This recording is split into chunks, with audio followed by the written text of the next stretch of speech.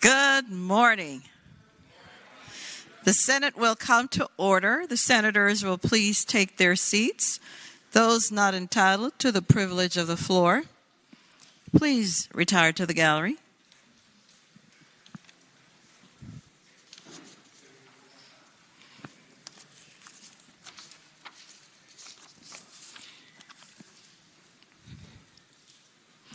The senators and all in attendance, please stand.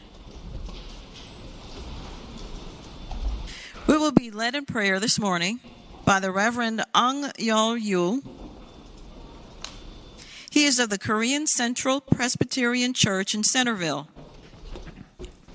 He is accompanied in the gallery today by members of the church. Following the prayer, please remain standing and we will say the Pledge of Allegiance to the flag of the United States of America, and it will be led by our Senate page, Amelia Kate Siebert of Richmond. 전능하신 하나님, Almighty Father, we assemble before you now. Thank you, Lord, for providing the United States of America with the fortitude to break through the previous 2 years of a pandemic and with mercy to comfort those who suffer during these times.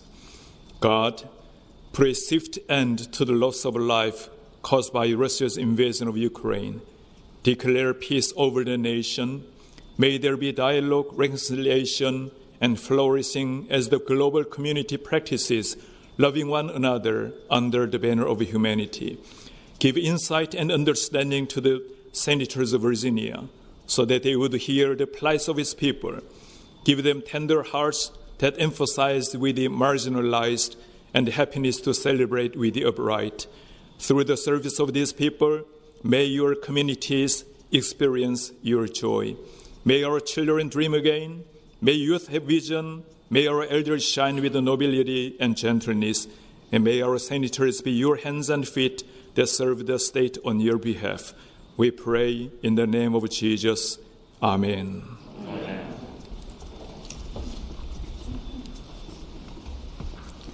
I pledge allegiance to the flag of the United States of America and to the republic for which it stands, one nation, under God, indivisible, with liberty and justice for all.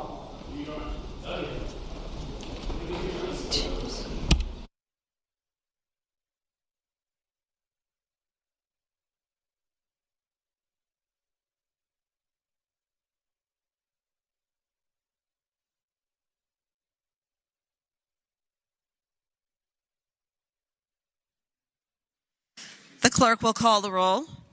All in attendance, please vote aye.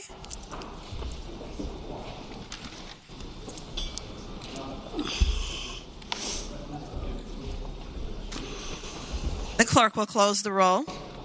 You have a quorum, Madam President. Senate Journal for Wednesday, March the 9th, 2022. The senator from Arlington, Senator Favola, moves that the reading of the journal be waived. All in favor of waiving the reading of the journal will record their votes aye. Those opposed, no. Are the senators ready to vote? Have all the senators voted? Does any senator desire to change their vote? The clerk will close the roll. Ayes 30, noes 9. Ayes 30, noes 9. The reading of the journal is waived.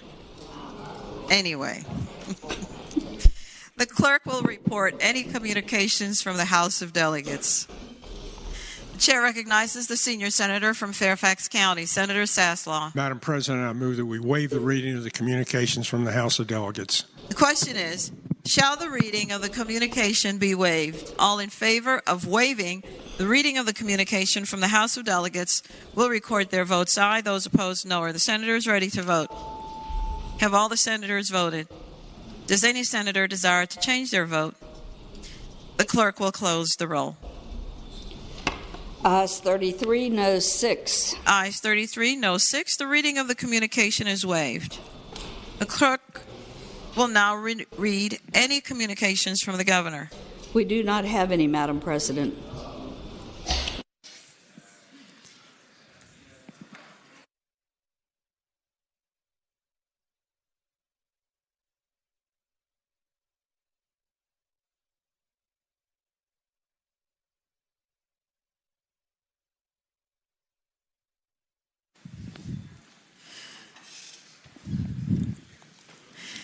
Now comes the time in the morning hour. I think it's our favorite time when we get to hear about all of you in the gallery, our guests. We welcome you to your Senate so you can see us in action. And what will happen is, first, the senator will rise and speak about you. And then afterwards, please rise. And we will hold our applause until after I have officially welcomed you. And so with that, I now call on Senator Peterson, the gentleman from Fairfax City. Thank you, Madam President. I rise for an introduction. The senator has the floor. Madam President, ladies and gentlemen of the Senate, good morning, or as I might say, 안녕하십니까. I'm here to introduce Reverend Unyong David Liu of Korean Central Presbyterian Church, or as they would say, Gyohae in Korean. He is the pastor of what I believe is Fairfax County's largest church with 5,000 members. I would say it's a pillar of the Korean community in Fairfax County, but really it's a pillar of the community in Fairfax County. It's perhaps not just the largest church, it's also really a fount of evangelism, sending missionaries all over the world to preach the message of Jesus Christ and the gospel. It's a tremendous institution, also doing charity work all over Fairfax County. My in-laws, Jang Young-suk and Kim Duk-yu, are both members and elders of the church. And one of the sort of characteristics of Fairfax County politics is a couple weekends before the election, seeing all the politicians like Dave Marsden lined up outside the door trying to shake hands. That's a great tradition. And so I want to welcome them, and I'll do a little bit in Korean if it's okay. Moksang-nim, 감사합니다, 축하합니다. 오늘 여기 친구 많이 있습니다. You have many friends here today. Thank you for coming to visit us. God bless you. Thanks. Please stand. And those with you, please stand. Yes. Good morning. Good morning to you again, and thank you for coming. And we're very impressed by the senator's language skills, I can tell you. And we love the prayer that you gave. And the part that hit me was when you said, and so that the children will dream again. And thank you for that, because we speak life into our children because they are our future. And by the way, it wasn't only Senator Marsden lined up at the political time. I was there myself. And it was a wonderful, wonderful church service. Thank you so very much for all you do in the community. Welcome to all of you again. Senators, let us give them the warm welcome of their Senate.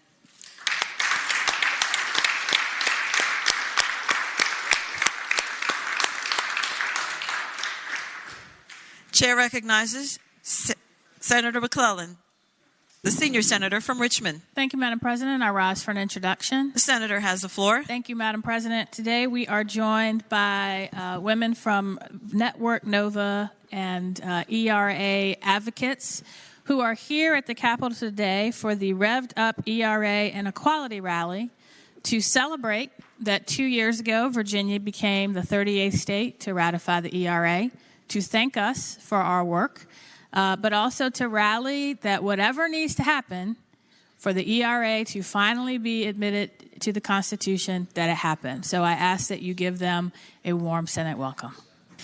Please rise, and good morning to you. And I love the sashes. Reminds me of the statues that we have out there of those who came before us to give us and rally for rights we should have already had. So thank you for all that you do. And senators, let us give them the warm welcome, their Senate.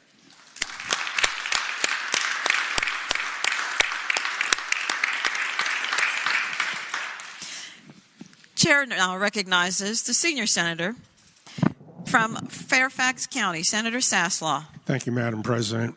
I move now that we suspend the rules and grant the privileges of the floor to special and distinguished guests. The question is, shall the rules be suspended and the privileges of the floor granted to a distinguished person? All those in favor of the motion will record their votes aye. Those opposed, no. Are the senators ready to vote? Have all the senators voted? Does any senator desire to change their vote? The clerk will close the roll. Ayes 39, no 0. Ayes 39, no 0. The rules are suspended. The privilege of the floor are granted. The chair recognizes the senator from Northern Fairfax County, Senator Howell. Thank you, Madam President. I'm joined today by the parents of Connor Gartzka, Ellen and Alan, as well as the director of the Division of Legislative Services, Amigo Wade, and Lisa Wallmeyer, the second section manager of the Finance and Government Services. A few weeks ago, the whole General Assembly was shocked and deeply saddened by the sudden passing of Connor Gartzka. For 5 years, Connor had worked for the General Assembly. We all found him to be a joy to work with, knowledgeable, focused, caring, tireless, and humble. I will always remember his bright, encouraging smile as he gave me advice on the bills before the Finance Committee. He had a quick mind that matched his quick smile. My Chief of Staff added that he was always gracious and responsive to any inquiry she had. Many members of the legislature knew of his lifelong physical challenges. That he led such a full life is inspirational. His life outside the General Assembly included writing poetry and being part of the bands Carmen Ann and Lowdown Gamblers. Connor was someone we will always remember with joy. And Madam Clerk, would you read the resolution, please? Senate Joint Resolution Number 179, celebrating the life of Connor Gartzka. Whereas Connor Gartzka, a senior attorney with the Division of Legislative Services in the Finance and Government section, and a beloved son, brother, and friend, died on February 13, 2022.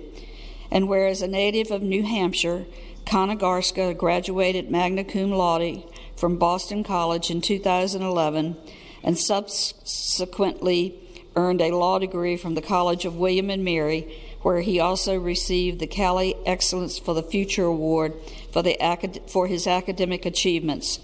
And whereas while a student at the William and Mary Law School, Connor Gartzka interned with the Department of Environmental Quality, the Office of the Attorney General, the Chesapeake Bay Foundation, and the Environmental Protection Agency, gaining a wealth of knowledge on state and federal laws and regulations.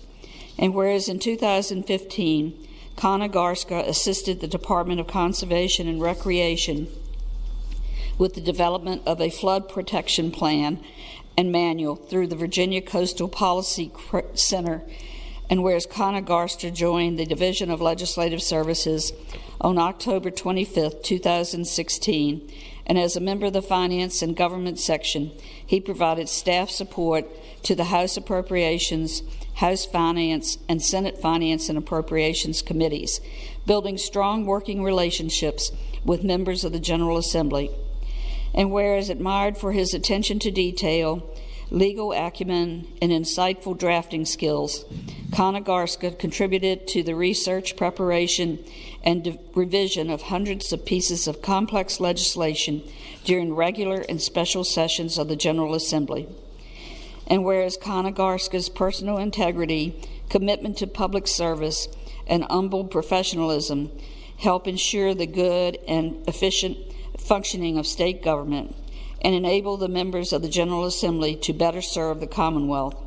And whereas a true Renaissance man, Connor Gartzka was driven by intellectual curiosity and a pursuit of excellence. He was an avid reader, writer, and poet, as well as a talented musician who played with the band Carmen Ann and the Lowdown Gamblers.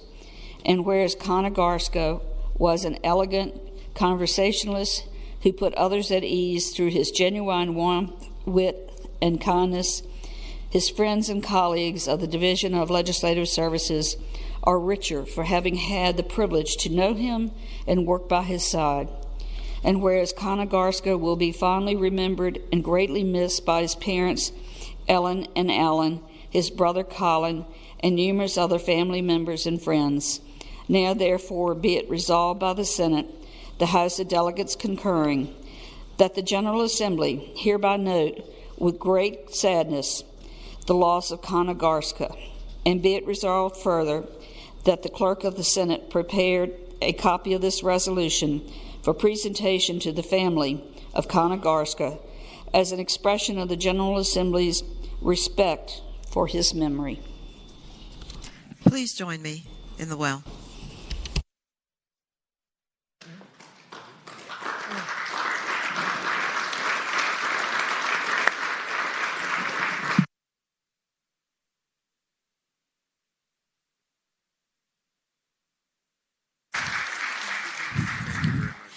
Good morning to you.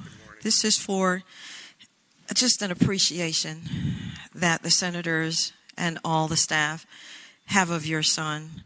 As you heard, he tackled complex legislation. It's difficult to look at some of the things and understand how they interact, but he made them chewable for the senators. And his sense of humor as well, I'm told. And so many of us here understand your son not being here, and they're not supposed to go ahead of us, but it is. And so for that, we thank you for giving him to us for the time that he was here. Thank you very much. I would like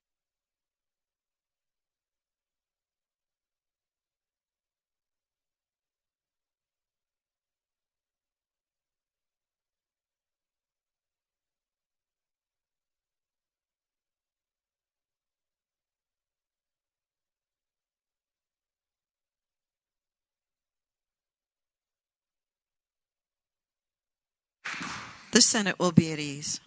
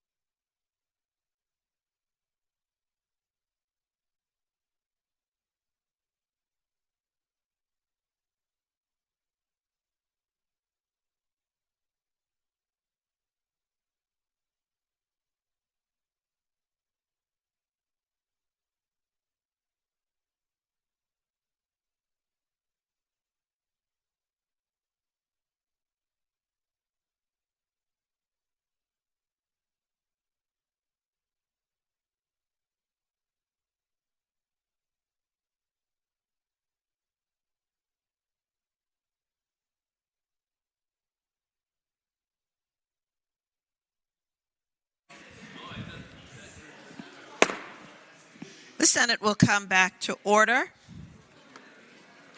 Continuing the morning hour, the chair now recognizes Senator Norman, the gentleman from James City County. Good morning, Madam President. Good morning. I'm respectfully going to initially defer to the senior senator from Fairfax as we are doing a joint introduction, and if you would please let him lead off on the introduction on the gallery, and then I will follow in tandem with him, please. Chair now recognizes the senior senator from Fairfax County, Senator Saslaw. Thank you, Madam President, and thank you, Senator Norman.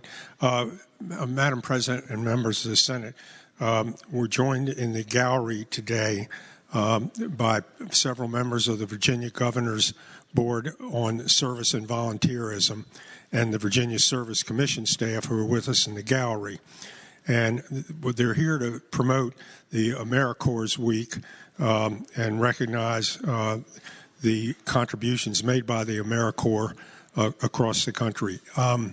In the gallery, joining us is the board chair of the group, and that's Julie Strandy, who is from Fairfax County. Also joining us today is the program committee chair, Sheila Williamson Branch, Ms. Cynthia M. Downs Taylor, and Priscilla Martinez. And I would yield at this point to Senator Norman. Chair now recognizes the senator from James City County. Thank you, Madam President. I rise for the continuation of the introduction. The senator may say on. Madam President, as was just indicated, we also have with us the leadership of the Virginia Service Commission, and we will ask you to give the warm welcome of the Senate to Annalise Adams, and Executive Director, and Kathy Spangler, who I spent more hours than she cares to reflect on during the 2019 commemoration of Jamestown. The AmeriCorps efforts in Virginia, of course, are supported by the Virginia Service Commission and the Governor's Advisory Board on Service and Volunteerism. And I invite each one of my colleagues to look for ways that we can be more involved in our communities through the AmeriCorps and the Virginia Service Commission. So if you would respectfully extend a very warm welcome to these individuals who are committed to improving the quality of life of our communities and across this country, I'd be most appreciative. Good morning again to the three of you, and thank you for what you do in making our communities better. We know that it is a sacrifice, and we know that it is a sacrifice that you do, and we thank you so very much for taking it on. It's one of the things that you do, for example, Peace Corps, Vista Volunteers, and you're another part of the body that we need for sure. And we thank you so very much again, and we thank your families for allowing you to come and help. Senators, let us give them the warm welcome of their Senate.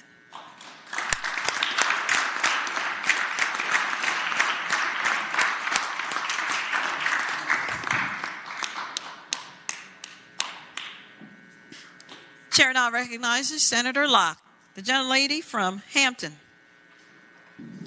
Thank you, Madam President. I rise for an introduction. The senator has the floor. Thank you, Madam President.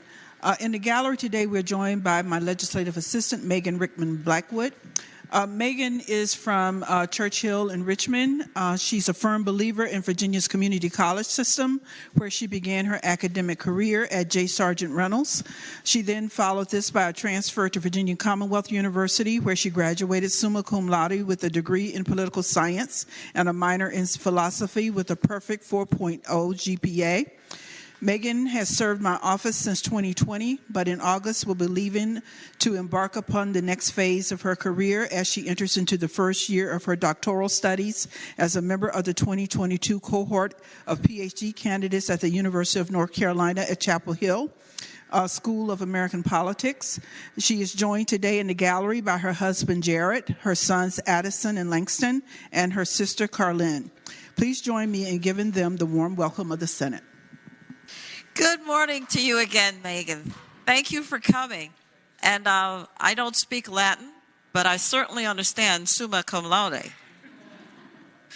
So many of us, as we've said back in the day anyway, some of us graduated, thank you, laude. But you put your head to your studies and you did just fine. Thank you for being that example, and thank you for your help. Senators, let us give her the warm welcome of her Senate.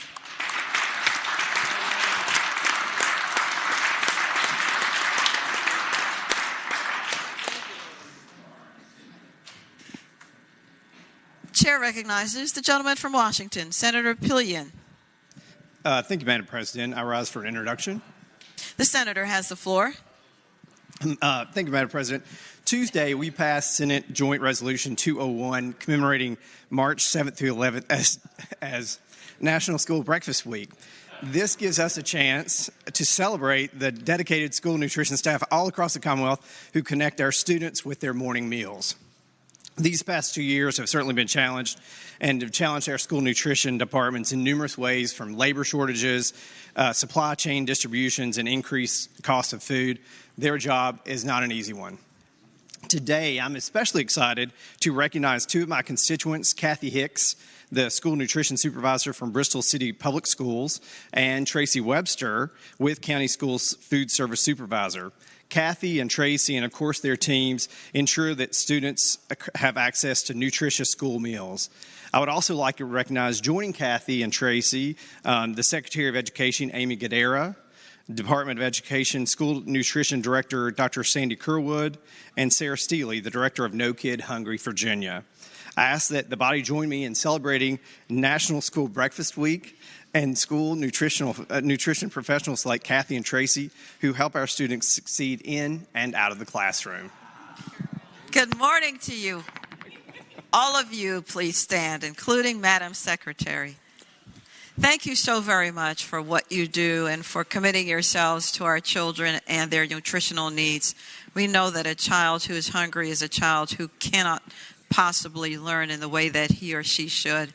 And it is a program that is so necessary. And so we thank you for, before they have their fill in their heads, their bellies are full. And senators, let us give them the warm welcome of their Senate.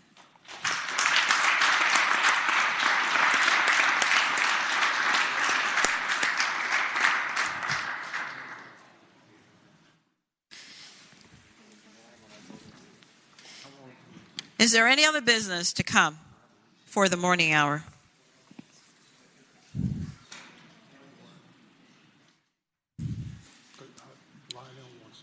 Hearing none, the chair recognizes the senior senator from Fairfax County. Madam President, I would now move that the Senate stand in recess until 11 a.m. Without objection, the Senate stands in recess until 11. Senator Norman. Thank you, Madam President. An announcement, please. The senator has the floor. I would respectfully request that the Senate Republican caucus retire to our normal prayer meeting room so that we can have a seance together. Senator Locke. Madam President, the Senate Democrats will meet in Senate Room 1, where we will simply reflect.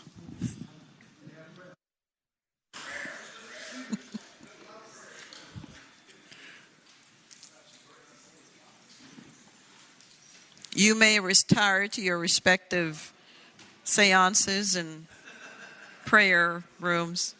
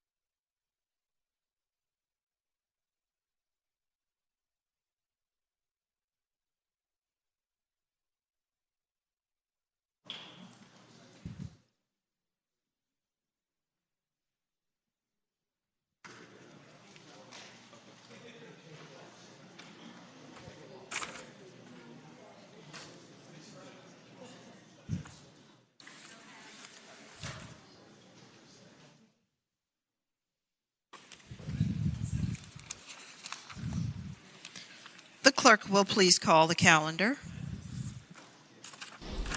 Senate calendar for Thursday, March 10, 2022, page 10. Conference Committee report on Senate Bill 139.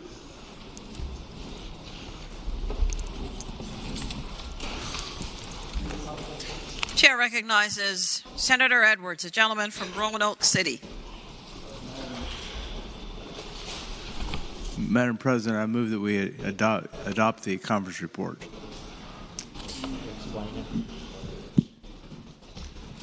Explanation. And to explain it, sir. There's a companion bill in the House, so we made it look like the companion bill, and I think everybody's happy with it. It has to do with driver's licenses in general district court, as rather as juvenile domestic relations district court when they give driver's licenses, and that's basically it.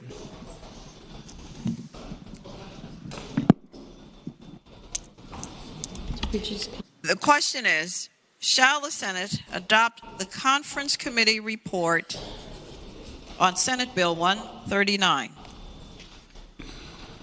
All in favor of the motion will record their votes aye. Those opposed, no. Are the senators ready to vote? Have all the senators voted? Does any senator desire to change their vote? The clerk will close the roll. Ayes 40, no 0. Ayes 40, no 0. The conference committee report is adopted.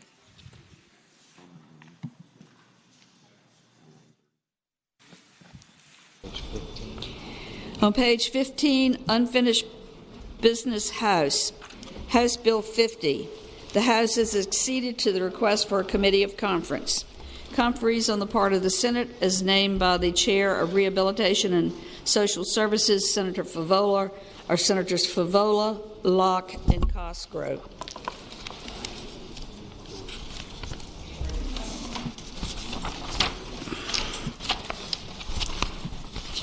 On House Bill 177, the House has acceded to the request for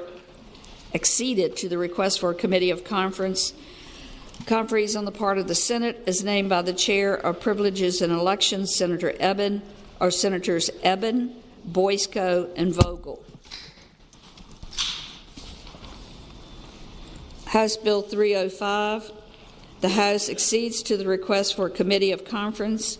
Conferees on the part of the Senate, as named by the Chair of Privileges and Elections, Senator Eben, are Senators Vogel, Eben, and McClellan.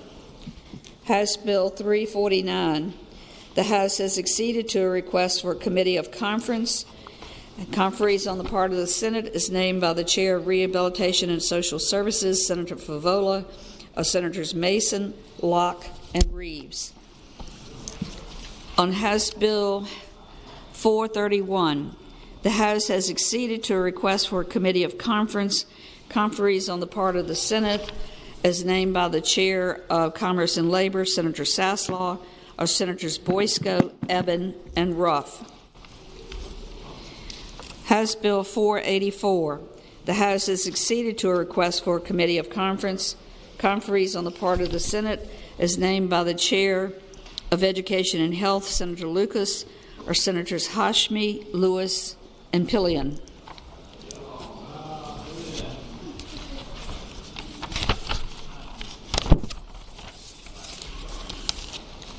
House Bill 653, the House has acceded to the request for a committee of conference.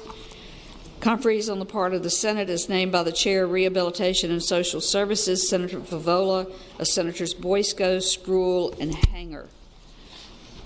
House Bill 657, the House has acceded to a request for a committee of conference. Conferees on the part of the Senate, as named by the Chair of Commerce and Labor, Senator Saslaw, are Senators Hackworth, Surville, and Spruill. On House Bill 680, the House has acceded to a request for a committee of conference. Conferees on the part of the Senate, as named by the Chair of Education and Health, Senator Lucas, are Senators Barker, Lewis, and Suderline. House Bill 736. The House has acceded to a request for a committee of conference.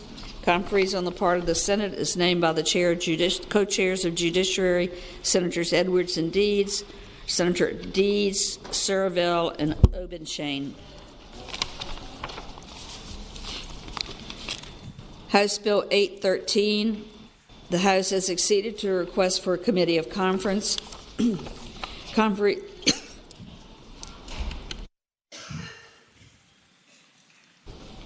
Conferees on the part of the Senate is named by the co-chairs of Judiciary, Senators Edwards and Deeds, or Senator Reeves, Peterson, and Morrissey.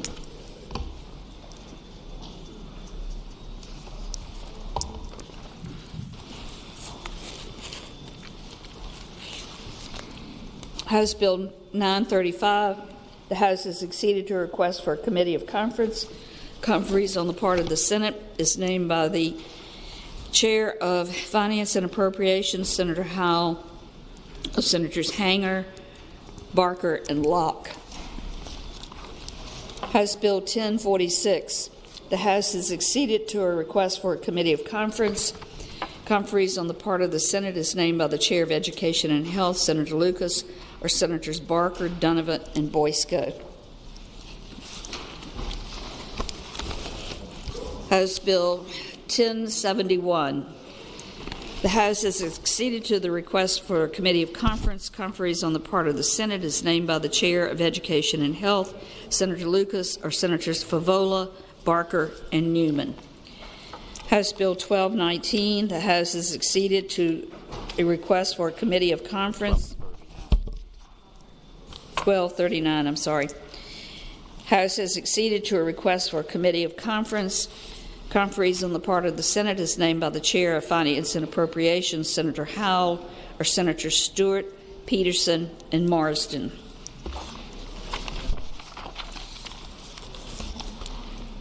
House Bill 1261. The House has acceded to a request for a committee of conference. Conferees on the part of the Senate is named by the Chair of Agriculture, Conservation, and Natural Resources, Senator Peterson, Senators Lewis, Mason, and Suderline. House Bill 1270. The House has acceded to a request for a committee of conference. Conferees on the part of the Senate is named by the Chair of Rehabilitation and Social Services, Senator Favola, or Senators Morrissey, Boysko, and Hanger. House Bill 1323.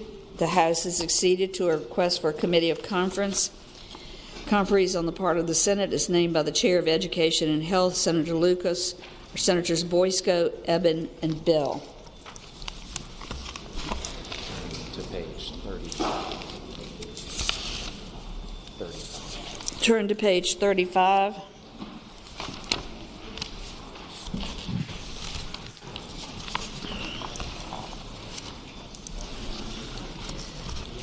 Uncontested calendar, House bills on third reading.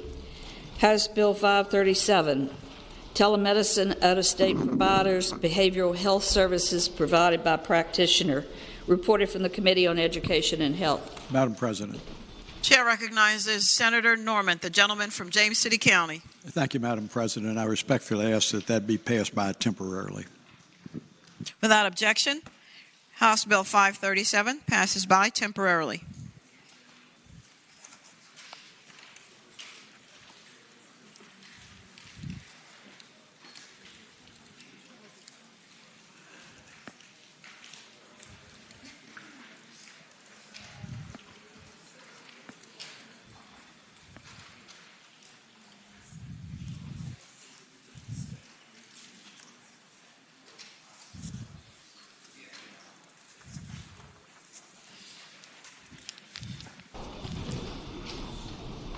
Regular calendar, House bills on third reading. House Bill 492, campaign finance, record retention requirements, and reviews of campaign finance disclosure report. Chair, reported from the committee. The committee amendment has been adopted by the Senate, but we have a floor amendment that's being handed out right now. Chair, Senator Surville. Spruill. Chair recognizes Senator Eben, the gentleman from Alexandria. In order to put this bill in the proper posture, I would like to move to reconsider the vote by which the committee amendment was accepted. So the floor amendment from Senator Spruill calls for the act to take place starting on January 1st, 2024, and the committee amendment had made campaign finance reports starting on July 1st, 2022 to be subject to the provisions of the act. And the chronology of dates will line up better if we reject the committee amendment. So I move that we reconsider the vote by which the committee amendment was accepted. The question is, shall the vote by which the committee amendment on House Bill 492 was accepted be reconsidered? Those in favor of that motion will record their votes aye. Those opposed, no. Are the senators ready to vote? Have all the senators voted? Does any senator desire to change their vote? The clerk will close the roll. Ayes 40, no 0. Ayes 40, no 0. That committee amendment is reconsidered. Madam President. Chair recognizes Senator Vogel. Madam President, I hate to interrupt what my colleague is in the middle of doing, but I wonder if we could just take this by temporarily so I could confer with him for a minute. Without objection, House Bill 492 is temporarily off the table.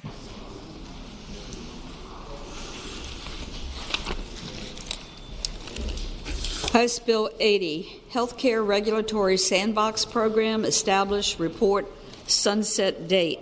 The committee amendment has been adopted by the Senate. Chair recognizes Senator Lucas. Chair recognizes instead Senator Locke, the gentlelady from Hampton. Thank you, Madam President. Because House Bill 80 passed by temporarily, please. Without objection, House Bill 80 passes by temporarily.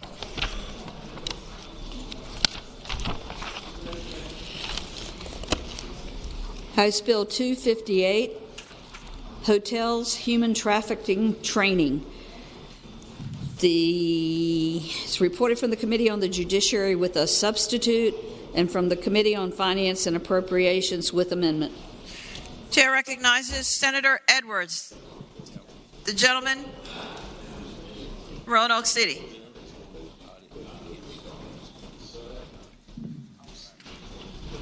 Madam President, I yield temporarily at least to the senator from James City County. Thank you for Chair recognizes the gentleman from James City County. Thank you, Madam President. I respectfully move to pass that bill by temporarily. Without objection, House Bill 258 goes by temporarily. House Bill 384, State and Local Employees, Rights of Employees, Freedoms of Conscience and Expression.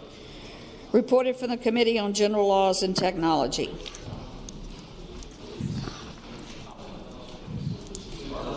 Chair recognizes Senator Barker, the gentleman from Southern Fairfax County. Madam President, I move that House Bill 384 pass. And speaking to the bill, the senator has the floor. This bill, which we discussed briefly, I think yesterday, before we passed it by for the day, would allow employees of government entities to testify on public hearings that are held and without any repercussions to them in terms of their employment. The question is, shall the bill pass? Those in favor of passage will record their votes aye. Those opposed, no. Are the senators ready to vote? Have all the senators voted? Does any senator desire to change their vote?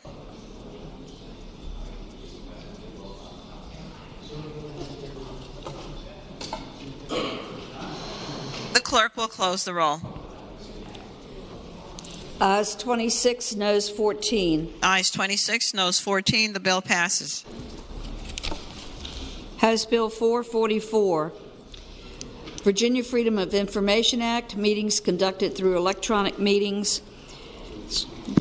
The committee substitute has been adopted by the Senate. We have 2 floor amendments, and others are being drafted.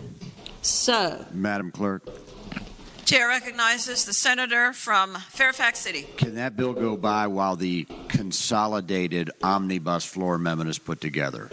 yes. Without objection. Thank you.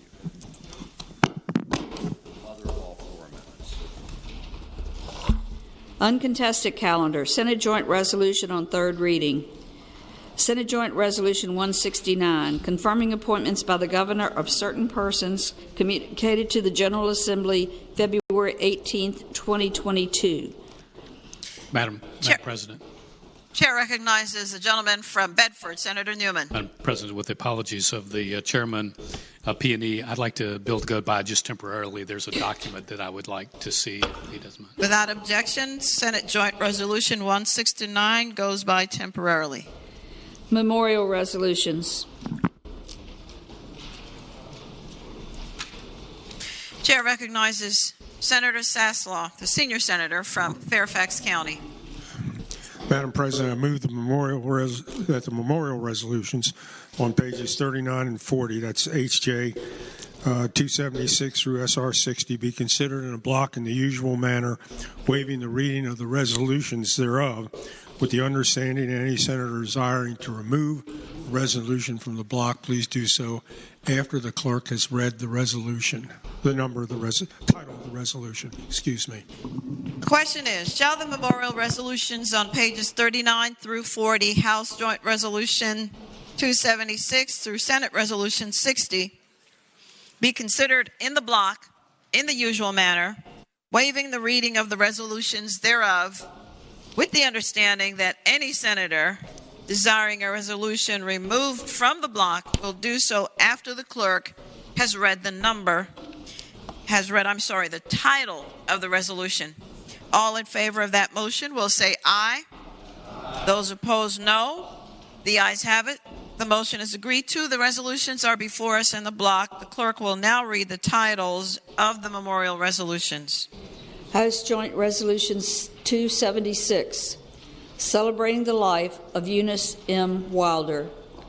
House Joint Resolution 304, celebrating the life of Franklin S.B. Vahorn.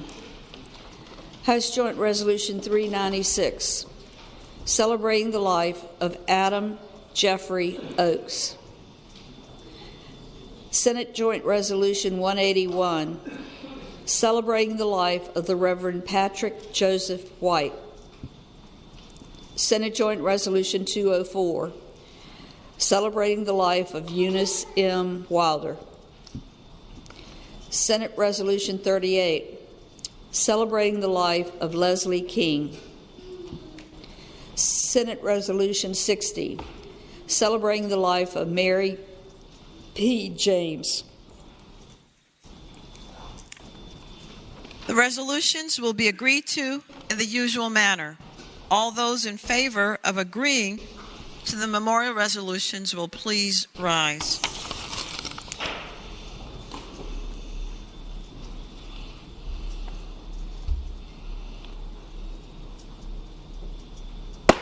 The resolutions are agreed to. Commending resolutions.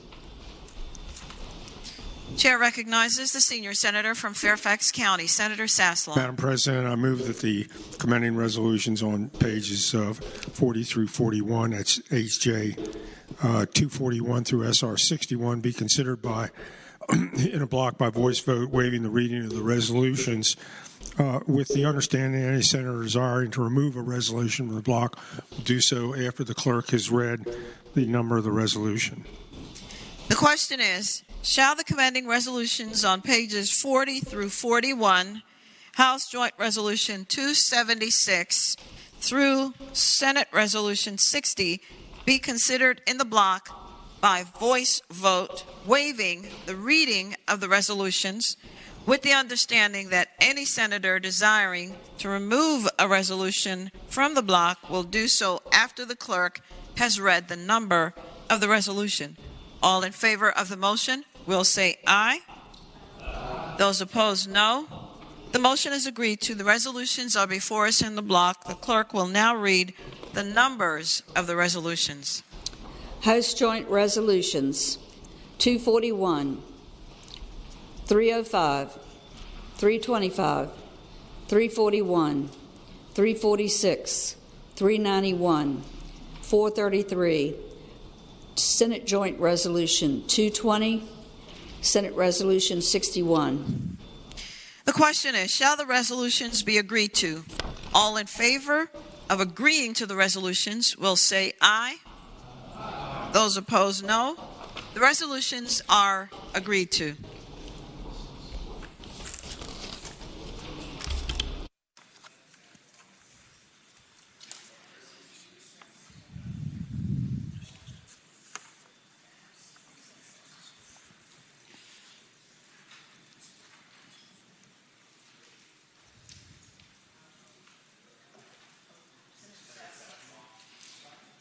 The Senate is temporarily at ease.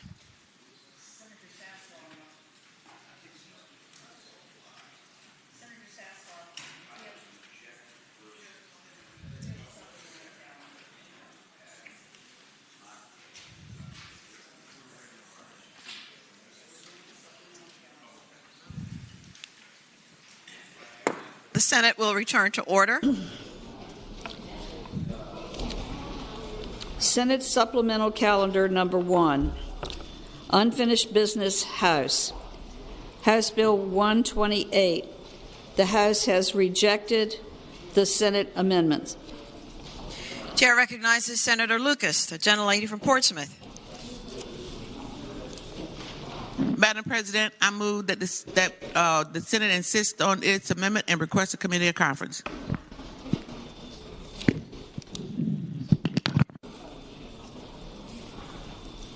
The question is, shall the Senate insist on its amendment and respectfully request a committee of conference on the bill? All in favor of the motion will record their votes aye. Those opposed, no. Are the senators ready to vote? Have all the senators voted? Does any senator desire to change their vote? The clerk will close the roll. Ayes 40, no 0. Ayes 40, no 0. The Senate insists on its amendments and requests a committee of conference on the bill. House Bill 191. The House has rejected the Senate substitute. Chair recognizes Senator Barker, gentleman from Southern Fairfax County. Madam President, I move that we insist on our substitute and request a committee of conference on House Bill 191. The question is, shall the Senate insist on its substitute and request a committee of conference? All in favor of the motion will record their votes aye. Those opposed, no. Are the senators ready to vote? Have all the senators voted? Does any senator desire to change their vote? The clerk will close the roll. Ayes 40, no 0. Ayes 40, no 0. The Senate insists. House Bill 241. The House has rejected the Senate substitute. Chair recognizes Senator Lucas, the senator from Portsmouth. Yes, ma'am. Madam President, again, I move that the Senate, that we insist on our amendments and request a committee of conference. The question is, shall the Senate insist on its substitute and respectfully request a committee of conference? All in favor of the motion will record their votes aye. Those opposed, no. Are the senators ready to vote? Have all the senators voted? Does any senator desire to change their vote? The clerk will close the roll. Ayes 40, no 0. Ayes 40, no 0. The Senate insists. House Bill 282. The House has rejected the Senate substitute. Chair recognizes the gentleman from Southern Fairfax County, Senator Barker. Thank you, Madam President, and I move that we insist on our substitute and request a committee of conference. The question is, shall the Senate insist on its substitute and respectfully request a committee of conference? All in favor of the motion will record their votes aye. Those opposed, no. Are the senators ready to vote? Have all the senators voted? Does any senator desire to change their vote? The clerk will close the roll. Ayes 40, no 0. Ayes 40, no 0. The Senate insists. House Bill 632, the House has rejected the Senate substitute. Chair recognizes Senator Marsden, the gentleman from Western Fairfax County. Thank you, Madam President. I move that we insist on our Senate amendment, our Senate substitute, and request a committee of conference. The question is, shall the Senate insist on its substitute and request a committee of conference? Those in favor will vote aye. Those opposed, no. Are the senators ready to vote? Have all the senators voted? Does any senator desire to change their vote? The clerk will close the roll. Ayes 40, no 0. Ayes 40, no 0. The Senate insists. House Bill 642, the House has rejected the Senate amendment. Chair recognizes Senator Barker, the gentleman from Southern Fairfax County. Thank you, Madam President. I move that we insist on our Senate amendment and request a committee of conference. Question is, shall the Senate insist on its amendment and request a committee of conference? All in favor will vote aye. Those opposed, no. Are the senators ready to vote? Have all the senators voted? Does any senator desire to change their vote? The clerk will close the roll. Ayes 40, no 0. Ayes 40, no 0. The Senate insists. House Bill 734, the House has rejected the Senate substitute with amendment. Chair recognizes the gentleman from Southern Fairfax County. Thank you, Madam President, and I move that we insist on our substitute and with an amendment, and that we request a committee of conference. Question is, shall the Senate insist on its substitute and request a committee of conference? All those in favor will record their votes aye. Those opposed, no. Are the senators ready to vote? Have all the senators voted? Does any senator desire to change their vote? The clerk will close the roll. Ayes 40, no 0. Ayes 40, no 0. The Senate insists. House Bill 833, the House has rejected the Senate substitute. Chair again calls on the senator from Southern Fairfax County. Thank you, Madam President. I move that we insist on our Senate substitute and request a committee of conference. The question is, shall the Senate insist on its substitute and request a committee of conference? All in favor will record their votes aye. Those opposed, no. Are the senators ready to vote? Have all the senators voted? Does any senator desire to change their vote? The clerk will close the roll. Ayes 40, no 0. Ayes 40, no 0. The Senate insists. House Bill 1245, the House has rejected the Senate substitute. Chair recognizes the senator from Portsmouth. Yes, ma'am. Madam President, I move that the Senate insist on the substitute and request a committee of conference. Question is, shall the Senate insist on its substitute and request a committee of conference on the bill? All in favor will record their votes aye. Those opposed, no. Are the senators ready to vote? Have all the senators voted? Does any senator desire to change their vote? The clerk will close the roll. Ayes 40, no 0. Ayes 40, no 0. The Senate insists. House Bill 1339, the House has rejected the Senate substitute. Chair recognizes the senator from Southern Fairfax County. Yes, Madam President. I move that we insist on our substitute and request a committee of conference. The question is, shall the Senate insist on its substitute and request a committee of conference? All in favor will record their votes aye. Those opposed, no. Are the senators ready to vote? Have all the senators voted? Does any senator desire to change their vote? The clerk will close the roll.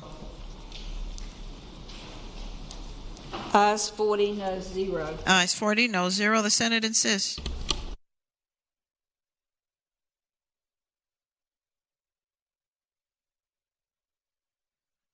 The Senate will be at ease temporarily until all senators have the blue calendar.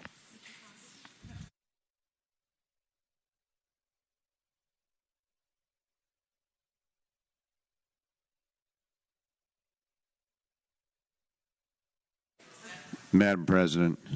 Senator Peterson. Could I take up a bill that we passed by temporarily about 30 minutes ago?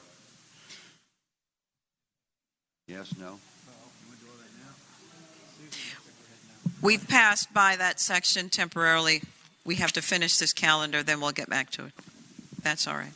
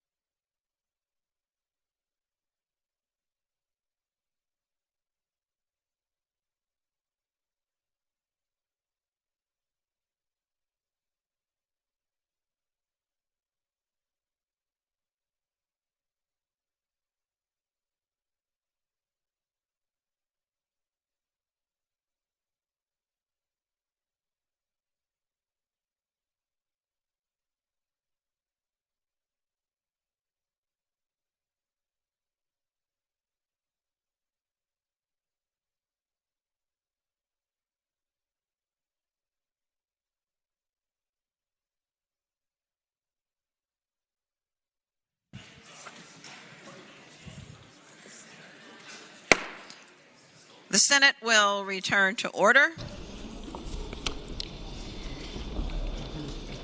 Page 5 of the supplemental calendar, unfinished business, Senate. Senate Bill 78 has passed the House with a substitute with amendments. Chair recognizes Senator Norman, gentleman from James City County. Thank you, Madam President. I rise to speak to Senate Bill 78. The senator has the floor. Thank you, Madam President. With a recommendation that we reject the House amendments to the House substitute, I would move that we concur but vote against it.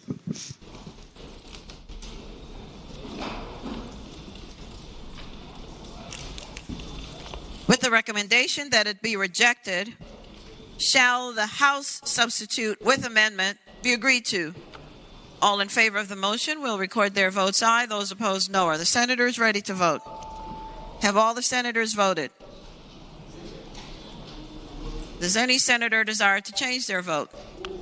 The clerk will close the roll. Ayes 0, noes 40. Ayes 0, noes 40. The House substitute with amendments are rejected. House Bill 198 has passed the House with a substitute. Chair recognizes the gentleman from Williamsburg. Thank you, Madam President. Madam President, with the recommendation that we reject the House substitute, I move that we concur with the substitute. Speaking to that motion. The senator has the floor. Thank you, Madam President. Madam President, this was a bill that when you find a defendant incompetent to stand trial, we came up with a different disposition, trying to keep folks particularly charged with misdemeanors out of our state hospital system. We knew it was going to be a work in progress in the other chamber. They're operating in good faith. We continue to work on it and need conference to do so. So I would ask the members to reject the substitute. With the recommendation that it be rejected, shall the House substitute be agreed to? All in favor of that motion will record their votes aye. Those opposed, no. Are the senators ready to vote? Have all the senators voted? Does any senator desire to change their vote? The clerk will close the roll. Ayes 0, noes 40. Ayes 0, noes 40. The House substitute is rejected. Senate Bill 199 has passed the House with amendments. Chair again recognizes Senator Mason, the gentleman from Williamsburg. Thank you, Madam President. Madam President, with the recommendation that we concur with the House amendments, I move that and speak to that motion. Senator has the floor. Thank you, Madam President. Madam President, this was a bill that dealt with the disposition of contents of storage facilities after the person had stopped paying. So the debate was largely about, is the newspaper element notice of this or not? We believe the contract is notice, and it is laid out how you try to contact the person, make them pay, come get their stuff. On the other side, we added an additional part to the contract that said you will give an alternative contact if you can't be reached, trying to make yet another step. And once we satisfied the fact that it is not notice in the newspaper, lines 19 and 20 and lines 67 to 72 were struck just to take that notice component out. So I think we finally solved the problem after a roller coaster ride on the other side, Madam President. So I ask the members to look at the vote, 30 to 7 to 3, but to concur with the amendments that were finally worked out on the other side. Thank you. The question is,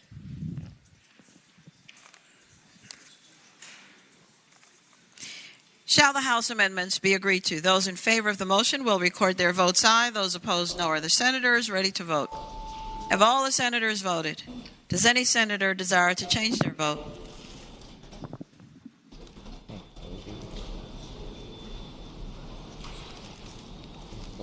The clerk will close the roll. Ayes 37, noes 0, Rule 36-3. Ayes 37, no 0, Rule 36-3. The House amendments are agreed to. Senate Bill 273 has passed the House with a substitute. Chair recognizes the gentleman from Alexandria, Senator Eben.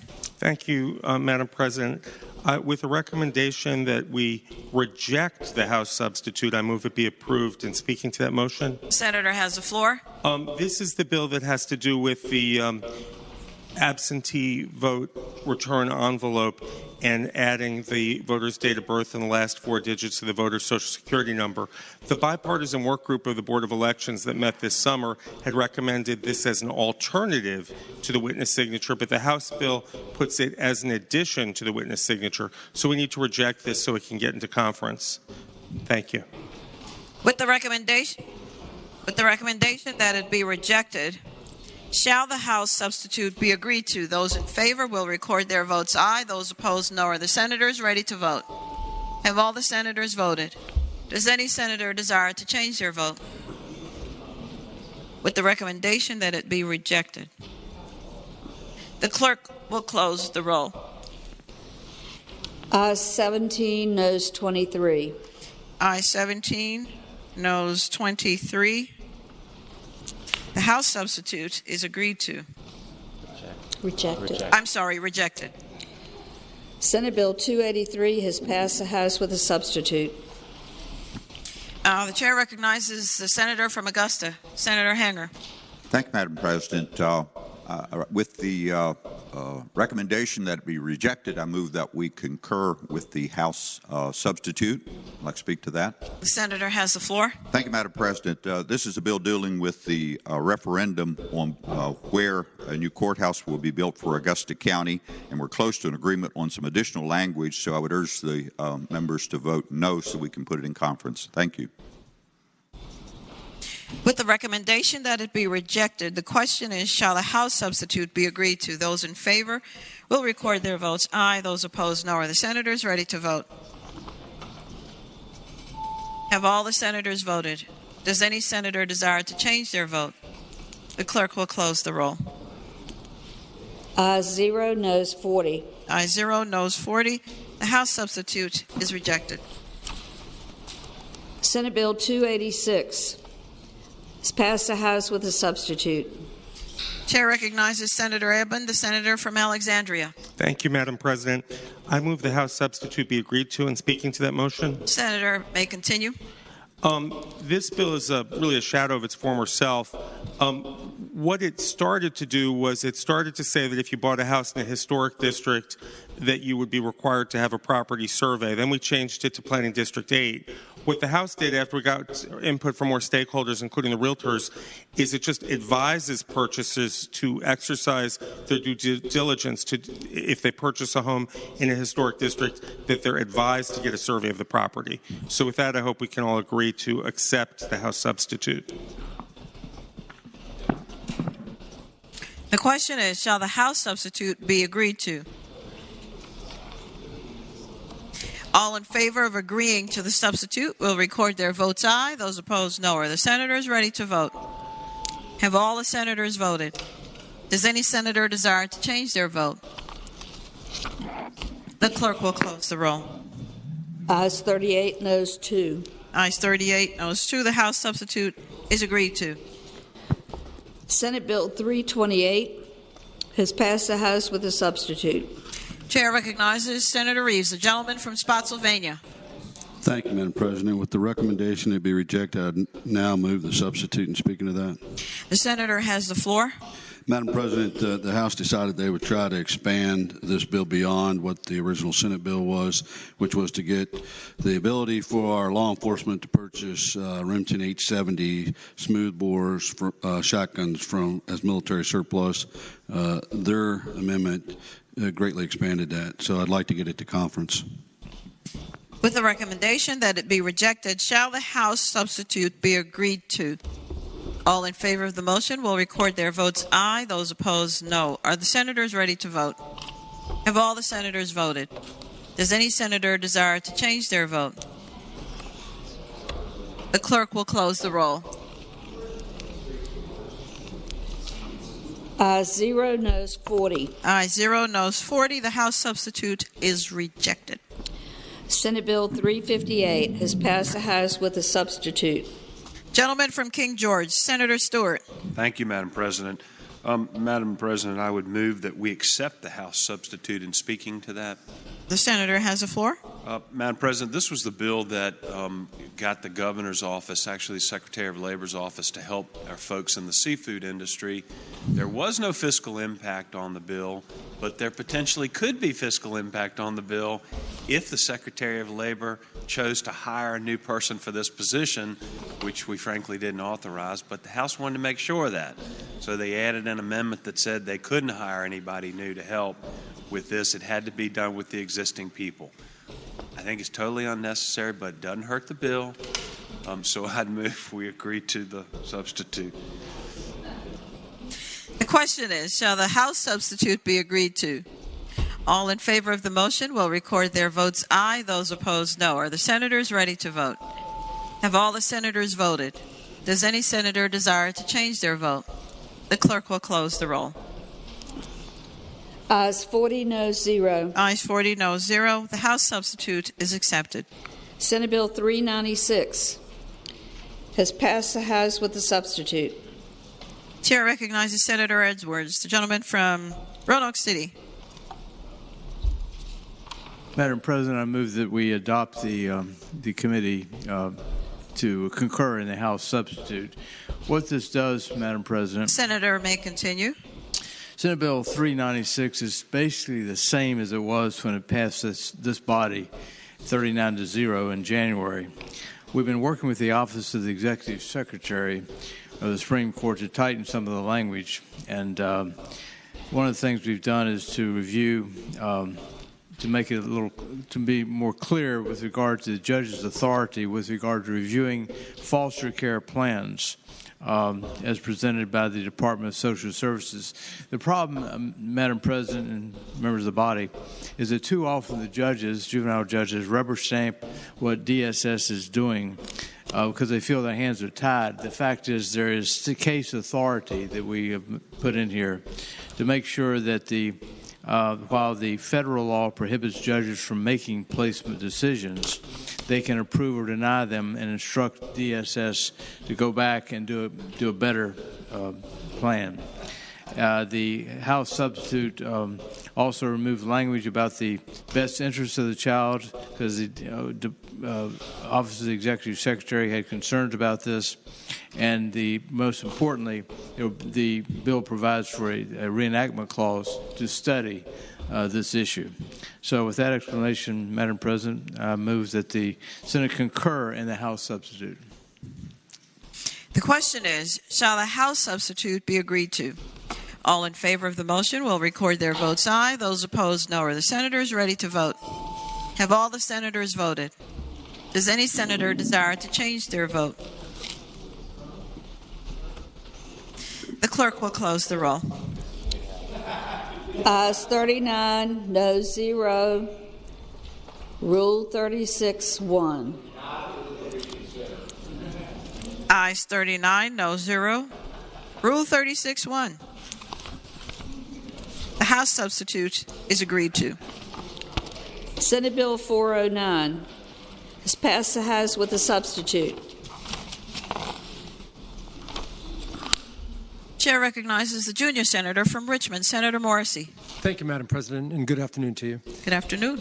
Madam President, with the recommendation that the House substitute be rejected, I now move the substitute in speaking to that measure. The senator has the floor. There are companion bills, this instant Senate Bill 409 and House Bill 282.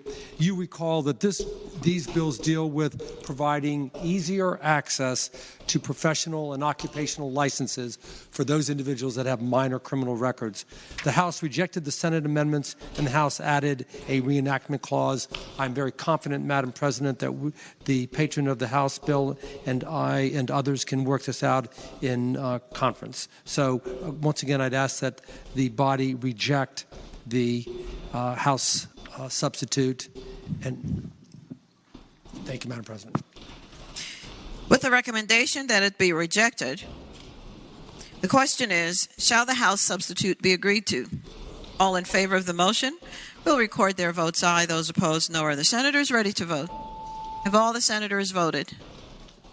Does any senator desire to change their vote? The clerk will close the roll.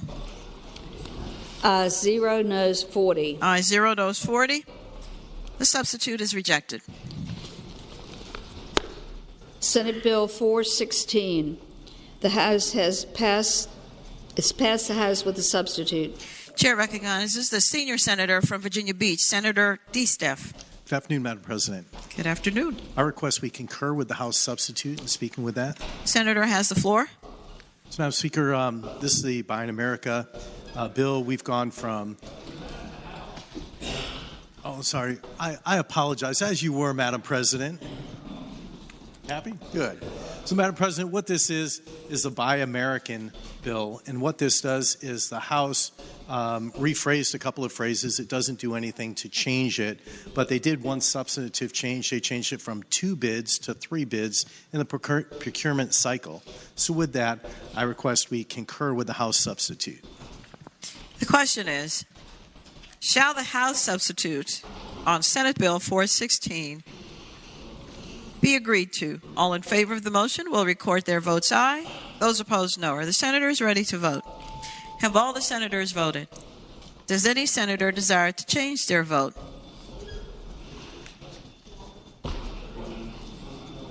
The clerk will close the roll. Ayes 39, noes 1. Ayes 39, noes 1. The House substitute is agreed to. Senate Bill 431 is passed the House with amendment. Chair recognizes Senator Donovan, the gentlelady from Enrico. Thank you, Madam President. I move that we concur with the House amendment and speak to that amendment. The senator has the floor. This simply removes an emergency clause from the bill. This is the bill that will direct Virginia Department of Health to standardize best practices for quarantining and management of COVID or other issues in schools so that we don't have a diverse set of rules across the 132 school districts that result in kids being away from school. We need to keep them in school safely, and this bill will help do that. Thank you, Madam President. The question is, shall the House amendment be agreed to? Those in favor will record their votes aye. Those opposed, no. Are the senators ready to vote? Have all the senators voted? Does any senator desire to change their vote?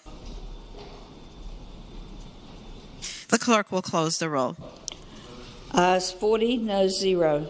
Ayes 40, no 0. The House amendment is agreed to. Senate Bill 487 has passed the House with a substitute. Chair recognizes the senior senator from Richmond, Senator McClellan. Thank you, Madam President. I move that we insist on our substitute, or insist on our original version and request a committee of conference. No. So you're rejecting? Yes. With a recommendation? I move we reject the House substitute so that we can put it into conference. Yes, ma'am. The question is, with the recommendation that it be rejected, shall the House substitute be agreed to? Those in favor will record their votes aye. Those opposed, no. Are the senators ready to vote? Have all the senators voted? With the recommendation that it be rejected?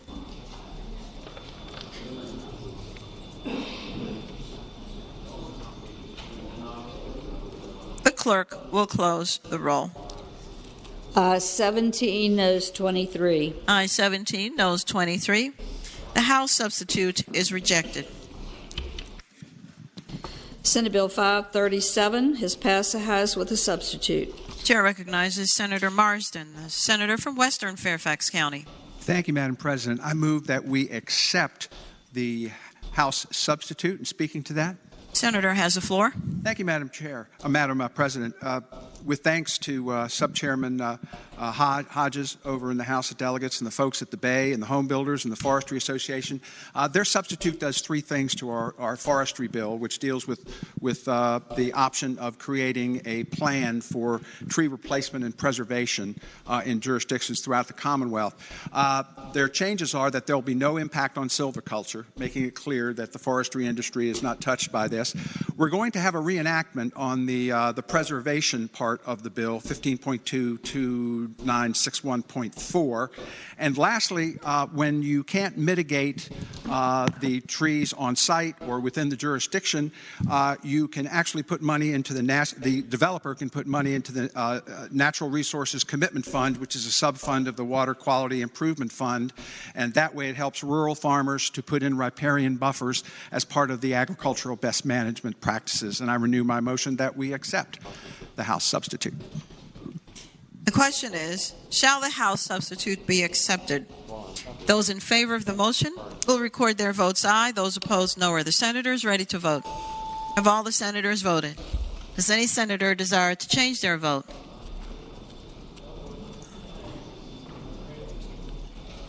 The clerk will close the roll. Ayes 23, noes 17. Ayes 23, noes 17. The House substitute is accepted. Senate Bill 591 has passed the House with an amendment.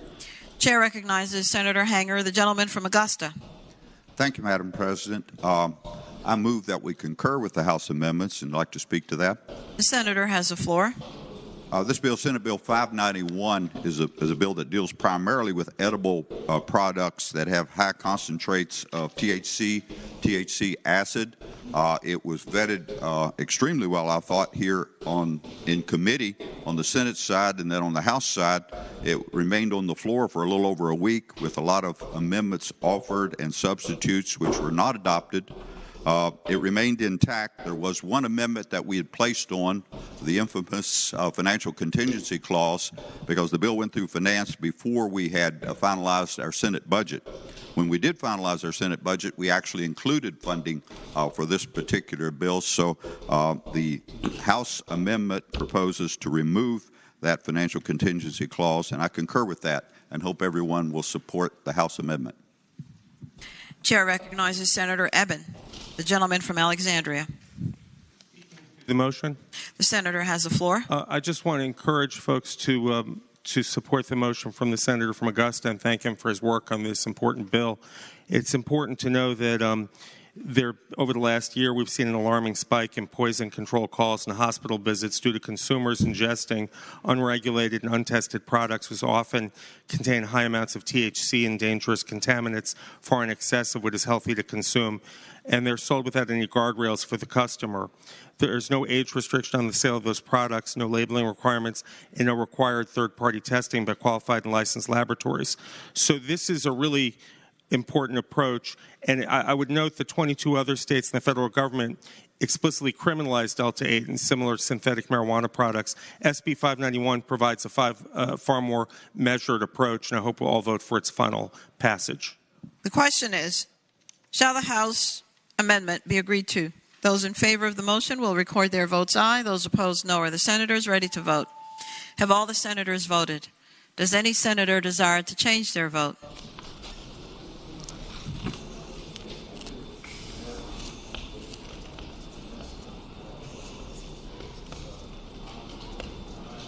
The clerk will close the roll. Ayes 30, noes 10. Ayes 30, noes 10. The House amendment is agreed to. Senate Bill 598 has passed the House with a substitute. Chair recognizes Senator Pillion, the gentleman from Washington. Thank you, Madam President. With the recommendation that we reject, I move that we accept the House substitute in order to get the bill into conference. Do you want to speak to it? Red. Vote red. With the recommendation that it be rejected, the question is, shall the House substitute be agreed to? Those in favor of the motion will record their votes aye. Those opposed, no. Are the senators ready to vote? Have all the senators voted? Does any senator desire to change their vote? With the recommendation that it be rejected, the clerk will close the roll. Ayes 0, noes 40. Ayes 0, noes 40. The House substitute is rejected. Senate Bill 687 has passed the House with a substitute. Senator Mason, the gentleman from Williamsburg. Madam President, I move that we concur with the House substitute in speaking to that motion. Senator has the floor. Madam President, this was the bill that came from the Virginia Criminal Justice Conference and dealt with incapacitated adults. We had a conversation about some of the definition and a minor expansion of the definition, but we shored it up, and this just puts it in the exact same posture as the bill that we've passed from the other chamber. So I would move that we concur with this substitute. Thank you, ma'am. The question is, shall the House substitute be agreed to? Those in favor will record their votes aye. Those opposed, no. Are the senators ready to vote? Have all the senators voted? Does any senator desire to change their vote? The clerk will close the roll. Ayes 37, noes 3. Ayes 37, noes 3. The House substitute is agreed to. Senate Bill 723 has passed the House with a substitute. Senator Bell, the gentleman from Loudoun. Thank you, Madam President. I move that we agree to the substitute and speak in the motion. The senator has the floor. This is the bill that changes the Virginia School of the Deaf and Blind, moves it directly under the governor, and also changes IT support out of the VETA system, much like we do for institutions of higher learning. Been very cooperative working through this. What this amendment does, or the substitute does, is actually an IT plan will have to be submitted to the Board of Visitors for approval. Again, this is much in line with what happens in institutions of higher learning. We also put a reenactment clause, but the plan is we're going to move forward now to try to alleviate some of these problems with IT support at the school. I want to thank Secretary Gutierrez for working with me on this bill. Also, the Deputy Secretary, Senate Finance, House Appropriations staff, both very cooperative to make sure we did this right so we could take care of these children. The Board of Visitors, which is my honor to chair, and I know that we have Dr. Mike Asap up in the gallery right now, who's here, I believe, in support of this bill. So with that, I again move that we agree to the House substitute. The question is, shall the House substitute be agreed to? Those in favor of the motion will record their votes aye. Those opposed, no. Are the senators ready to vote? Have all the senators voted? Does any senator desire to change their vote? The clerk will close the roll. Ayes 40, no 0. Ayes 40, no 0. The House substitute is agreed to. Senate Bill 724 has passed the House with a substitute. Senator Pillion, the gentleman from Washington. Thank you, Madam President. I move that the Senate concur with the House substitute in speaking to that. The senator has the floor. The substitute simply keeps up with the definition of broadband as determined by DHCD and VADI guidelines. And again, I'm renewing my motion to concur with House substitute. The question is, shall the House substitute be agreed to? Those in favor of the motion will record their votes aye. Those opposed, no. Are the senators ready to vote? Have all the senators voted? Does any senator desire to change their vote?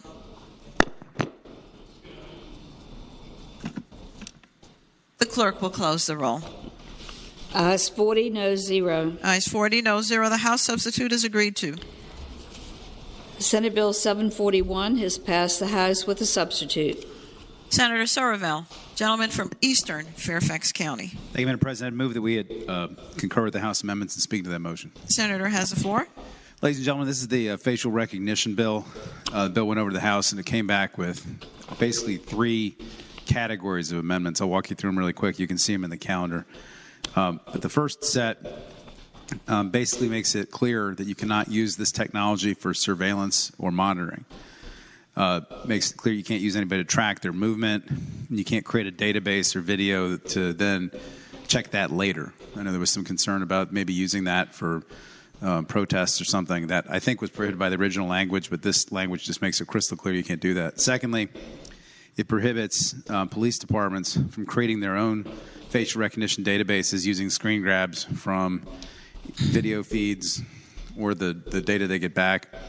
And the last thing is that it prohibits, third thing is it prohibits police departments from reusing the images they already have to do facial recognition, or sorry, images that they used before to do it again. So in other words, they have to do a fresh search every time they do a search.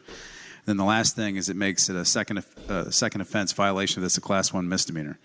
So if you liked the bill before, I think this probably makes it better.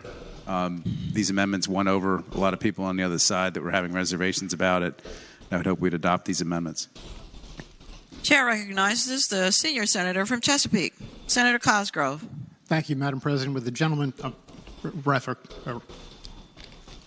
from Eastern Fairfax, yield for a question. Senator Sorovell, will you yield?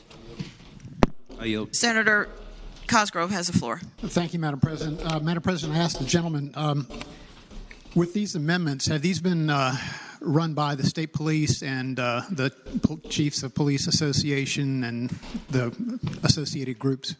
Senator Sorovell has the floor. I didn't do that.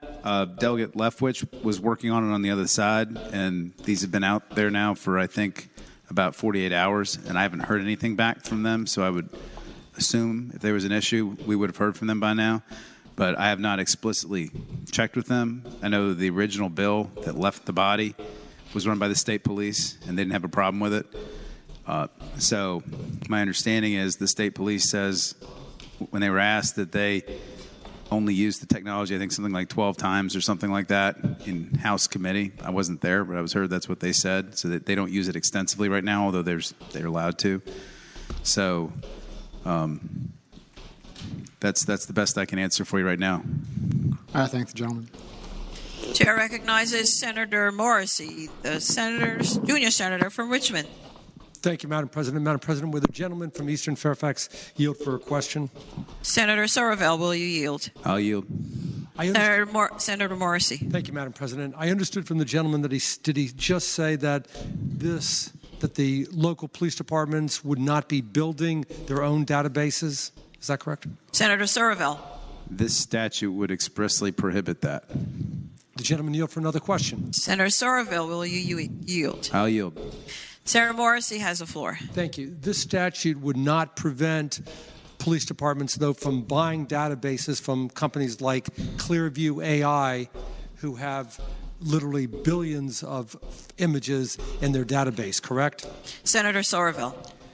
Madam President, technically it would prohibit them. It allows them to use databases like Clearview, but not actually purchase the database. So they basically take a picture, they run it through Clearview's tech, and then they get feedback, they get a response from them, but they don't actually buy the database. They just buy the ability to access it and compare images in it. Senator Morrissey. The gentleman yield for another question. Senator Sorovell, will you yield? I'll yield. Senator Morrissey. Thank you, Madam President. I'll preface my question with the following. Recently, during an investors meeting, Clearview AI said that they are now on track to have 100 billion, that's a B, facial photos in its database within a year, the number for every individual in the world 14 times over. Was the gentleman aware of that is the question. And number two, does it cause the gentleman any concern that police departments will be able to purchase or use databases like Clearview AI? Senator Sorovell has the floor. Madam President, although I don't think that point specifically relates to these amendments, it relates more to the underlying bill we already debated and passed. But yes, I'm aware that there was a story that talked about a PowerPoint that was presented at some investor group thing. And they talked about, that might have been one of the things they talked about. And I know they're, at least one of the companies that would be authorized under this is trying to get a lot of images, just like Google has. Would the gentleman yield for another question?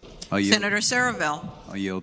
Senator Morrissey has the floor. Thank you, Madam President. Did our House colleagues discuss the fact that the members of the House of Representatives have been urging Congress not to use these facial recognition techniques, not to employ Clearview AI, and said that it was a dangerous threat to the civil liberties and property and privacy rights of individuals? Was that considered among our House colleagues, if you know? Senator Sorovell. Madam President, I would say the gentleman, I don't know because I wasn't there and part of their video feed cut out and I was trying to watch it. But I would also just note that these types of technologies have been in extensive use by national security applications and also by border control and et cetera for people coming in and out of the country. And it would really surprise me if Congress wanted to shut all that down because it's used pretty extensively right now by the federal government. Next to last question. Would the gentleman yield again? Senator Sorovell, next to last question. I'll yield. Senator Morrissey. Do you know if there was any discussion among our House colleagues about the fact that there was no warrant requirement that was necessary before FRT could be used? Senator Sorovell has the floor. Madam President, I believe that's an amendment that Delegate Wampler proposed on the House floor, and it was rejected by the body. Last question. Actually, no other questions. Speaking to the measure when it's appropriate time. The Senator may continue. All right. Thank you, Madam President. Folks, I don't know about you, but I am as concerned now as I was before. Irrespective of these amendments, it's still a bad bill. My antennas first went up when my friend, the gentleman from Eastern Fairfax, said the following. We were talking about NIST. That's the one of the testing that's done. And he said, Senator Sorovell said that we should trust NIST because it's a federal agency and it runs global entry. That automatically makes me a little bit nervous. But what this is going to do is the following. There are companies out there that will develop facial recognition technology, whether it's purchased by law enforcement or used by law enforcement, it is going to invade the privacy rights and the civil liberties of Americans. Irrespective of the fact that these amendments may make the bill more palatable to you, I ask you to reject it, and when we have the opportunity to reject the bill itself. Thank you, Madam President. Chair recognizes Senator McDougall, the gentleman from Hanover. Thank you, Madam President. Speaking to the amendments. The Senator has the floor. Madam President, I'm not going to belabor the topics that we've already discussed, and the Senator from Richmond touched on a number of them. But I will tell you through this process some additional things have come to my attention. One is that now Sweden, France, Australia have banned the use of this technology because of the concerns they have. And just in the last week, Italy has banned the use of its citizens' facial images being used for facial recognition because of the abuses going on. In the Italian matter, it became apparent that selfies that individuals were taking were being used in addition to all types of other just equipment that's being used around the community, and those were being included in the database. Madam President, I also expressed to the body last time that I had some concerns about this being used for traffic stops. And some people thought that that was ridiculous. So somebody sent me an article about it. And in a training program called Street Cop Training, that Street Cop Training is a podcast. They went through how you would take a picture with your cell phone of a person that you would stop for a traffic offense and use that through facial recognition. Madam President, I think that the gentleman from Richmond articulated that there is still no warrant requirement in place, and it is still in place if you use this improperly the first time. The penalty, maximum penalty, is $500. This technology can be very important to law enforcement for different types of investigatory situations. But it can also be used for a tremendous amount of bad things, nefarious items. It is dangerous.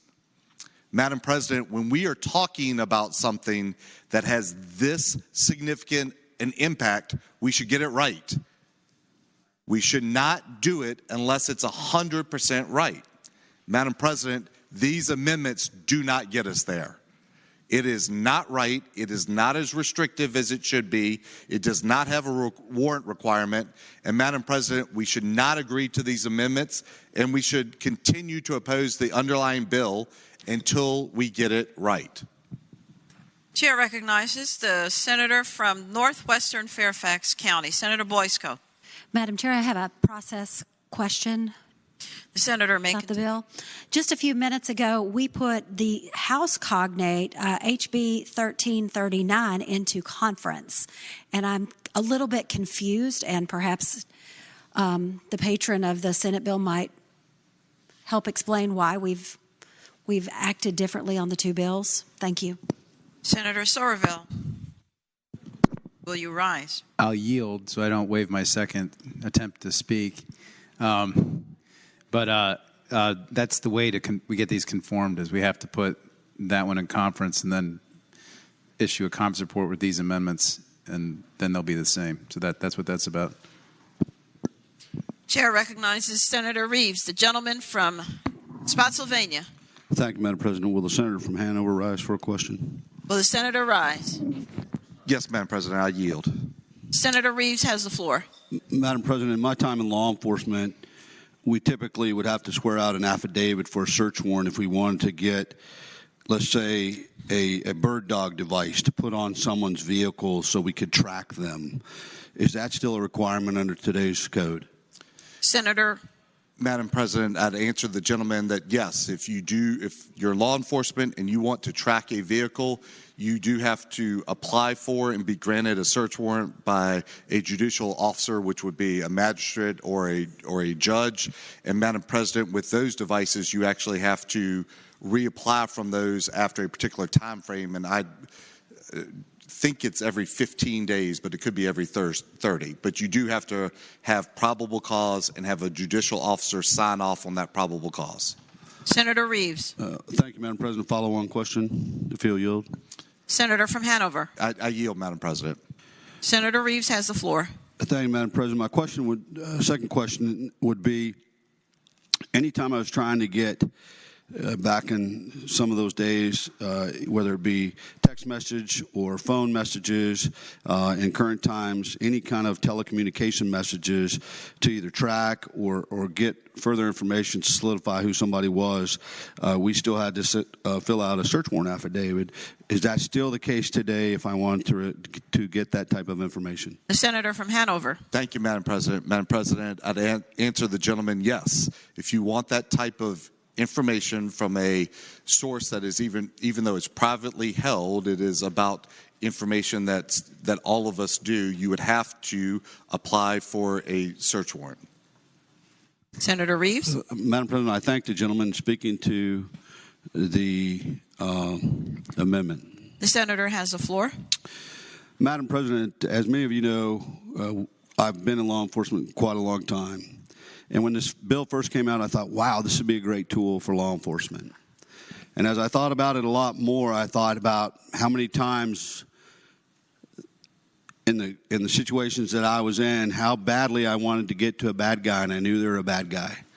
and how we could just get into their house or get into their communications, get that last little bit I needed for a search warrant. But we didn't do it because we didn't want to take the easy way out. I think this facial recognition, despite the guardrails you put on, is going to get misused by law enforcement. I hate to say that. It pains me to say that because most everyone that I know in law enforcement wants to do the right thing. They want to catch bad people doing bad things to other people. But I think there has to be stricter safeguards in place. I would agree with the senator from Hanover. The way to do that is to articulate that through a search warrant affidavit and that process to allow that due process to have a search warrant. Thank you, Madam President. Chair recognizes Senator Edwards, the gentleman from Roanoke City. Madam President, I rise. Maybe a surprise to some people to associate my remarks to those of the senator from Hanover and the senator from Spotsylvania. Senator may continue. They're absolutely correct. This facial recognition technology is not there yet. Maybe it will be, but 98% is not 100%. And I'm very concerned about misuse of this technology, especially with the warrant issue. And I would hope that the body would reject the substitute or the House amendments, and at least put it in conference at a minimum. And I would hope we would not do it. I think it's not there. If you care about civil liberties, as I think we all should, we ought to reject this amendment and kill the bill. Thank you, Madam President. Chair recognizes the senator from Richmond, Senator McClellan. Thank you, Madam President. Would the senator from Eastern Fairfax rise for a question? Senator Somerville, will you rise? I'll yield. Senator McClellan. Thank you, Madam President. I'd ask the gentleman, is there, as I understand it, under current law, while there is a restriction on local law enforcement using facial recognition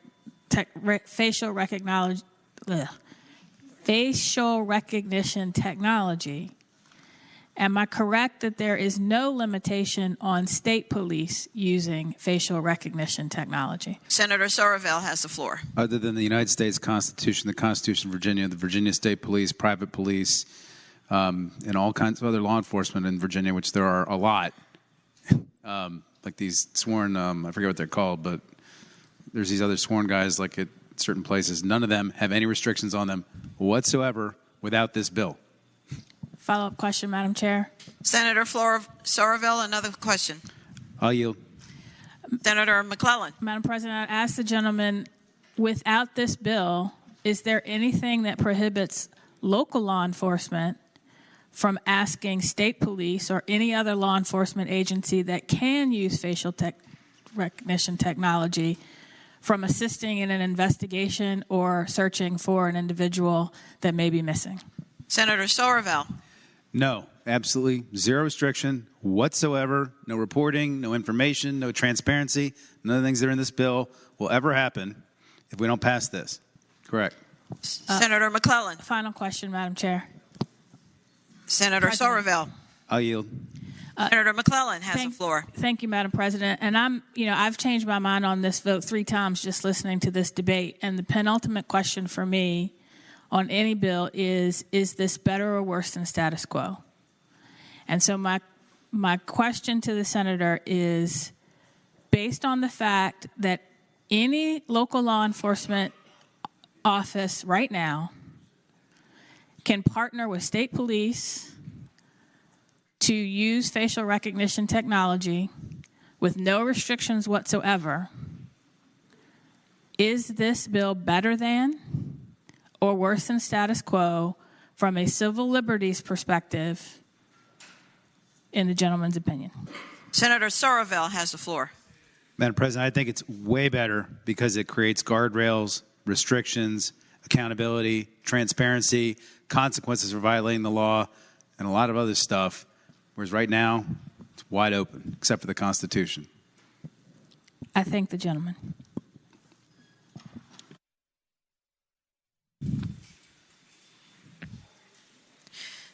Senator Somerville, Madam President, if nobody else wishes to speaking to the bill. The senator may continue. Thanks, Madam President. First of all, I just want to talk about Italy.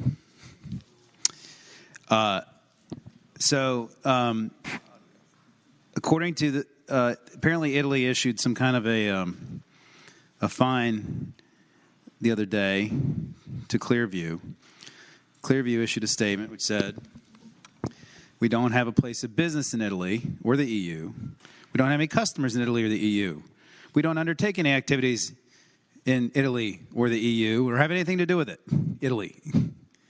So, it's great, that Italy has taken an interest in this issue that apparently isn't used in their country, doesn't apply to them. I don't have a statement about Sweden or these other countries. I don't really care about them. I care about Virginia. But in any event, I don't think that what's going on in Europe, which has, by the way, an extraordinarily stricter privacy law than we adopted last year in Virginia, but I don't think, which I think probably everybody in here voted for except for me and the senator from the city of Fairfax and Roanoke County and a couple others. But in any event, Europe doesn't matter, first of all. Secondly, right now, there is no search warrant requirement for a police officer to go look at what you put on Facebook, or look at what you put on Instagram, or look at what you put on Twitter, or look what Google has about you. You can do that right now. You don't need a search warrant to look at people's accounts. Now, if you've chosen to restrict your privacy so people can't go behind it, there's steps you'd have to go through to subpoena that or search warrant it. But right now, you can look around at all this stuff, and the information they're gathering is stuff that you've put out there and that you don't have a restriction on. So if you don't want the government looking at your stuff, then change your privacy settings. And you know what? Clearview or whoever won't get access to it either. The third thing I'd say is, I keep hearing these concerns. I didn't hear it today so much, but concerns about accuracy. And again, I want to just point out that witness lineups, which are used today, statistically seem to have about a 60% accuracy rate. This is 98% before it can be used. This technology has a higher accuracy than breath alcohol testing. Breath alcohol testing. There's situations in breath alcohol results will accept almost a 15% margin error on the thing, depending on the BAC. It's more accurate than radar. It's more accurate than LiDAR. I mean, I think if I was around the 1950s, if I went back and watched the video feed in the 1950s Senate, I'm pretty sure there was a floor debate where somebody was saying, can you believe the government's going to measure your speed with a laser beam? It's an invasion of my privacy for you to see how fast my car is going. If you want to know, you got to get behind me so I can see you. That's what would have happened back in the 1950s. This technology has been extraordinarily refined over the last 20 years, and especially in the last 5, to get it to where it's highly accurate and highly effective. And I would suggest that most of the anxiety is just it's discomfort with things that are new, but not necessarily the ability of it to do its job. I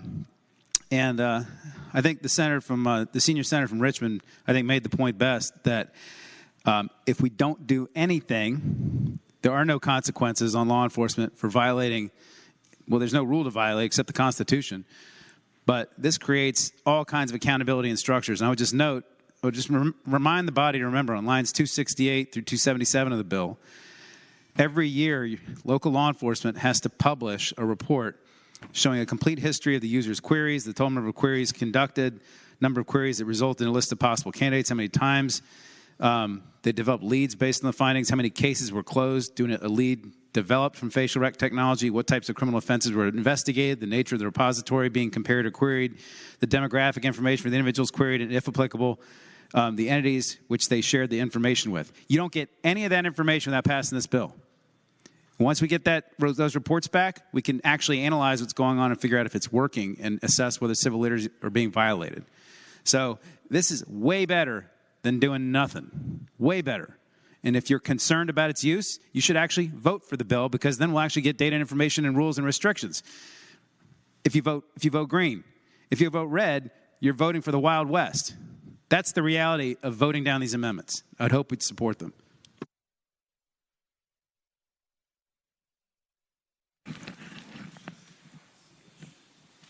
Chair again recognizes the gentleman from Hanover, Senator McDougal. Thank you, Madam President. Rising to speak for a second time. Senator has the floor. Madam President, I wasn't going to speak, but the senator from Eastern Fairfax and I clearly have a very different perspective on this. The vast amount of law enforcement stops are done by local law enforcement. State police are very important to the Commonwealth, and they do a great job, but they're not the ones that are dealing with the vast majority of stops in your communities. So certainly the better course would be if this bill banned the state police from doing it as well. And I would be very supportive of a conference report that said that. But Madam President, this does not create the panacea of protection that was just articulated.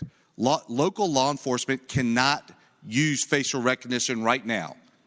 They will be able to use it if you vote to support this bill.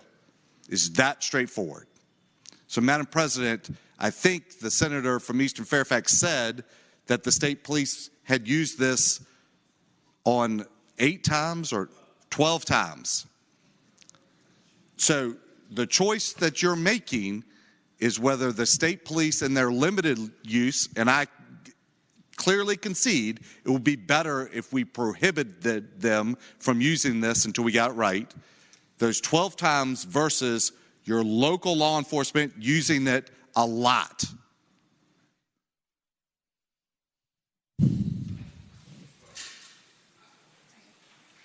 The question is, shall the House amendments on Senate Bill 741 be agreed to? Those in favor will record their votes aye. Those opposed, no. Are the senators ready to vote? Have all the senators voted? Does any senator desire to change their vote?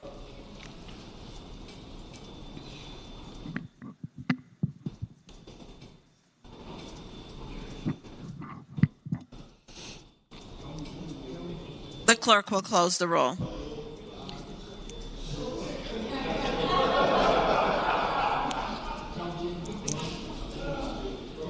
Ayes 27, noes 13. Ayes 27, noes 13. The House substitute is accepted. Madam President. Chair recognizes Senator Hanger, the gentleman from Augusta. Thank you, Madam President. If it's the appropriate time, I would like to call for reconsideration of a vote on a previous page. Is that appropriate now? Yes, sir. Okay, that would be page 9, Senate Bill 591.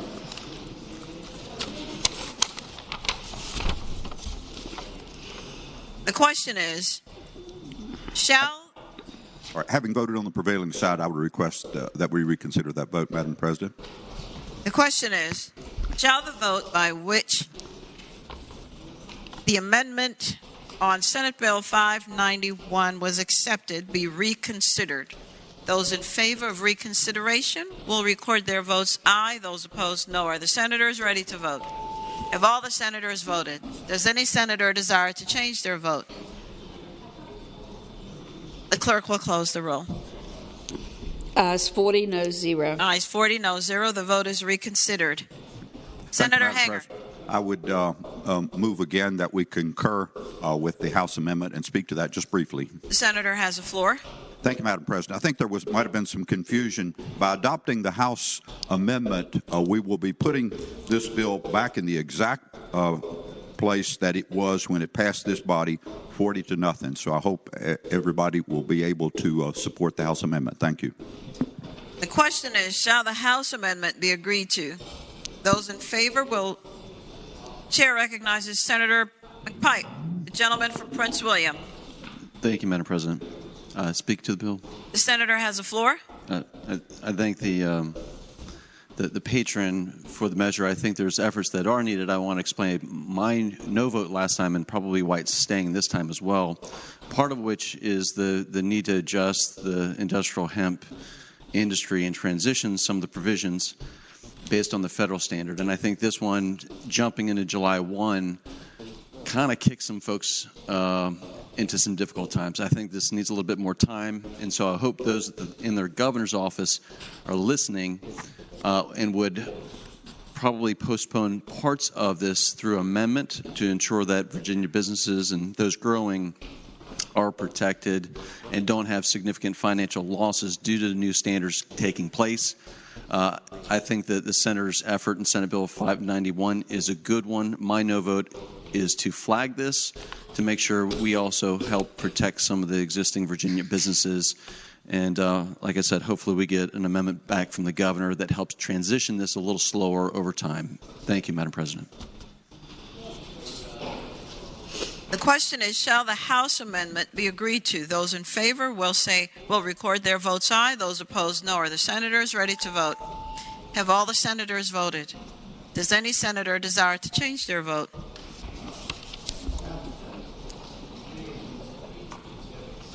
The clerk will close the roll. Ayes 33, noes 7. Ayes 33, no 7. The House amendments are agreed to.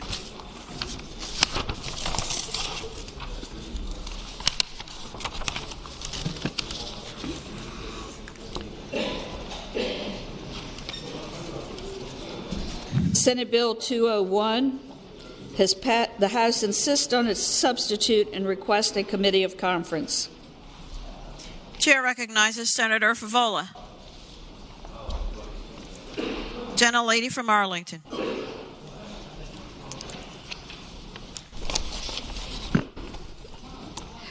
Madam President, I move that we accede to that request for committee of conference. The question is, shall the Senate accede to the request for a committee of conference on Senate Bill 201? All in favor of the motion will record their votes aye. Those opposed, no. Are the senators ready to vote? Have all the senators voted? Does any senator desire to change their vote? The clerk will close the roll. Ayes 40, noes 0. Ayes 40, no 0. The Senate accedes. Conferees on the part of the Senate is named by the Chair of Education and Health, Senator Lucas, or Senators Favola, Barker, and Newman. Senate Bill 241. The House insists on its substitute and requests a committee of conference. Chair recognizes Senator Hashmi, the senior senator from Chesterfield. Thank you, Madam President. I move that we accede to the request for a committee of conference. The question is, shall the Senate accede? All in favor of the motion will record their votes aye. Those opposed, no. Are the senators ready to vote? Have all the senators voted? Does any senator desire to change their vote? The clerk will close the roll. Ayes 39, no 0. Ayes 39, no 0. The Senate accedes. Conferees on the part of the Senate is named by the Chair of Education and Health, Senator Lucas, or Senators Hashmi, Eben, and Cosgrove. Senate Bill 302. The House insists on its amendments and requests a committee of conference. Chair recognizes Senator Deeds, the gentleman from Bath. Madam President, I move that we accede to the request for a committee of conference. The question is, shall the Senate accede to the request for a committee of conference? All in favor of the motion will record their votes aye. Those opposed, no. Are the senators ready to vote? Have all the senators voted? Does any senator desire to change their vote? The clerk will close the roll. Ayes 40, no 0. Ayes 40, no 0. The Senate accedes. Conferees on the part of the Senate is named by the co-chairs of Judiciary, Senators Edwards and Deeds, or Senator Edwards, Deeds, and Stanley.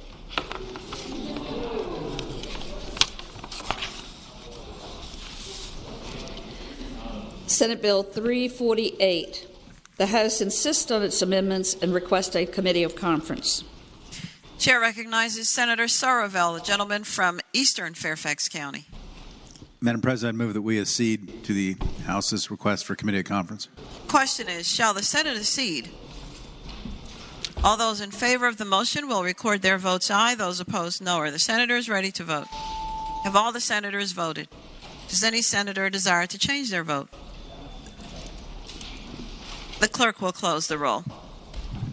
Ayes 40, no 0. Ayes 40, no 0. The Senate accedes. Conferees on the part of the Senate is named by the co-chairs of Judiciary, Senators Edwards and Deeds, or Senators Sorovell, Boysko, and McDougall.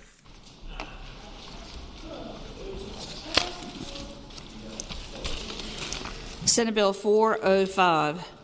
The House insists on its substitute and requests a committee of conference. Chair recognizes Senator Barker, the gentleman from Southern Fairfax County. Madam President, I move that we accede to the request for a committee of conference. The question is, shall the Senate accede to the request for a committee of conference? All in favor of the motion will record their votes aye. Those opposed, no. Are the senators ready to vote? Have all the senators voted? Does any senator desire to change their vote? The clerk will close the roll. Ayes 40, no 0. Ayes 40, no 0. The Senate accedes. Conferees on the part of the Senate is named by the Chair of Commerce and Labor, Senator Saslaw, or Senators Barker, Spruill, and Hackworth.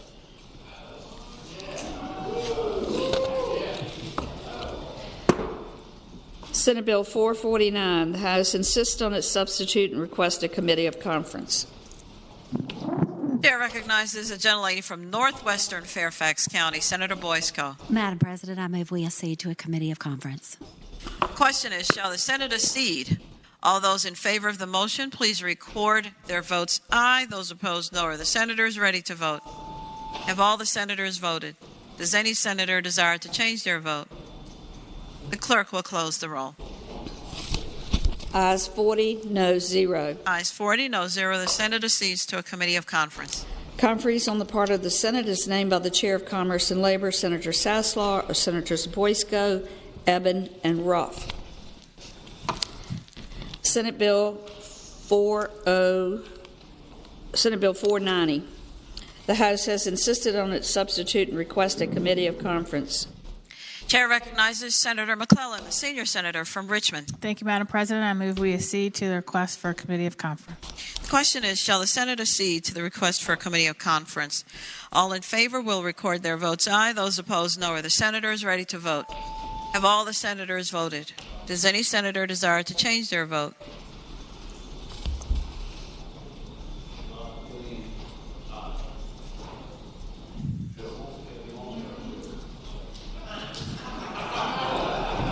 The clerk will close the roll. Ayes 40, no 0. Ayes 40, no 0. The Senate accedes. Conferees on the part of the Senate is named by the Chair of Education and Health, Senator Lucas, or Senators McClellan, Locke, and Hashmi. Senate Bill 694. The House insists on its amendments and request its substitute and request a committee of conference. Chair recognizes Senator Obenshain, the gentleman from Rockingham. Madam President, I move that we accede to the House request for a committee of conference. The question is, shall the Senate accede? All those in favor of the motion, please record their votes aye. Those opposed, no. Are the senators ready to vote? Have all the senators voted? Does any senator desire to change their vote? The clerk will close the roll. Ayes 40, no 0. Ayes 40, no 0. The Senate accedes. Conferees on the part of the Senate is named by the co-chairs of Judiciary, Senators Edwards and Deeds, or Senators Obenshain, Peterson, and McClellan. Returning to your white calendar.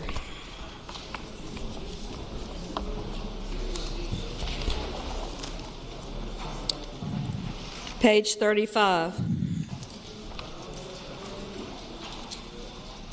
House Bill 537. Chair recognizes Senator Norman, the gentleman from James City County. Thank you, Madam President. Speaking to the bill, I'd ask that it be passed by temporarily. Without objection, House Bill 537 passes by temporarily. On page 36, House Bill 492. Chair recognizes Senator Eben, the gentleman from Alexandria. Thank you, Madam President. I believe when we last spoke, we were talking about reconsidering the vote by which the committee amendment was accepted, and we did not. Did we do that? Okay, but we didn't actually then.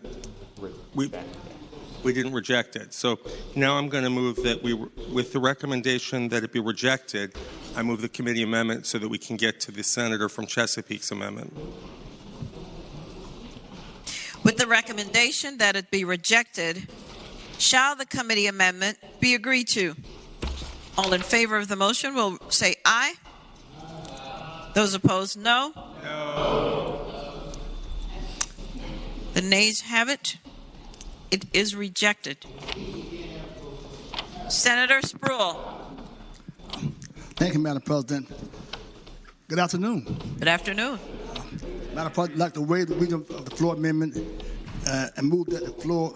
I'd like to waive the reading of the floor amendment and move that the floor amendment pass and speak to the waived? measures. You want to waive the reading first? Waive the reading. Yes, ma'am. The floor amendment. The question is, shall the reading of the floor amendment be waived? Those in favor of waiving the reading of the floor amendment will say aye. Aye. Those opposed, no. Now, Madam Reading President, of the floor amendment is waived. Senator Spruill has the floor. Thank you, Madam President. Now move that the floor amendment pass and speak to that motion. Senator may continue. Madam President, the campaign finance report now it makes it clear and give the Board of Election time to properly put things together in order for this bill to pass. I move that the bill passes. The amendment? The floor amendment passes. Thank you. The question is, shall the floor amendment be accepted? Those in favor will say aye. Aye. Those opposed, no. The floor amendment is accepted. Senator Eben. I move the bill pass, and speaking to that motion. The senator may continue. This is HB 492 is a transparency bill, and it's born of a recommendation of the Joint Committee on Campaign Finance Reform, which met over the summer, which I believe included Senator Norman Deeds and Suravel, as they tackled a comprehensive review of campaign finance laws for the first time in about 30 years. Specifically, though, HB 492 is focused on making sure that financial disclosure reports are accurate and can be relied upon by the voters. While we have a disclosure process, one of the weaknesses of our system is that there's no review for completeness or accuracy by the Department of Elections after it's submitted. It is just binary. Did you file a report or not? So Delegate Bulova, when he presented this bill in Peony, quoted President Ronald Reagan, who used to say, trust but verify. In this case, it used to be all trust but no verify. This bill puts forth some verification by seeing that records are retained by campaign treasurers and then institutes a random audit process of the candidates over time. And with Senator Spruill's amendment, it won't take effect until the next election cycle. So with that, I renew my motion that the bill pass. The question is, shall the bill pass? Those in favor of passage will record their votes aye. Those opposed, no. Are the senators ready to vote? Have all the senators voted? Does any senator desire to change their vote? The clerk will close the roll. Ayes 40, noes 0. Ayes 40, no 0. The bill passes. On page 37, House Bill 80. Chair recognizes Senator Lucas, the gentlelady from Portsmouth. Thank you, Madam President. We find ourselves in the regulatory sandbox again. Having been explained numerous times, I will just conclude by saying the bill requires the department to provide an annual report to the chairman of the House Committee of Health, Welfare, and Institutions and the Senate Committee on Education and Health that provides information regarding each program participant. And last but not least, the bill has an expiration date of July 1st, 2027. The question is, shall the bill pass? Those in favor of passage will record their votes aye. Those opposed, no. Are the senators ready to vote? Have all the senators voted? Does any senator desire to change their vote? The clerk will close the roll. Ayes 19, noes 20. Ayes 19, noes 20. The bill fails. On page 38, House Bill 258. Madam President. Chair recognizes the gentleman from James City County, Senator Norman. Thank you, Madam President. I respectfully ask to pass that bill by temporarily. Without objection, House Bill 258 again goes by temporarily. House Bill 444. We now have a third amendment. Chair recognizes Senator Barker. Senator. We now have a third amendment. Chair recognizes Senator Peterson, the gentleman from Fairfax City. Thank you, Madam President. And as the semi-author of these floor amendments, or at least two of them, I'd move the floor amendments. Let me do this in turn.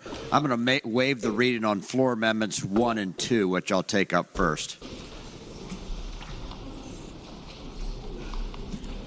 Move to waive the reading.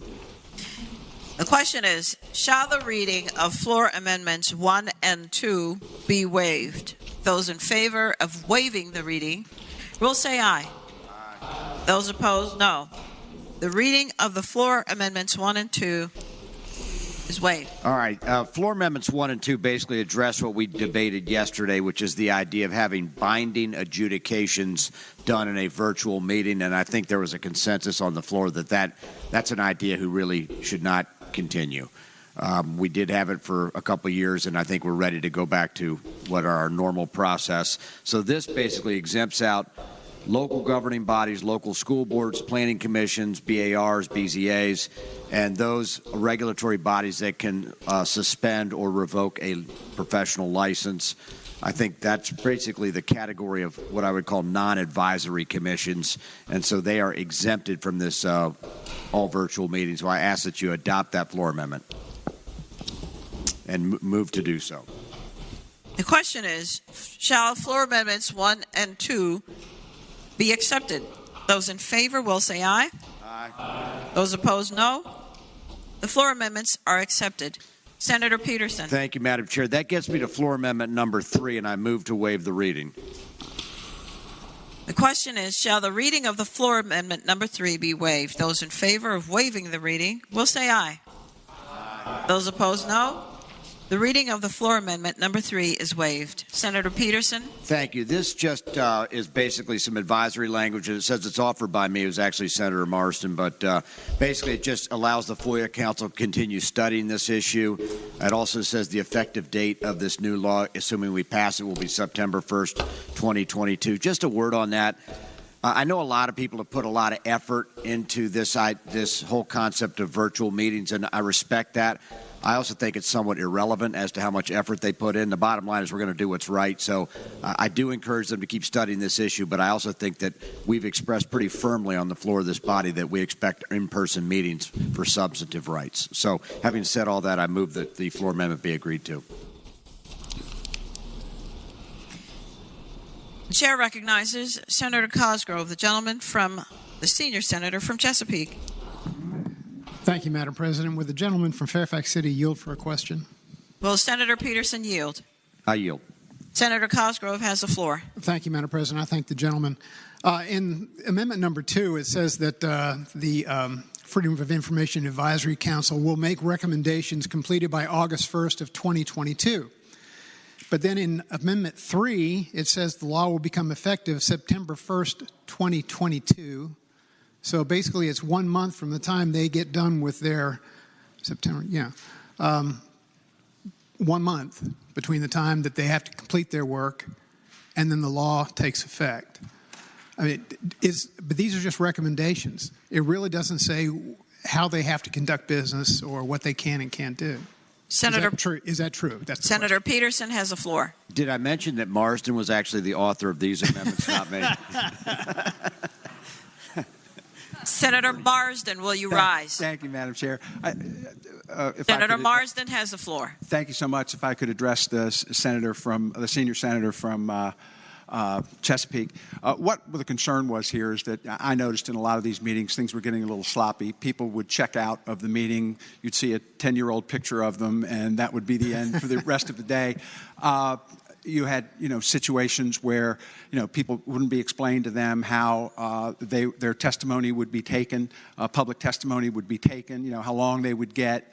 It was sort of left up to a whim. So all this is designed to do is to create some recommendations for best practice that all of us could follow to make sure that the public was being treated in the right way and that it was clear from folks that there are some best practices in this area and that they wanted to finish the study by August the 1st and then with these recommendations and then have the bill go into effect on September 1st, 30 days later.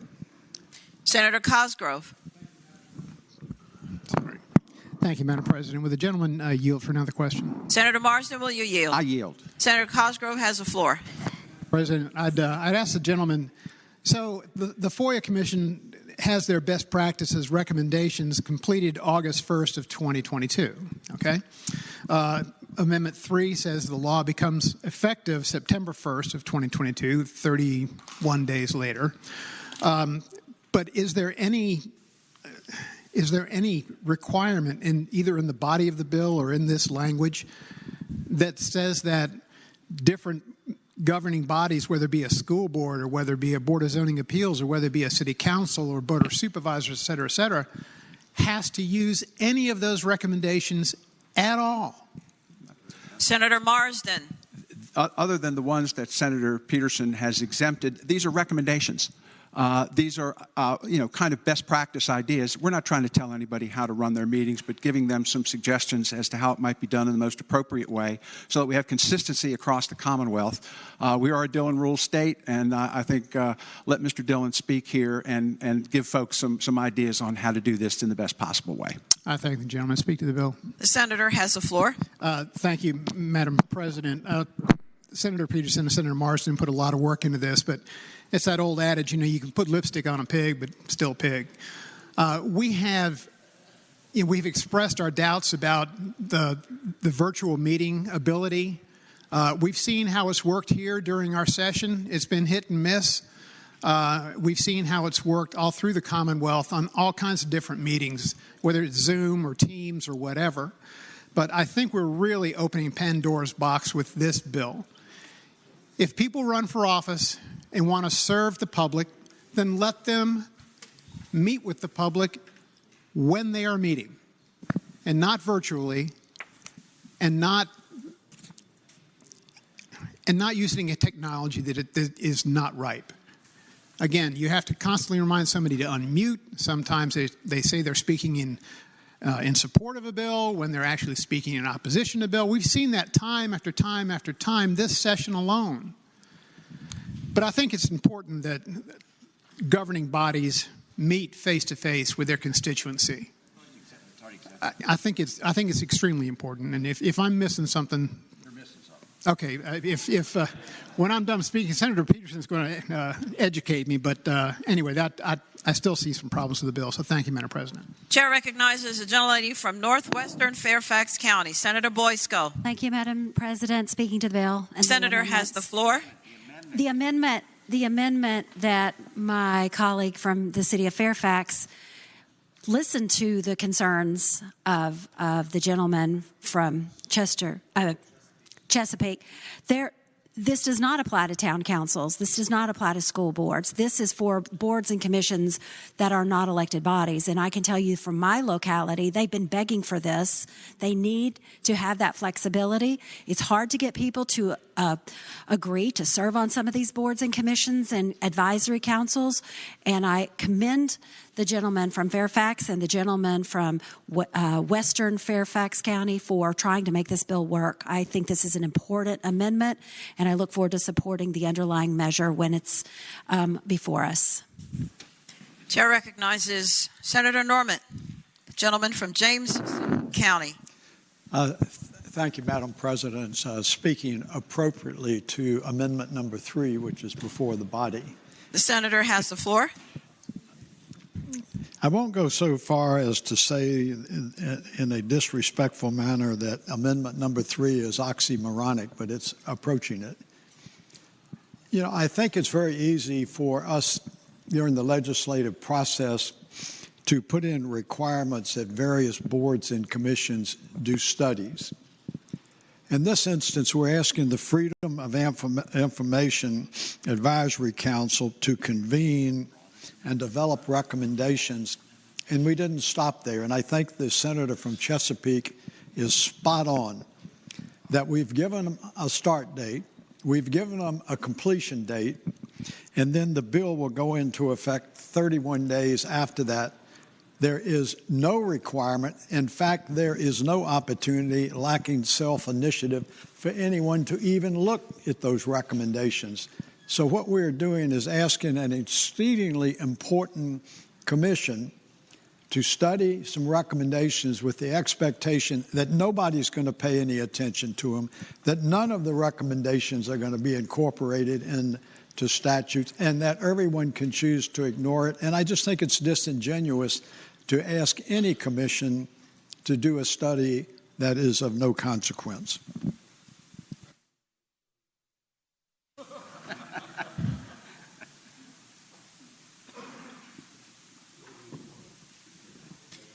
Chair again recognizes Senator Peterson, the gentleman from Fairfax City. Madam President, I had a pending motion to adopt the Third Amendment. I just restate that motion. The question is, shall floor amendment number 3 be agreed to? Those in favor will say aye. Aye. Those opposed, no. The floor amendment is accepted. Senator Peterson. Thank you, Madam President. I move the bill pass as amended and speak to the motion. The senator has the floor. I'll simply say I agree with most of what my colleague from Chesapeake. He is correct. But I also think my colleague from Northwestern Fairfax is correct that we've exempted the bodies that frankly cast the votes that make a difference, and we've left this bill so it affects advisory boards and commissions that oftentimes do need this flexibility because they are typically volunteers, let's face it, unlike the rest of us. And so I think this bill kind of hits the right balance. It's probably not perfect, and it may need a bit more cleanup on the governor's desk, but I think we're in a good place to make the Commonwealth a better place. Thanks. The question is, shall the bill pass? Those in favor of passage will record their votes aye. Those opposed, no. Are the senators ready to vote? Have all the senators voted? Does any senator desire to change their vote? The clerk will close the roll. Ayes 25, noes 15. Ayes 25, noes 15. The bill passes. Uncontested calendar, Senate Joint Resolution 169. Chair recognizes Senator Eben, the gentleman from Alexandria. I move the resolution pass. This is an appointments resolution. The senator has the floor. An appointments resolution of appointments that were communicated to the General Assembly by the Secretary of the Commonwealth on February 18th. Chair recognizes Senator Newman, the gentleman from Bedford. Madam President, would the gentleman from Alexandria resume the floor for the purposes of a series of questions? Senator Eben, will you yield? I yield. Senator Newman has the floor. Madam President, I would ask the gentleman, did the P&E committee consider each one of the nominations for the Virginia Parole Board? Senator Eben has the floor. We voted on them in block. Senator Newman. Madam President, I'd ask another question. Further question. I yield. Senator Newman has the floor. Madam President, did the committee find each of the members of the parole board to be qualified? Senator Eben has the floor. We didn't discuss their individual qualifications. As with the thousands of nominees that have been made before, they're rarely individual discussions, but there was no individual discussion. Madam President. Senator Newman. Further question. Senator may continue. Madam President, did the gentleman or anyone on the parole board raise any concerns or faults with any of the members that are on the are listed to become members of the Virginia Parole Board? Senator Eben has the floor. No, I would say similar to the House of Delegates appointment process where they didn't discuss some. I don't think they discussed many nominees either, but no, there were no discussion of that. Further question. Further question, Senator. Yes, I yield. Yep. Gentleman yields. Senator Newman. I would ask the gentleman these individuals were properly considered for nomination by the P&E committee, that the committee unanimously sent them to the floor. The resolution passed through first, second, and now is on third reading. And there has been no opposition to any of the members that are on the list for the Virginia Parole Board. Is that correct? Senator Eben has the floor. Could he restate what he means by opposition? Senator Newman. To restate the question. I appreciate the redirect. Each of these individuals were considered by the P&E committee. Each of the nominations were passed to the floor. All the members of the P&E committee supported all the members there. The resolution and the members went through first, second, and third reading. First and second reading. First and second reading.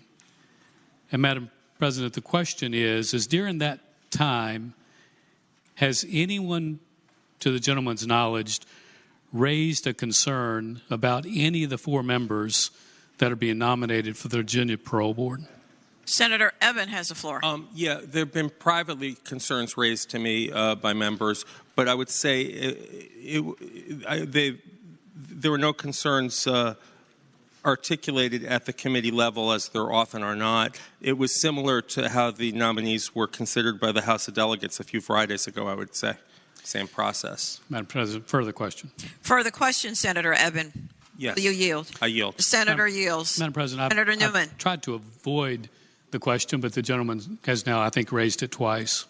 Is it fair to say that the opposition to these individuals is based solely on what has occurred in another body and has absolutely nothing to do with the qualifications for these individuals to be on the Virginia Parole Board? Senator Eben. No, I would say it's a mix. Madam And it's President. more than the Parole Board. It's also the Safety and Health Codes Board. Madam President. Senator Newman. Further Another question of the patron? Yeah. Further question, Senator Eben. I yield.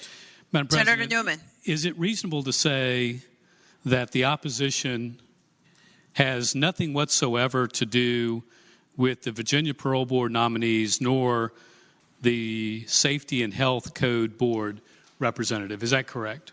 No, Senator it's not. Eben. It's not. I've heard things privately, but I've not publicly articulated problems with individual nominees. Madam President. Senator Further Newman question. has the floor. Further question. Will you yield again, I yield. Senator? Senator Newman has the floor. Madam President, put more directly, the gentleman has indicated twice on the floor that it is given a review such like what occurred in another part of the building. Is it reasonable to say that the reason for the opposition to these individuals is because of what happened to other individuals outside the chamber of the Senate? Senator Eben has the floor. I'd say it's fair to say that today's appointments resolution vote is about more than just the individuals on the resolution. It's about protecting the integrity of this chamber and our bicameral appointments confirmation process. Senator Newman. Madam President, I thank the gentleman speaking to the resolution. Senator may continue. Madam President, I don't get on the floor much, and I think on this one, I saw no way to avoid it. The fact is that we have had resolutions earlier in this session where a representative from the governor's office was denied by this chamber.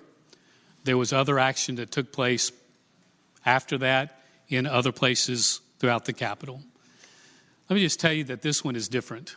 I have never in my 31 years seen an individual of any party be put on a resolution,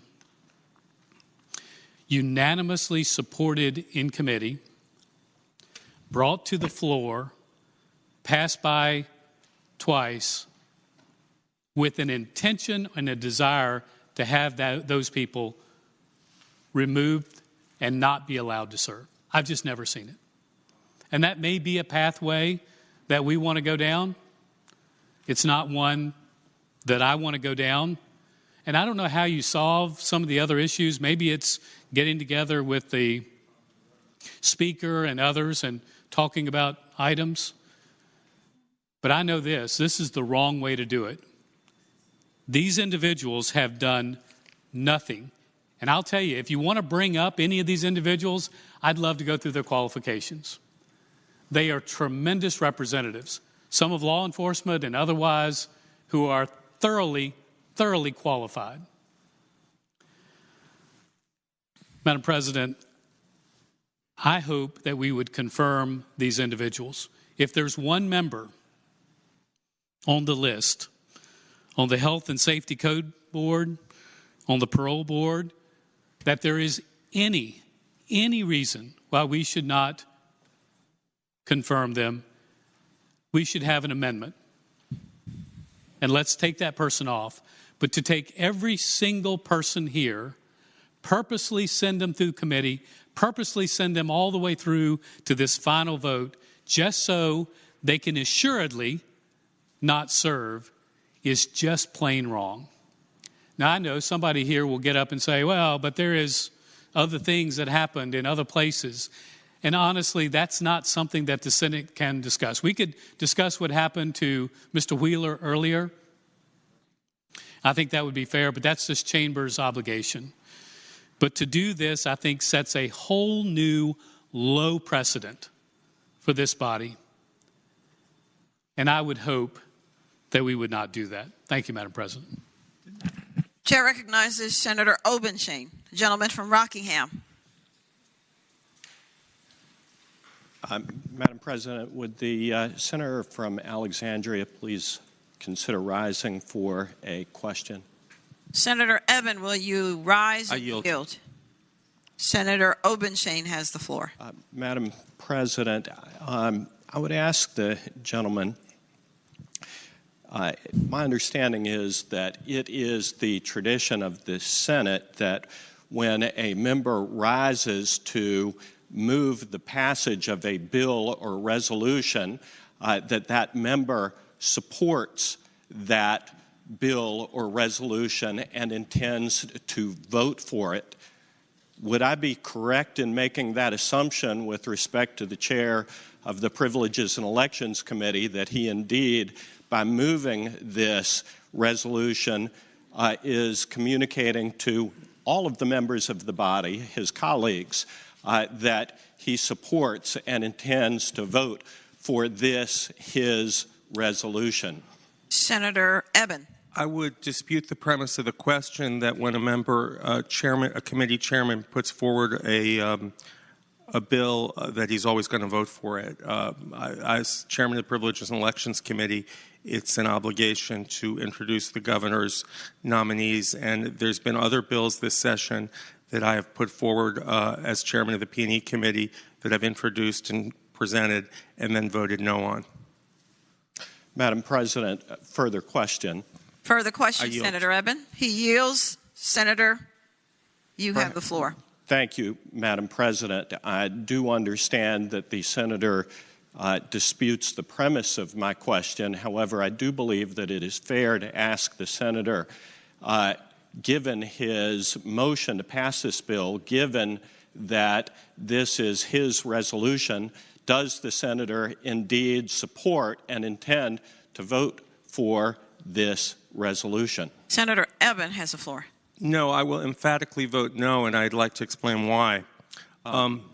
Unfortunately, several weeks ago on a Friday, the House let 1,010 appointments made by former Governor Northam that were sitting on the precipice of expiring and arbitrarily having their public service end without any reason given or explanation in a raw attempt to grab power before the boards underwent their normal rotation, and Governor Youngkin would then get to appoint about 25% of his appointees over his first year in office.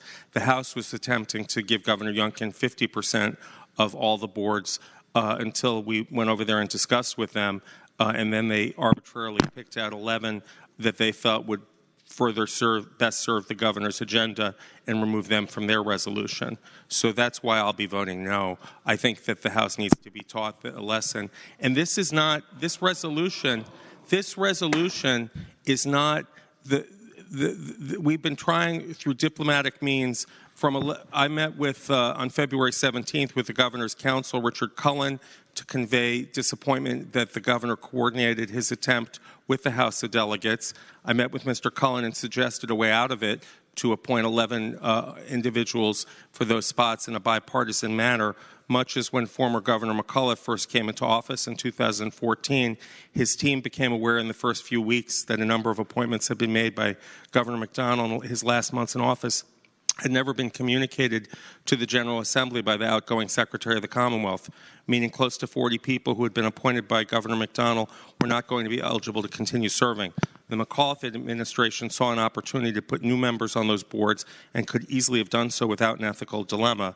The expired appointments were not their doing. However, they chose to do the right thing and honor the appointments made by Governor McDonnell. McAuliffe reappointed those Virginians so they could be confirmed by the General Assembly and continue serving.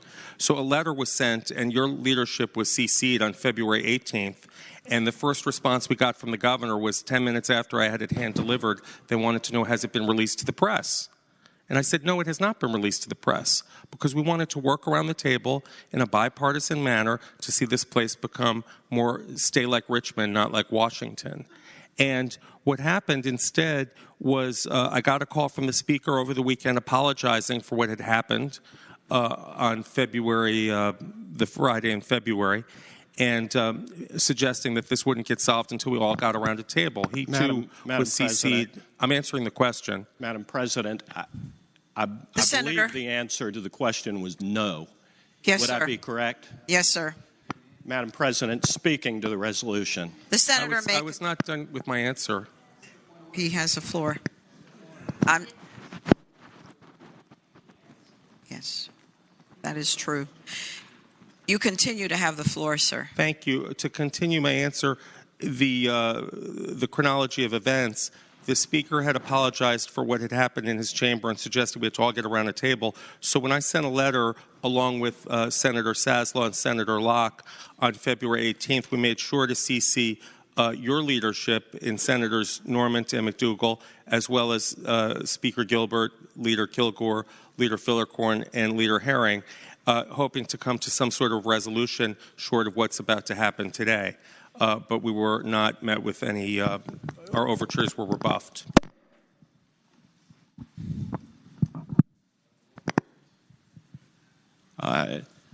Is the senator finished? Speaking to the resolution. The senator may continue. Madam President, members of the Senate, I appreciate that prepared statement that was just read, and I appreciate the fact that it has laid bare the motives for this resolution and for the vote that at least the senator from Alexandria intends to vote is pure political, raw retribution. And I would respectfully submit that it is a sad turn of events in the Senate. I would further point out that, you know, I just can't help but observing that this is further an example of cutting off your nose to spite your face. You know, these are 4 members of the gubernatorially elected parole board. All right?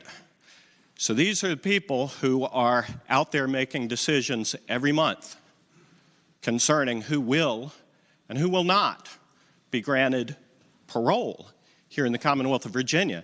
And these decisions are indeed made monthly. So we reject these. You reject these. So what do you think is going to happen when you, Democratic side of the aisle, reject the appointments to the Virginia Parole Board? How many paroles are going to be granted during the period between the rejection of this resolution and new members of the parole board taking office? I would suspect it ain't going to be many. You know, I look at the people who have been appointed to the parole board. I'm looking at the qualifications of one right now. This one whose nomination apparently is going to die, managed the statewide toll-free family violence and sexual assault hotline for 9 years. Also managed the LGBTQ and partner abuse and sexual assault helpline to focus on anti-violence in the LGBTQ community. Also worked in immigration advocacy and provided assistance to the immigration victim service providers in the Commonwealth of Virginia in cooperation with the Poverty Law Center. We're going to take her off of the parole board. Now, I just further find it rather perplexing that we would decide to, or that some would decide to double down on the issue of parole in the Commonwealth of Virginia and on the scandalized Northam Parole Board that was replaced with these 4 members of the parole board. You know, I would remind you that the people who were replaced were those, some of them were those who served on the parole board with Adrian Bennett, now judge in Hampton Roads, apparently has been under investigation for allegedly illegal and inappropriate conduct as chair of the parole board. I would remind the members that these are the replacements for the members of the parole board, or for a parole board who engaged in the release of parolees, release of prisoners, release of inmates, apparently knowing that victims of crime across the Commonwealth of Virginia were not being properly notified of their release. I would further point out that they were charged with or accused of releasing parolees without appropriate notification to Commonwealth's attorneys. I would further point out that they were the subject of a detailed Inspector General's report, or an Inspector General's report that, at least in one version, found that the chair of the parole board had violated the state constitution by not remaining impartial in cases, in particular in the case of one convicted murderer of a Richmond City police officer. I would also point out that the Inspector General found multiple violations of the state code by the members of the parole board who the governor intends to and will ultimately replace. And I'm glad that if nothing else comes of this, some renewed attention will be given to the misconduct and misadministration of our parole laws in the Commonwealth of Virginia under the last administration.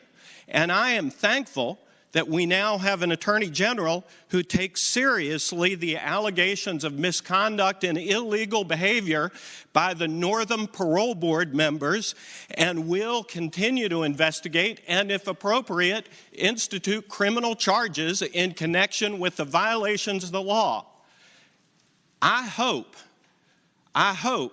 that the position articulated by the chairman of the Privileges and Elections Committee is not a position that is shared by all members of the other side of the aisle.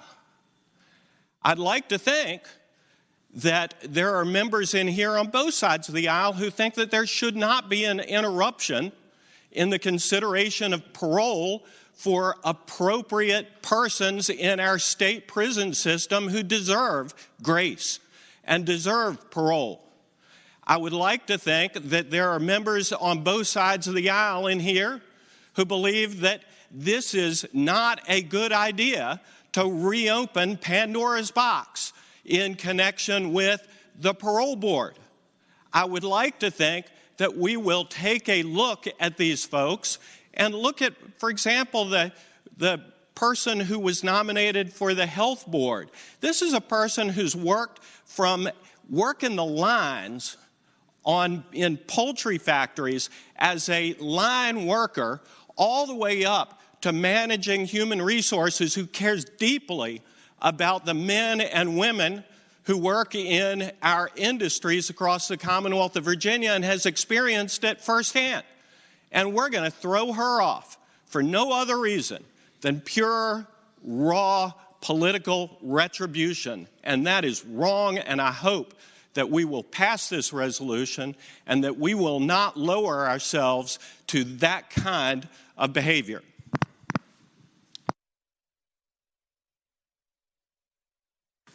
The gentleman from James City County, Senator Norman.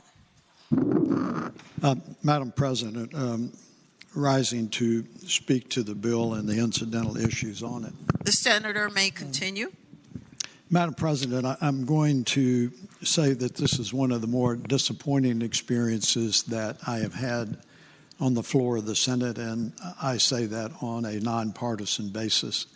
And when we get to a point of personal privilege, I'm going to share one word with you that I think each of us ought to reflect on that is only accented by what has just taken place, and that word is de-acceleration, de-escalation. But on the matter before us now, a couple of comments. First of all, there was reference made to what happened in another body down the hall. We almost always in the Senate of Virginia act independently of what the House of Delegates does, and in fact, some of us take umbrage when in fact that body is referred to by name on the floor of the Senate as it may relate to what we are doing. We are a bicameral legislature, but that does not mean that we are inauditably joined at the hip. We are supposed to exercise our independent judgment, so I am not persuaded what the House of Delegates does. Secondly, some of you may be interested to know that those appointments that were backed down from hundreds to just 11 had nothing to do with Democratic intervention. Those individuals were reinstated, and it was limited to 11 individuals as a result of concerned Republican intervention. I would also say, Madam President, that in response to the questions from the senator from Bedford regarding qualification and whether or not individual qualification was determined, there was a generic answer that they were considered in the block and that usually independent or individual considerations of qualifications is not considered. If that is the case, perhaps in my twilight of my mental capacity, I am mistaken that there was an effort to focus exclusively on one individual, and the Secretary of Natural Resources when Mr. Wheeler was individually considered. I would say, Mr. President, that I look down on the calendar and I do not have the privilege of serving on the Privileges and Elections Committee. But as I look at Senate Joint Resolution 169, it was reported out of committee 15-0. Not a single dissenting vote on anyone that came between that body. And now, as a result of, quote, passage of time and what has happened elsewhere, there has been a cataclysmic change in the perspective of these individuals. I have great faith in each and every one of our committees and the province that they oversee as the clerk appropriately signs matters to committees based upon where they fall in the Code of Virginia. I absolutely refuse, Madam President, to believe that a committee would unanimously report the names of individuals to be appointed to a board and that they would do that knowing and anticipating that these individuals are disqualified. I refuse to believe that a committee of the Senate would report individuals that they think are disqualified for consideration on the floor. But, Madam President, I will come back to de-escalation.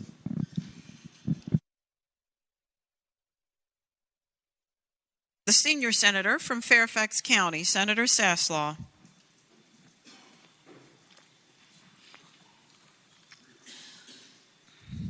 Pretty briefly,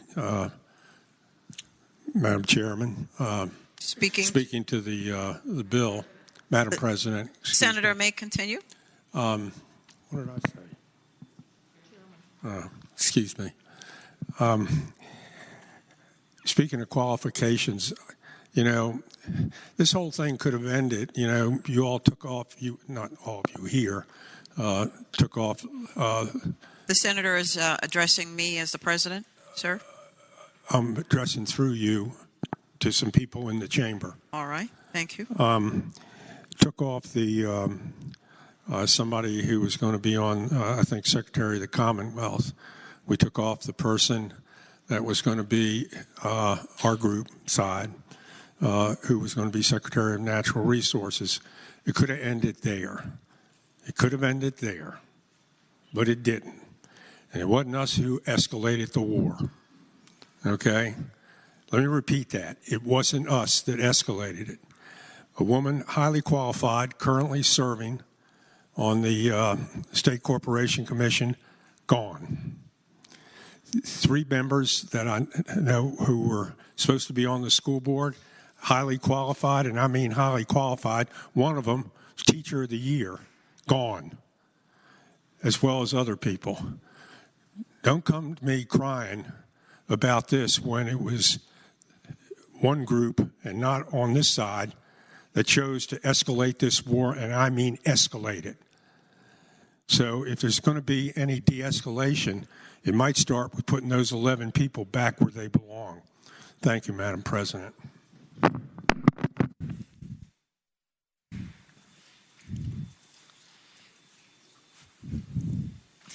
Just a quick reminder to the body that I am to be addressed at all times and not each other.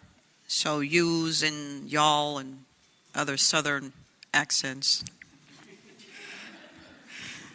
Be Madam President, who should be addressed. Thank you. Having said that, Chair now calls on the senator from Hanover, Senator McDougal. Thank you, Madam President. Madam President, rising to speak to the resolution. The senator may continue. Madam President, I think we're all speaking to you, but we're probably really speaking to the media because it's pretty well known how the votes are going to go. It clearly was decided in the caucus down the hall. But, Madam President, 2 things I want to talk about and bring to your attention. One is I was doing history with Reagan yesterday. We had to go through her questions about Civil War for her SOL preparation, and she was asking the questions to see if I could answer them. So a history lesson for the members. There's a resolution in 2019. It was SJ 295, carried by the senator from Fauquier County. Madam President, on that resolution was one individual that's currently on the resolution, Tina Hoover. At that point in time, she was living apparently in a different jurisdiction than now, but that appears to be the only difference. And Madam President, I would say that the patron of this resolution and the majority leader both voted in favor of that individual to be confirmed to the same position. And Madam President, I will advise the body that all 40 members of the Senate at that time voted for her confirmation. So clearly, this is an individual that we all considered, and because of political reasons, not because of qualifications, now there'll be a different determination. But Madam President, I'd also like to talk to the gentleman from the senator from Alexandria in reference to the letter that he sent myself and others. He did in fact do that, and he and I had multiple conversations about that letter. And Madam President, whether we agree or disagree with what the body down the hall did, It was not the members of this body that made those determinations. And when it was brought to our attention about resolutions, at that point in time, there was no resolution that this body could effectuate. The 30 days had expired on that Friday night, and there was no action that this Senate could take or the members of this body could take after that. So certainly, there will be a political statement made by our colleagues here today. It is one that I think is disappointing for some of the individuals on this resolution, but it is more disappointing for the Commonwealth. But I do think it brings renewed attention to the parole board and the direction that occurred, and the fact that there continues to be an effort by our friends across the aisle to not address the serious violations that occurred at the parole board. And we will continue to talk about that, and I'm sure that Governor Youngkin will make new appointments to the parole board as soon as we have left Richmond, and those individuals will undergo the process of ferreting out what irregularities and maybe what illegalities took place. No effort by the majority of this Senate will be able to stop that process, no matter how hard it might try. But Madam President, I do hope that we do not escalate based on pure political direction. But Madam President, that is not a decision the minority in the Senate gets to make at this time. It is one that we will continue to talk about, but I do think that the members of this body on this side of the aisle have shown a willingness to sit down and have conversations even when we disagree. Even when we disagree. So, Madam President, certainly this resolution will go forward and we'll continue to talk about this. And it is disappointing to see these actions, but this body will continue to go on. And the investigation into the actions that the parole board took over the last year or 2 years will continue to go on as well. Chair now recognizes Senator Suderline, the senator from Roanoke County. Thank you, Madam President. Speaking of the resolution. The senator has the floor. Thank you, Madam President. On the resolution that we're considering, I guess that's the right word, considering it, is a man who swore an oath and puts on a bulletproof vest every day to protect my constituents and the constituents of the senator from Roanoke City, and has done that with distinction. And it's disappointing to hear that there seems to be several people that are prepared to vote against his confirmation, not because of anything actually related to his professional career or record, which is exemplary, but because of something that happened down the hall because someone else needs to be taught a lesson. So that means that our member of law enforcement that protects our constituents in the New River Valley, he is someone that will not be able to serve in this fashion because someone else needed to be taught a lesson. And that's what I was told today. And it's incredibly disappointing to hear these comments today following yesterday's comments. Yesterday, I was told about no one in this chamber is the enemy of the leadership of the other party. And I believe that to be true. But then today, I'm told that we're in a war that's escalating. I didn't know there was any war happening in this chamber, but now that I'm told that's the case. And the reality is, when the president says the question is, are we going to confirm this resolution or not? The real question is this Senate going to continue being the place that we were told it was and we should continue to strive for it to be? Thank you, Madam President. Chair recognizes Senator Stanley, the gentleman from Franklin County. Thank you, Madam President. Speaking to the measure. The senator has the floor. Thank you, Madam President. I think this body knows that usually about this time we get a little chippy. We get a little frisky. And it's usually not in here necessarily. It's usually what's across the hall, Madam President, that gets us chippy. You remember, I do believe I stood on this floor right behind this desk and said I wasn't going to take it anymore. What they are doing to us all. That sometimes what we find is more camaraderie between our Democrat and Republican friends, Madam President, because these are two different bodies.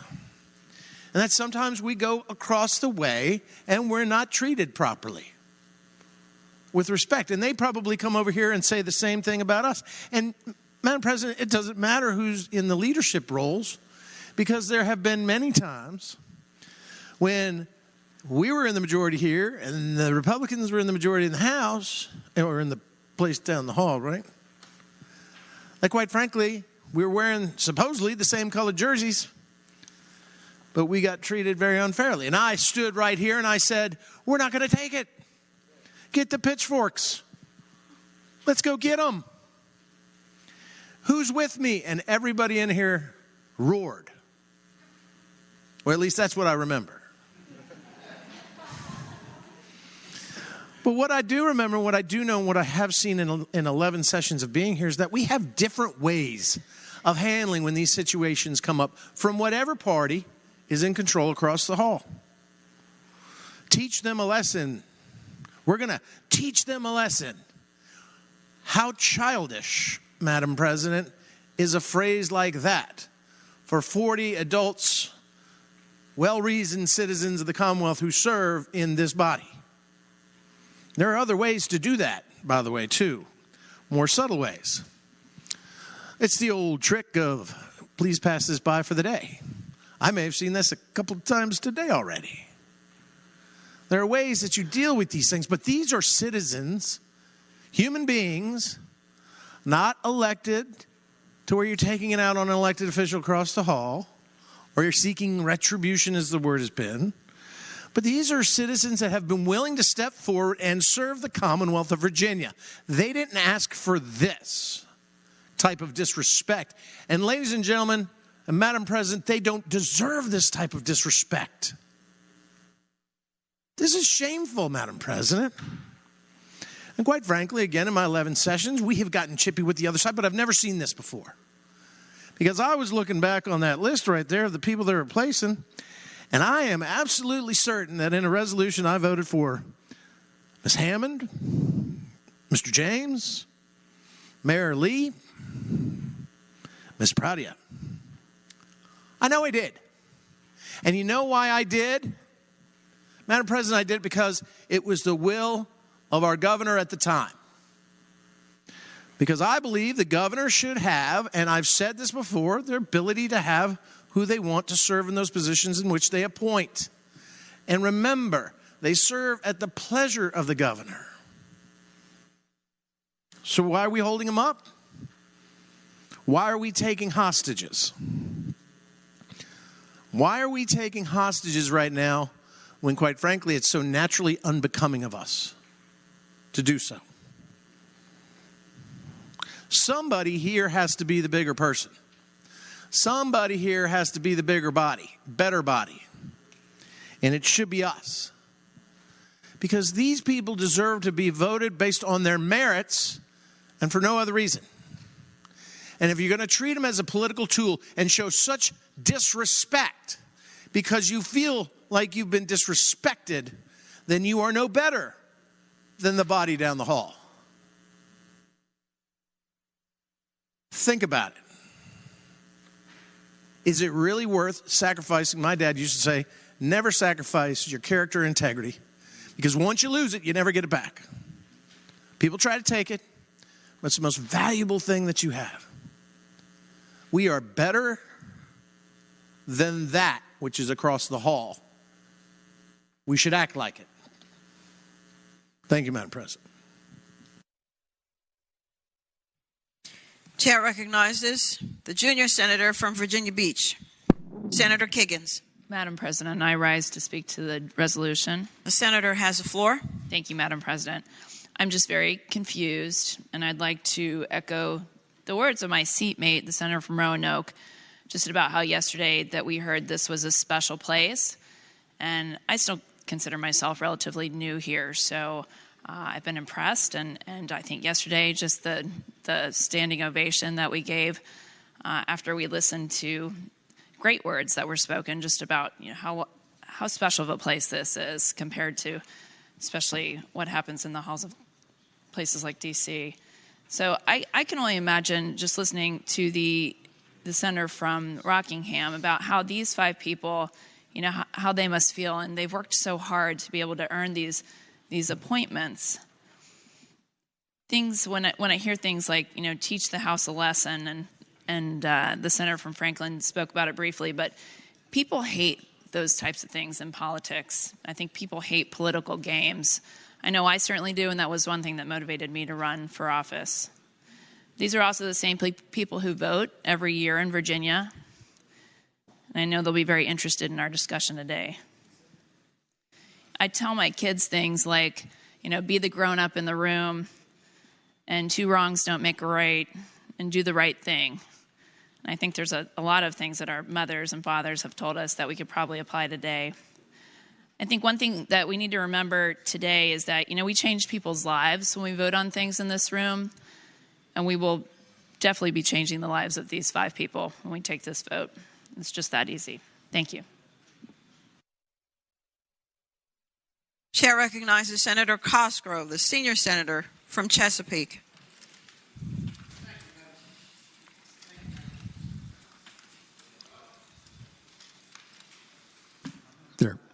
Thank you, Madam President. I was wondering if the gentleman from Hanover would rise for a question or two. Will the senator yield? Senator McDougall. Yes, Madam President, I'd yield. The senator yields. Senator Cosgrove has the floor. Thank you, Madam President. I'm just trying to kind of do a little crystal balling here.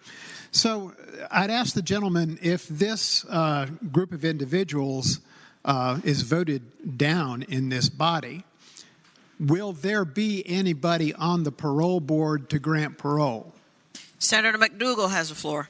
Madam President, I'd answer the gentleman that after we adjourn sine die, no. Additional question, Madam President. Sorry? Would the gentleman yield for another question? Will the senator yield? I'd yield, Madam President. Senator yields. Senator Cosgrove has the floor. Thank you, Madam President. I'd ask the gentleman, so if these people go away, there's nobody there to do parole. And then it's up to the governor to appoint new people. So the question is, nobody will be getting parole. Nobody will be getting parole until... All right, Madam President. We need order.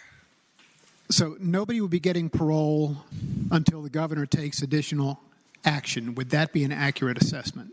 Senator McDougall has the floor. Madam President, I'd answer the gentleman that if this resolution does not pass and these individuals are not confirmed by the time we adjourn sine die, then for anybody the parole board to take any action at all, new individuals would have to be appointed. So during that time, there would be nobody in a position at the parole board to make any determinations. I thank the gentleman to speak briefly to the bill. Senator Cosgrove has the floor. Thank you, Madam President. A lot of folks think that basically we'll all be happy if there's no parole in Virginia at all. And I think that most of us think there are people that are deserving of a second chance. I think some have been given a chance when they shouldn't have. But at the same time, this little political charade that we're dealing with here today, it's not going to hurt just these 5 people that are on this resolution.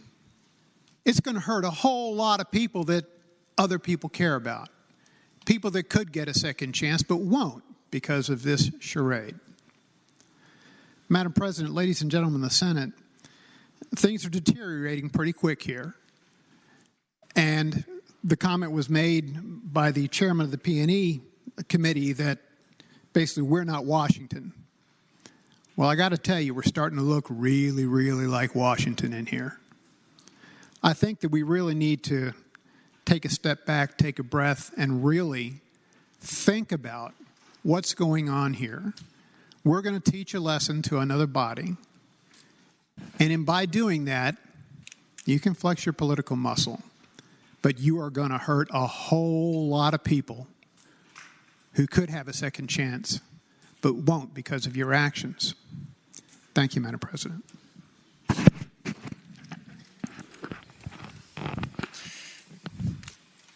Chair recognizes the patron, the gentleman from Alexandria, Senator Eben. Thank you, Madam President. If no one else wishes to speak.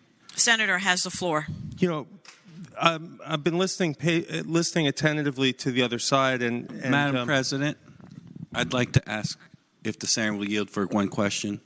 Will the senator yield? I'll yield. Senator Suderline has the floor. Madam President, I'd like to ask the senator, so I explained why I especially care about the member of law enforcement in my community that was appointed to this. And I want to know if my understanding is correct, if because of this resolution that was brought forward with no intention of actually passing, he will not ever be allowed to serve on this board. Senator Eben.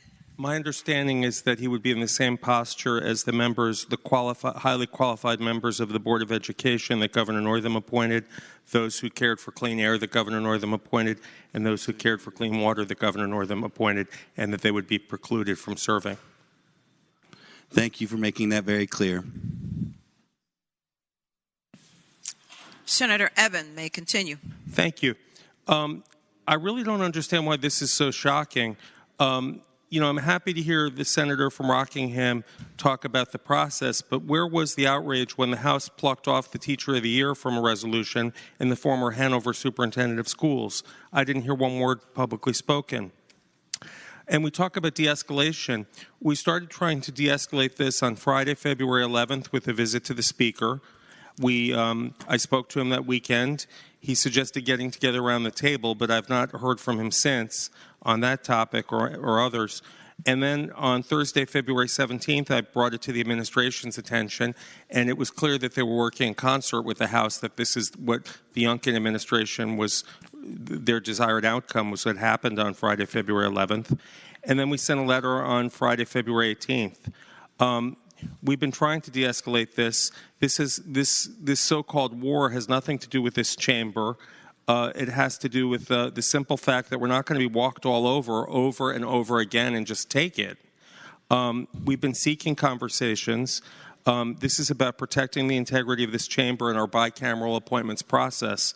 The senator from Franklin talks about disrespecting citizen board members, but nothing about disrespecting the citizens who worked and were working and were serving to try and see that our environment was clean and that our students had quality instruction. So with that, again, I have nothing further to say on the matter.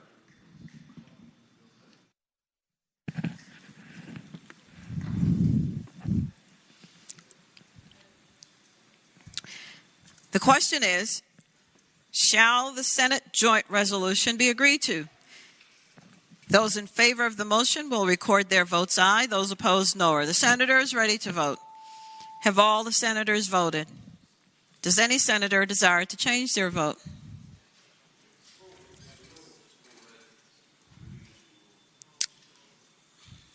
The clerk will close the roll. Noes 21. Ayes 19, noes 21. Senate joint resolution is rejected.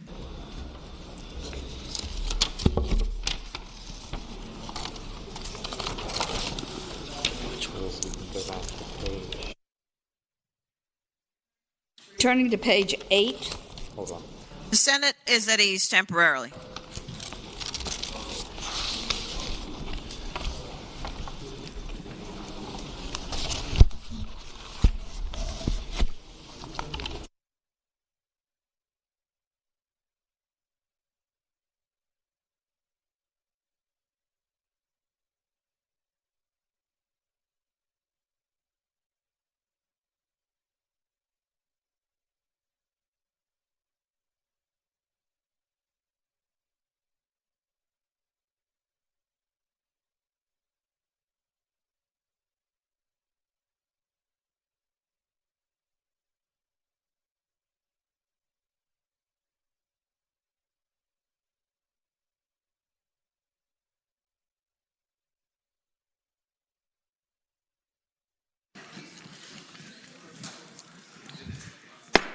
Senate will return to order.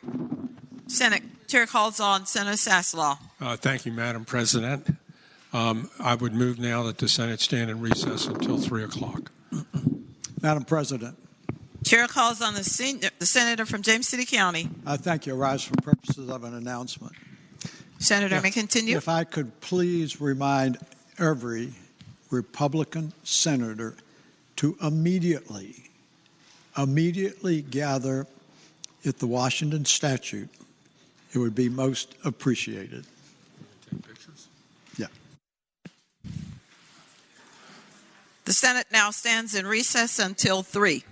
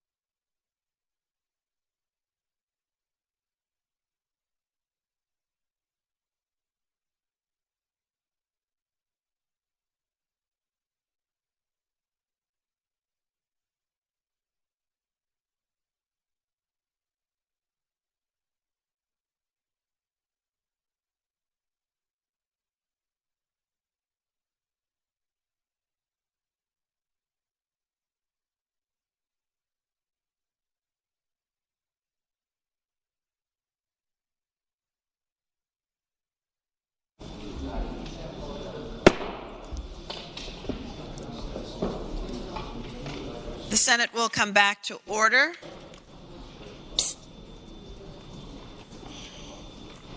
Senator Sasslaw. The chair recognizes the senior senator from Fairfax County, Senator Sasslaw. Madam President, I would move we waive the reading of the communications from the House of Delegates.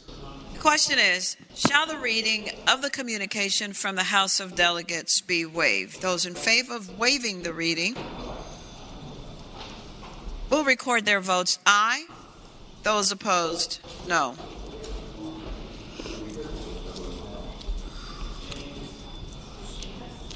Are the senators ready to vote? Have all the senators voted? Does any senator desire to change their vote? The clerk will close the roll. Ayes 33, noes 7. Ayes 33, no 7. The reading of the communication from the House of Delegates is waived. Page 23 on the white calendar. House Bill 217, the House has acceded to a request for a committee of conference. And then you say that. Conferees on the part... Which bill is that, Madam Chair? House Bill 217. 217. Page 20. Page 23. Page 23 of the white calendar. Pardon? Conferees on the part of the Senate is named by the Chair of Education and Health, Senator Lucas, or Senators Hashmi, Lewis, and Suderline. House Bill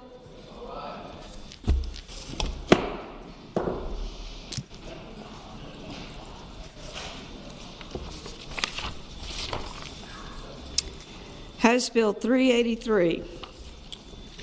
The House has acceded to the request for a committee of conference. Conferees on the part of the Senate is named by the Chair of Finance and Appropriations, Senator Howell, or Senators Lucas, Edwards, and Pillion. House Bill 385. The House has acceded to the request for a committee of conference. Conferees on the part of the Senate is named by the Chair of Finance and Appropriations, Senator Howell, or Senators Lucas, Edwards, and Pillion.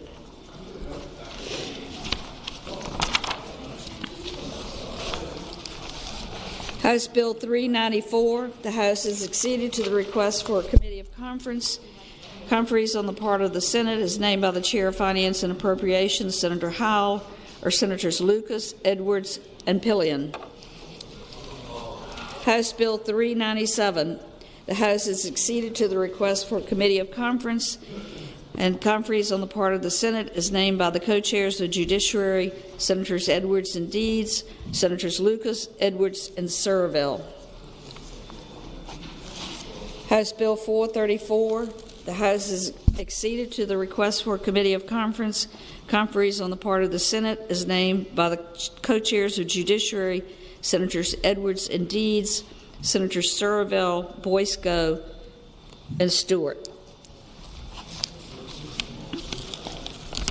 House Bill 563, the House has acceded to the request for a committee of conference. Conferees on the part of the Senate is named by the Chair of Education and Health, Senator Lucas, or Senators Mason, Locke, and Pillion. House Bill 565, the House has acceded to the request for a committee of conference. Those were out of order. I apologize. This is 563. Just read 563 again. This is 563. This is 563. Okay, we were out of order. House Bill 563, conferees on the part of the Senate is named by the Chair of Finance and Appropriations, Senator Howell, or Senators McClellan, Sasslaw, and Stanley. On House Bill 565, the House has acceded to the request for a committee of conferees, and conferees on the part of the Senate is named by the Chair of Education and Health, Senator Lucas, or Senators Mason, Locke, and Pillion. House Bill 740. The House has acceded to a request for a committee of conference. Conferees on the part of the Senate is named by the co-chairs of Judiciary, Senators Edwards and Deeds are Senator Servell, Ruff, and Spruill.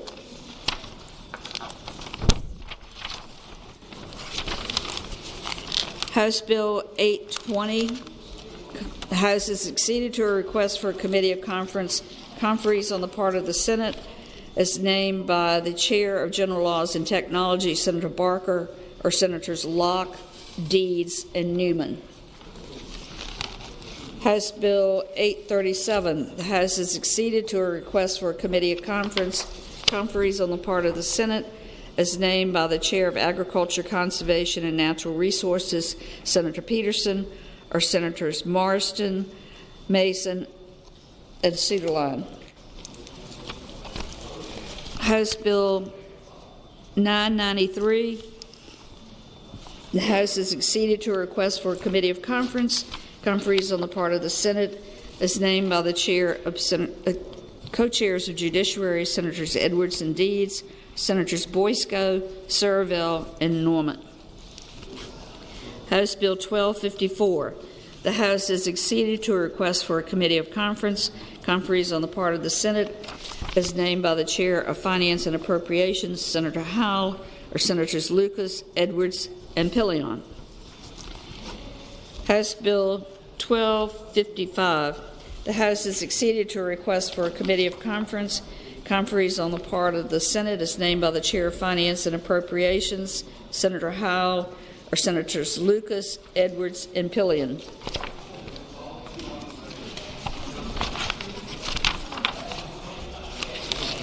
On House Bill 1257, the House has acceded to a request for a committee of conferees on the part of the Senate as named by the Chair of Agriculture, Conservation, and Natural Resources, Senator Peterson, or Senators McClellan, Morrissey, and Stanley.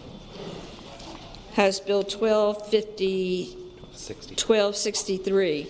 The House has acceded to a request for a committee of conferees on the part of the Senate as named by the Chair of Finance and Appropriations, Senator Howell, or Senators Lucas, Edwards, and Pillion. House Bill 1326. The House has acceded to a request for a committee of conferees on the part of the Senate as named by the Chair of Commerce and Labor, Senator Saslaw, or Senators Spruill, Eben, and Pillion.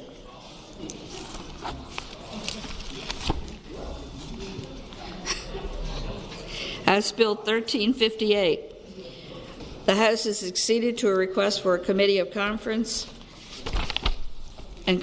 on the part of the Senate as named by the Chair of Finance and Appropriations, Senator Howell, or Senator Lucas, Edwards, and Pillion.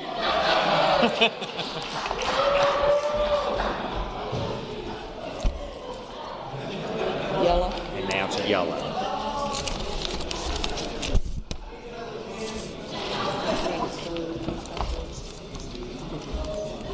Okay, supplemental calendar number 2, yellow. Unfinished business, House. And we are awaiting House action. Page 2. So page 2, unfinished business, Senate. Senate Bill 652 is passed the House with amendments. Chair recognizes Senator Vogel. The gentlelady from Fauquier. Thank you, Madam President. I move that the Senate adopt the House amendments, and speaking to that motion. The senator has the floor. Thank you, Madam President. This is Senate Bill 652, which I was actually discussing in the back corner with my colleague. And the explanation of the bill is, you will remember that I brought this bill to this body because we had an issue of the application of the rules for absentee ballot applications. We had every locality in the Commonwealth of Virginia applying the rule one way, which is to say that based on the code and what the application says itself, the last 4 digits of the Social Security number were required on the absentee ballot application. So every locality was basing the rule on the plain meaning of the language, the plain reading of the language. One locality was not. And so that kind of threw everything into a bit of chaos. And so when the registrars were questioned in other parts of the Commonwealth, how is it that, in this case, Fairfax will do it one way and you all will not do what Fairfax is doing? They said it actually doesn't matter. Informal guidance or guidance from the department doesn't override what the code requires. We cannot change what we're doing. So I had a lot of conversations with a lot of different people around the Commonwealth, and this is not entirely inconsistent with what another of my colleagues has done with his bill, which allows you to do the last 4 digits of your Social Security number in lieu of a signature. So what I think we're trying to do is just be consistent. So that to the extent that there is any guidance that any person took and accepted and treated one way when everybody else in the Commonwealth is doing it differently, this clears that up. And so it passed this body with a strong majority, and all that the other body did was change a V to an and make it very clear in another portion of the bill that it only applies to the absentee ballot application if you're not doing it in person. So thank you for indulging me with that longer explanation, but I want the members of the body to understand why we're doing it and why it's important. And with that, I would ask that you please accept the technical amendments from the House. Thank you, Madam President. Chair recognizes Senator Eben, the gentleman from Alexandria. Would the senator from Fauquier resume the floor for the yield for a question? Will the senator yield? Yes, Madam President, I am happy to yield. Senator Eben has the floor. Thank you, Madam President. I would ask the senator, under this bill, if passed in this form, would this allow an application where someone gets the last 4 of their Social Security wrong or leaves it blank? Would that be a material omission and have the registrar throw out the ballot when it's the application when it's received? Senator Vogel has the floor. Madam President, that is currently the law. That is currently what happens in every locality in the Commonwealth of Virginia. They will set it aside, and in one case, in one county, they were treating it differently, and that was the concern, that you have to treat everybody the same. It doesn't mean you still can't cure. Now, that may be his next line of questioning. So I will yield, Madam President. Senator Eben has the floor. Thank you. I would ask if the senator would yield for one more question. Will Yes. Senator from Fauquier yield? Yes, I'm happy to yield. Senator Eben has the floor. If this bill passes under the law, are they required to offer an opportunity to the person who applied for the ballot to cure the application so that it would not be thrown out and just disregarded? Senator from Fauquier has the floor. Madam President, I would say to the gentleman that they have the opportunity to provide the cure, and that was one of the questions that we were having a sidebar conversation about and that I was communicating with the registrars about earlier this morning. And there was some question about whether or not additional language should be included, and I'm told that the registrar said that any other language that would be included to further clarify or add additional language about a cure would be redundant, that already exists. They have the opportunity for the cure and certainly can set it aside and reach out to any person and say, would you please provide this information? So, Senator Eben. If the Further question? Speaking to the amendments. Senator has the floor.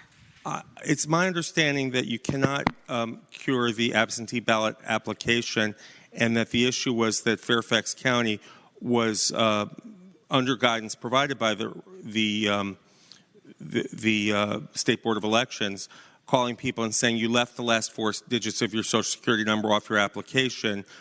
We'd like to get the numbers to verify your identity. Otherwise, we have to throw away your application. And I've been reading through the bill, and I don't see where in it says that if you leave off those 4 numbers that they wouldn't throw out your application. And I would have preferred the amendment the House didn't adopt, which would have allowed to cure the absentee ballot application. So I would ask that we vote against this, because this could lead to people's applications just being thrown away without them even being notified. There's nothing in this bill that requires a voter be notified that their application was inadequate and giving them an opportunity to provide the last 4 digits. Madam President. Sorry. Chair recognizes the senator from northwestern Fairfax County, Senator Boysko. Thank you, Madam President. Speaking to the amendment and the bill. The senator has the floor. Thank you, Madam President. So a couple of years ago, we carried a bill. I actually carried it that would allow in a mail application to learn to get on to the excuse me, my tongue is getting tied. A voter application would have a QR so that they could call or email. And I think it's important that we are consistent so that if someone was not only registering to vote, but also trying to be able to get a mail-in application ballot, that they would have that same opportunity in the event that they missed it. We want Virginians to be able to exercise their right to vote. It is one of the most precious rights we have.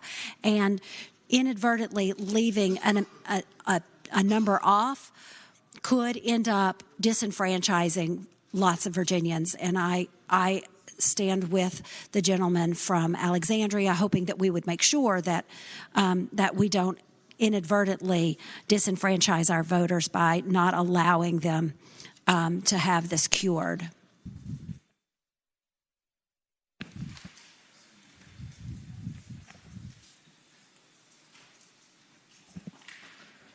Chair again recognizes Senator Vogel, the gentlelady from Fauquier. Thank you, Madam President. I would like to just point out for my colleagues that I think we're talking past each other and we're talking about two very, very different issues here. One is the opportunity to cure.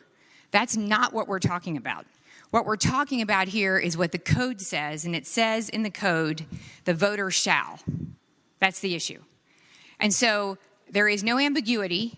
There's no question in the minds of any registrar what the code says. The code says that on your absentee ballot application, and it's very clear, if I had the form, and I regret I don't have it to actually hold up here and show you, at the very top, it's very clear that what's in that highlighted section is what's required. That's material, and that's been considered material by every registrar forever. And if you went to any registrar in any county, they would be able to open a folder and show you a pile of absentee ballot applications that they set aside because by law, if they read the code, they believe they have to because they're missing that material information that helps them identify that actual that person who has applied for an absentee ballot application. What has happened in the Commonwealth of Virginia is you have every single county following the code specifically, that shall language, and you had one county that did not. And so that was the genesis of this legislation. And when I had a conversation with the registrar in Fairfax County, who is incredibly qualified and incredibly competent and very much understands the law. He came from Utah, and he has a great depth in election law and understands these issues. And when we had the conversation, and I'm not suggesting that he endorses the way we're solving it, but he said, if you will go back this session and make it a priority to clean up this section of the code. What the issue is not that this code section in anybody's view is ambiguous.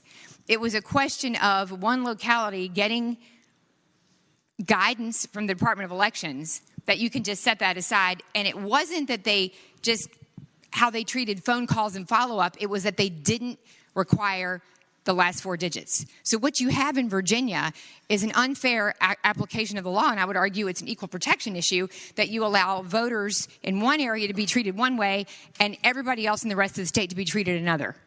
And it doesn't matter which position you take, which side you're on, you should just be on the side of doing it all the same way. So when I called registrars from around the Commonwealth of Virginia and said, well, how can they do it one way and you not do it that way? Why are you not persuaded? And every single one of them said, guidance doesn't trump the code.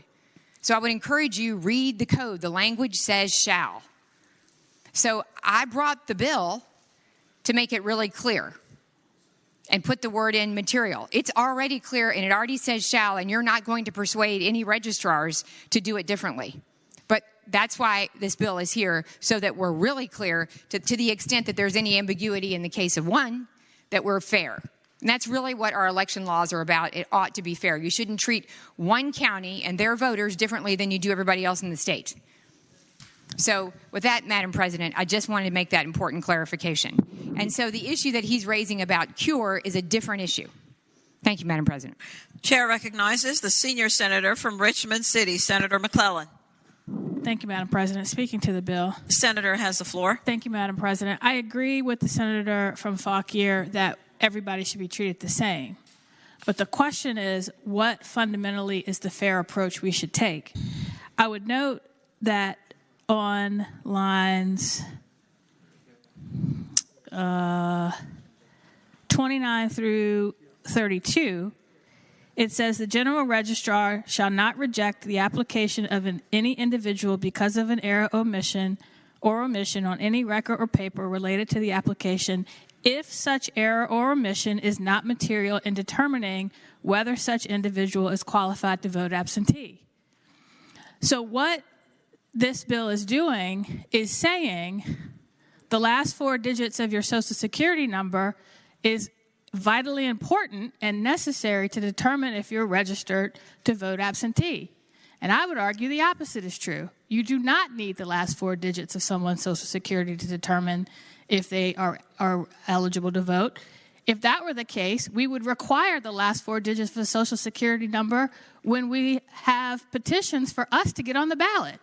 But it's voluntary because the last 4 digits of the Social Security number make it easier to figure out if someone is qualified to vote, but it's not required. And so I think the fair thing to do, if we're trying to clarify this section of the code and make it consistent for everyone, we should do it in a way that makes it easier for people to vote by not declaring by fiat the last 4 digits of your Social Security number are required to check if you are eligible. And so I think we should put this bill in conference, and I would ask that we reject the House amendments.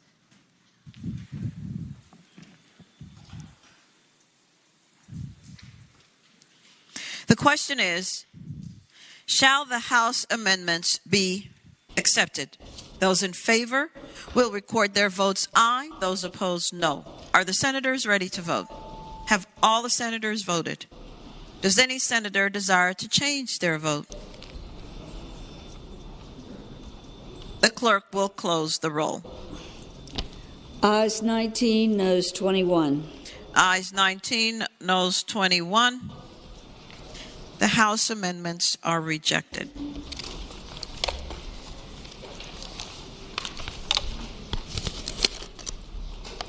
Senate Bill 38. The House insists on the amendment and request a committee of conference. Chair recognizes Senator Normand, the gentleman from James City County. Madam President, addressing Senate Bill 38, I would respectfully request that we accede to the committee of conference. The question is, shall the Senate accede to the request for a committee of conference on Senate Bill 38?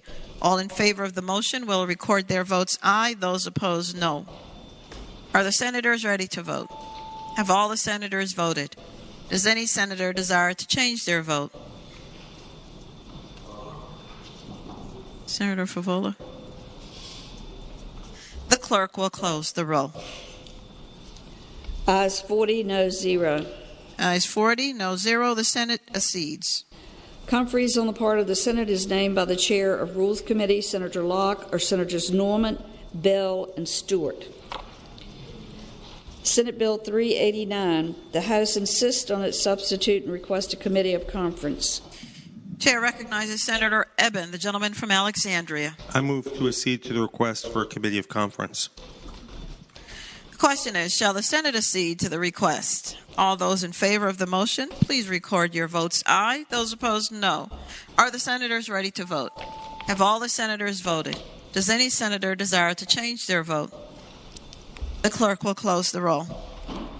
Ayes 40, no 0. Ayes 40, no 0. The Senate accedes. Conferees on the part of the Senate is named by the co-chairs of Judiciary, Senators Edwards and Deeds, or Senators Eben, Surville, and Peake.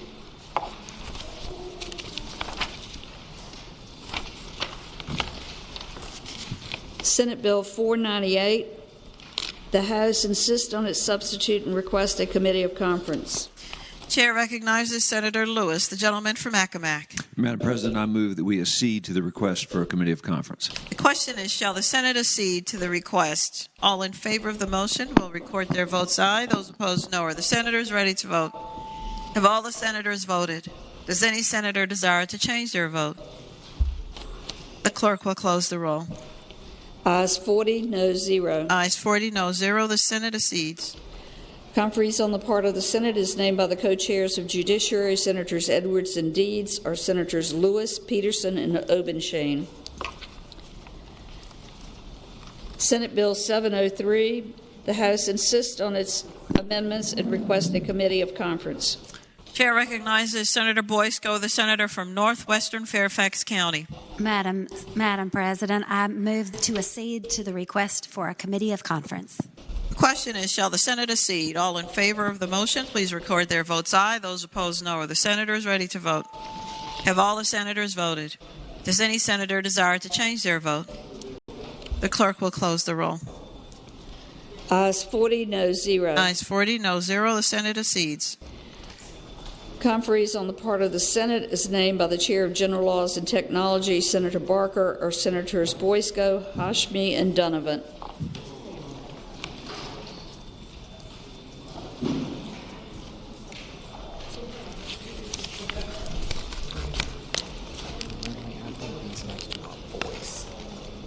Senate Joint Resolution 10. The House insists on its amendments and requests a committee of conference. Chair recognizes Senator Sorovell, the gentleman from eastern Fairfax County. Madam President. Chair recognizes instead Senator McPike, the gentleman from Prince William. Thank you. Can they go by temporarily? Without objection. Oh, it's accede. Let me correct that. Withdraw that.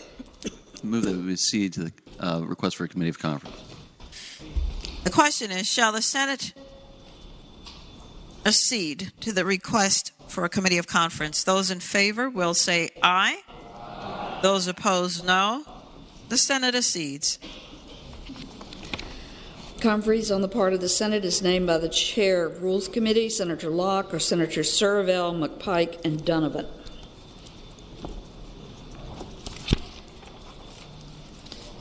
SJR 35.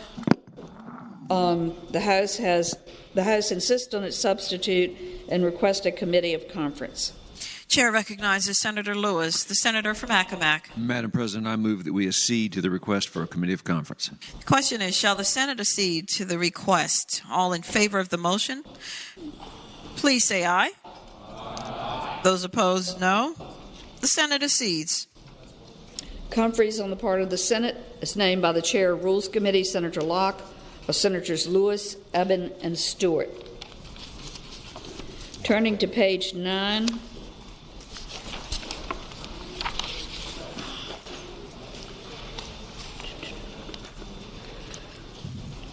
Regular calendar, House Bill on third reading. Actually, uncontested. I'm sorry, uncontested calendar, House Bill on third reading. House Bill 537, telemedicine, out-of-state providers, behavioral health services provided by practitioner. Chair recognizes the senator from Portsmouth, Senator Lucas. Madam President, I'm going to yield to the senator from James City County.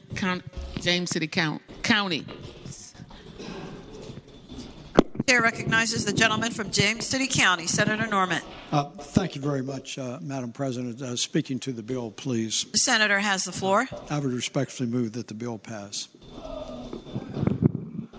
The question is, shall the bill pass? And speaking to the motion? Speaking to the motion, sir? Or is Senator Lucas speaking to the motion?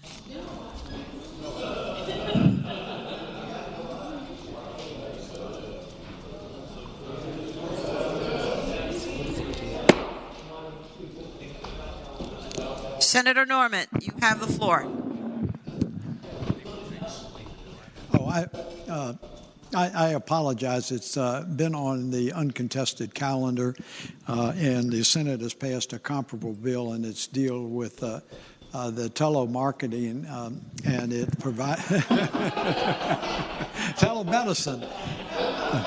I don't know where my notes are, so I apologize. Somehow my notes have gotten misplaced in the midst of all of this. So I tell you what, I know that the senator from Portsmouth has some crypt notes up there, so maybe if she would share the crypt notes with me, that might be the most effective thing.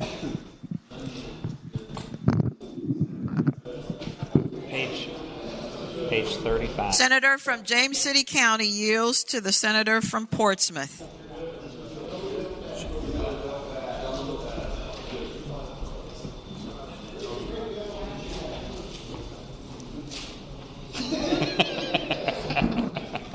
Madam President, I move that the bill pass and speaking to the measure. The senator has the floor. Yes, ma'am. Madam President, the bill is for out-of-state providers. I'm sorry. What the bill does in the Commonwealth with the patient located in the Commonwealth when such practice is for the purpose of providing continuity of care through the use of telemedicine services. And two, the practitioner has previously established a practitioner-patient relationship with the patient. The bill provides that a practitioner who provides behavioral health services to a patient located in the Commonwealth through use of telemedicine services may provide such services for a period of no more than 1 year from the date of which the practitioner began providing such services to that patient. And with that, Madam President, I again move that the bill pass. The question is, shall the bill pass? Those in favor of passage will record their votes aye. Those opposed, no. Are the senators ready to vote? Have all the senators voted? Does any senator desire to change their vote?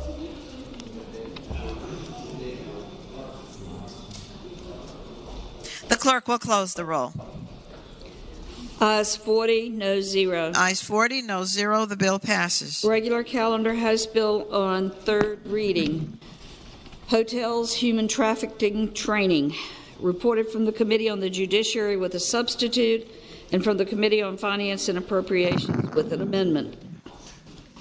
Chair recognizes Senator Edwards, the gentleman from Roanoke City.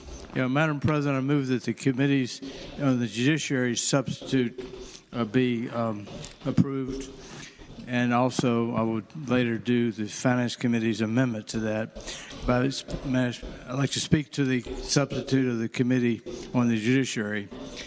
Madam President. Senator has the floor. What this does, it provides for the Department of Criminal Justice Services to provide human trafficking training for hotels. What the substitute does is provide that this training can be done through alternative online or in-person training courses, and further that it specifically exempts short-term rental properties from the bill. With that explanation, I move that the substitute be agreed to. Chair recognizes Senator Norman, the gentleman from... All right. The question is, shall the committee substitute from the Committee on the Judiciary be agreed to? Those in favor will say aye. Aye. Those opposed, no. The committee substitute from the Committee Judiciary is agreed to. Chair again recognizes Senator Edwards. Thank you, Madam President. With the agreement of the chairman of the Finance Committee, I move that the Finance Committee amendment be agreed to. This amendment simply provides that the Department of Criminal Justice Services training should be done at no cost to the hotel proprietor or to its employees. That's all it does. With that explanation, I move that the amendment be agreed to. The question is, Chair again recognizes Senator Norman. Gentlemen.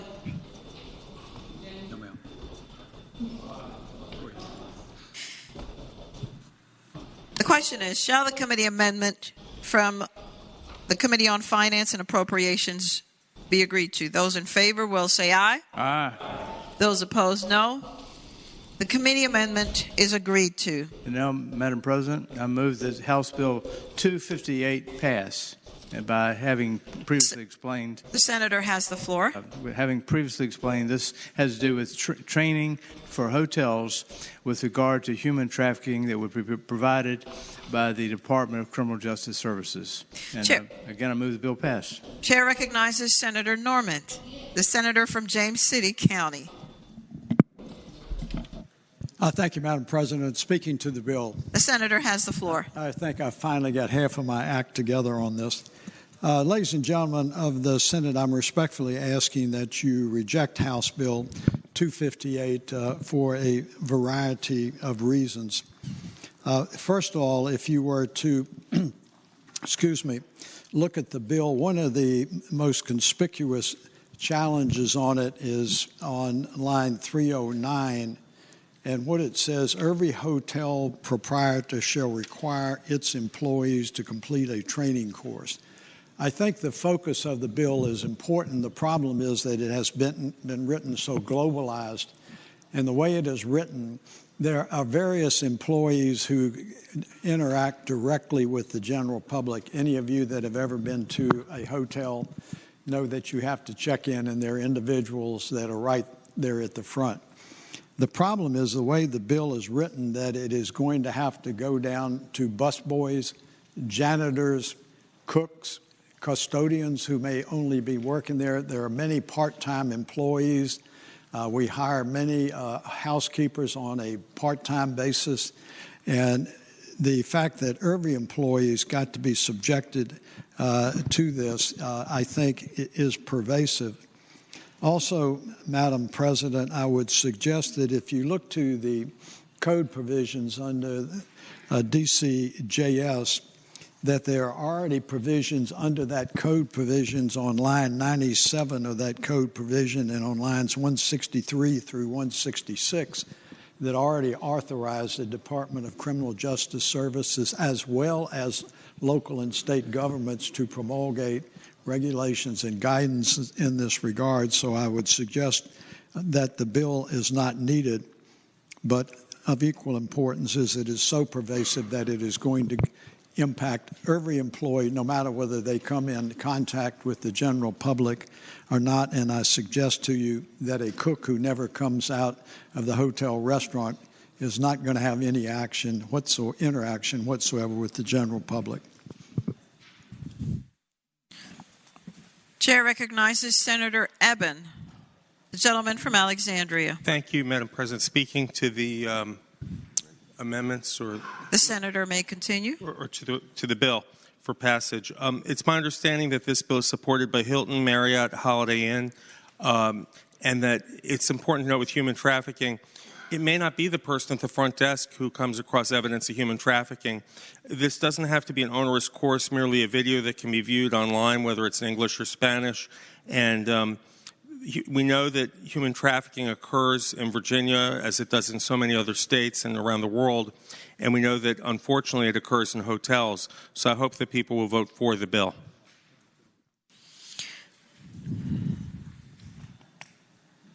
The chair recognizes Senator Peterson, the senator from Fairfax City. Thank you, Madam President. Speak to the bill. The senator has the floor. Madam President, ladies and gentlemen of the Senate, I know the day is long, but I think it's worth paying a little bit of attention to this bill. And you'll note where it says on line 315, and my colleague from James City County pointed out, it's each hotel employee shall repeat the required training course described within 6 months of being employed and thereafter at least once during each consecutive period of 2 calendar years. So you got to take the course within 6 months of being employed and then the course every 2 years. Now, all kinds of people are employees of hotels, from lifeguards, valets, work in the kitchen, custodian, bartender. Could be somebody working in a call center that gets the call. And so to me, this legislation is wild. It's overbroad. I mean, it's classically overbroad, and I understand it's trying to solve a problem.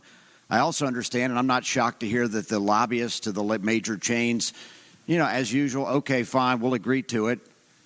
Maybe they'll have to take the training if they're employees too. But the problem is at the end of the day, is this a policy that's frankly going to be relevant, requiring 90% of the people that are not going to come into contact with customers to take this training? And I just think that we can solve problems by requiring people to take webinars. It's not typically how problems are solved. They're typically solved by people getting prosecuted and put in jail. So I hope we can reject this, and maybe we can make a floor amendment at a later time and make it a little bit more focused. Thank you. Chair recognizes Senator Favola, the senator from Arlington. Thank you, Madam President. Speaking in favor of passage for the bill. The senator has the floor. Thank you, Madam President. I just want to make 2 points. Many functions now that hotels undertake, they contract out for workers. So my understanding of the bill is contracted help would not be under this purview of employees. So A, and then B, again, the burden on the hotel is very minimal, if at all. The employee can take this video class, which is short. And the benefit is, I think, the awareness on human trafficking is at least out there. There's a larger understanding. There's some, hopefully, more information in the general realm of the whole retail world. And I think that's a good thing. I do not think this bill causes any harm. So, and having made my arguments, I do think on balance, much more is to be gained. There's not a big burden. This bill is worthy of passage because human trafficking is a serious problem. I do hope the body will vote for the passage. Thank you, Madam President. Chair recognizes Senator Bell, the gentleman from Loudoun. Thank you, Madam President. Speaking to the bill. The senator has the floor. Human trafficking is a problem, but I don't think this bill solves it. There's a few things in this bill that give me pause. Number one, while I appreciate the gentleman mentioning the large chains that support it, many hotels are small, and they're already in a difficult time. COVID's really hurt them. This is an additional burden. And frankly, the amendment doesn't make a lot of sense to me that says it will come at no cost to the hotel. I'm assuming these employees are going to be on the clock. You can't require them to do something if they're not on the clock. So that hotel is paying for the wages for that period of time. So there is a cost. Perhaps the cost isn't to develop the training course, but it is to make them watch the video. So I think we're kidding ourselves to say there's no cost because there is.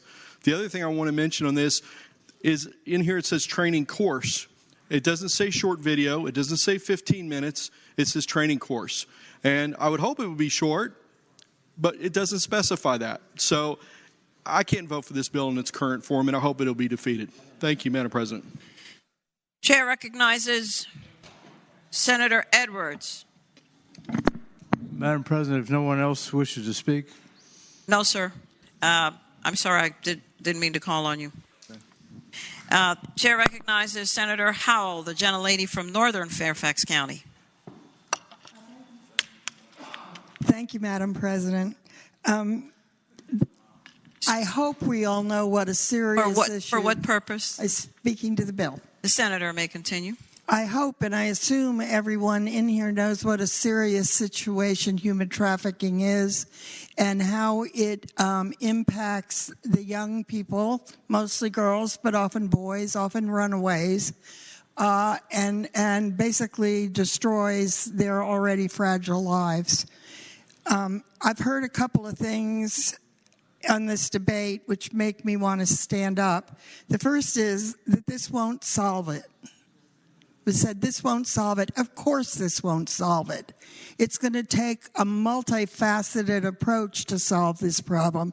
But this is one thing that will help solve it. It will move us in that direction.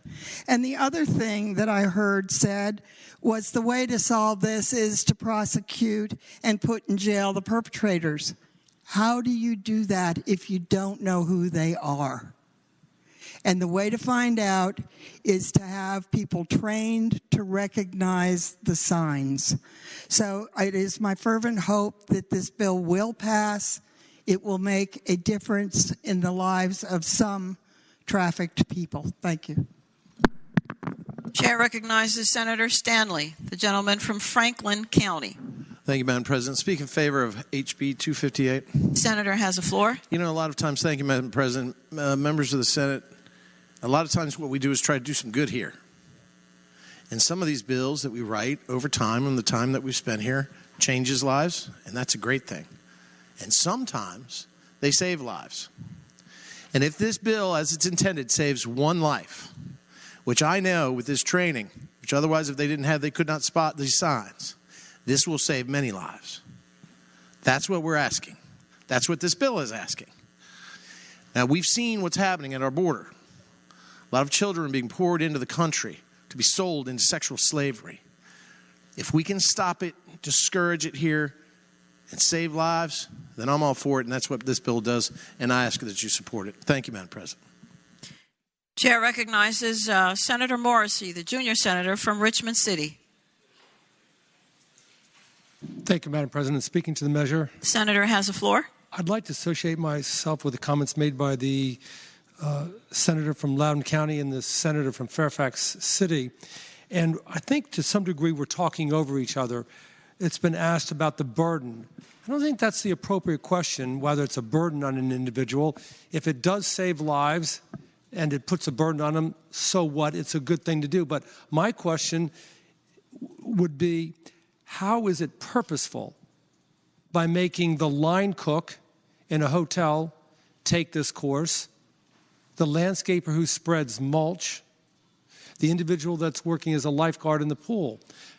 Granted, the people working inside the restaurant at the counters, that makes sense. But I don't think we should pass legislation and simply say, it doesn't hurt to enact this legislation. Rather, is it purposeful towards the end? And this legislation doesn't say that some people in the hotel take the appropriate course, but everyone does. And for those reasons, I would encourage the body to vote against it. Chair recognizes Senator Newman, gentleman from Bedford. Madam Chair, I'm going to speak in opposition to the bill, and it's reluctantly. Senator has the floor. Thank you, Madam Chair, Madam President. The problem with the bill is we're too tired to do it right, or we're just not doing it right. The fact is that we could write this to be those people that actually interact with the public, but through the process, we've decided let's don't do that. Let's write it this way. So if you're in the call center and you know you're not going to interact, the bill's written wrong. And honestly, I take some responsibility. It was before Finance Committee. It tingled in the back of my head, and I didn't have an amendment. Maybe we need one now. But honestly, to me, writing a bill that says there's got to be this type of training and that the department has got to come up with that and it's got to stay there for an extended amount of time is just wrong. I think it is. I know it's late in the day, but it's wrong for us to do this. And I would hope we would not pass it in this form. It doesn't mean that there is not some form that the bill could be in that would make it better. Chair recognizes Senator Peterson. Madam Chair, could this bill go by temporarily for an amendment? Without objection. House Bill 258 goes by temporarily.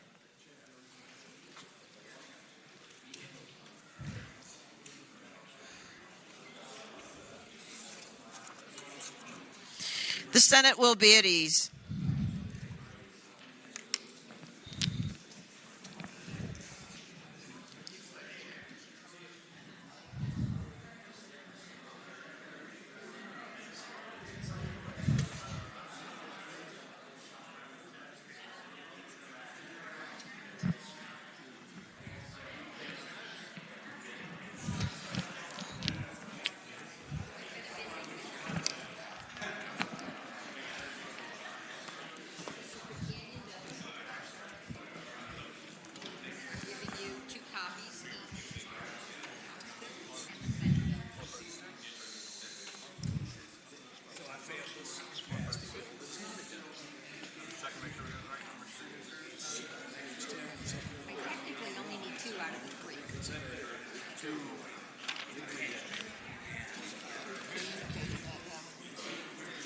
What number? It's 687. No, we not communicated it because we agreed to it, so it was considered finished business. So it can be brought back up. We're still in possession of it. I'll just tell everybody where it is. If we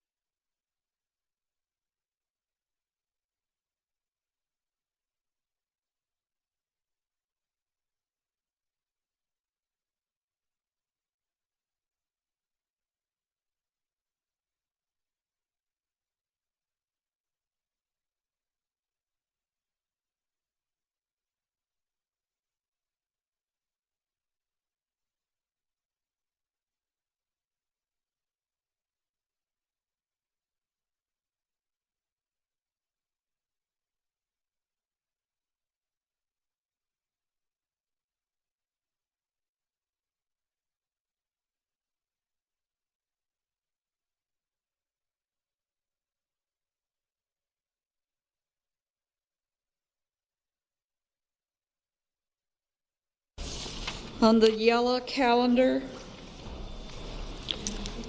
has Bill 258. We have a floor amendment. And we have a floor amendment.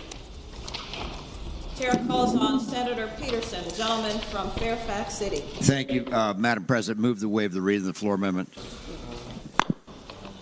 The question is, shall the reading of the floor amendment be waived? All in favor of waiving the reading will say aye. Those opposed, no. The reading of the floor amendment is waived. Thank you, Madam Chair. Basically, in order to keep this bill moving forward, the floor amendment is a reenactment clause which will enable us to get this into conference. I've had probably 6 different suggestions in 10 minutes about how to rewrite this bill, and I think we need to get it into conference and we can handle it there. So I move the floor amendment. Thank you. The question is, shall the floor amendment be agreed Madam to? President. Chair recognizes Senator Norman, the gentleman from James City County. Thank you, Madam President. I have spoken with the senator, and I concur with this, and I just wanted to represent that we'll work to try to rewrite this and refine it a little bit so it is a little less onerous but functional. Chair again recognizes the senator from Roanoke City, Senator Edwards.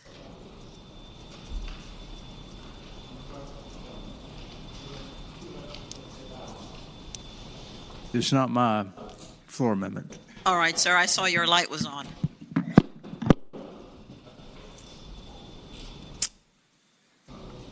Those who Did he make a motion? Okay. Those who agree to the floor amendment will say aye. Aye. Those opposed, no. The floor amendment is agreed to. Senator Edwards. Madam President, if no one else wishes to speak, The senator has the floor. nobody can deny that human trafficking is a very, very serious matter that we have dealt with. We've had put on the back of, in truck stops, in the back of restrooms, advice is what to do. And this is just one more very important step to have our hotels give this training to everybody, whether they working in the garden or in the cook's chambers or wherever it happens to be. Everybody should have this training. I agree with the senator from Franklin County. This can well save lives. If it just saves one life, it's worth doing. We've already limited it to say that the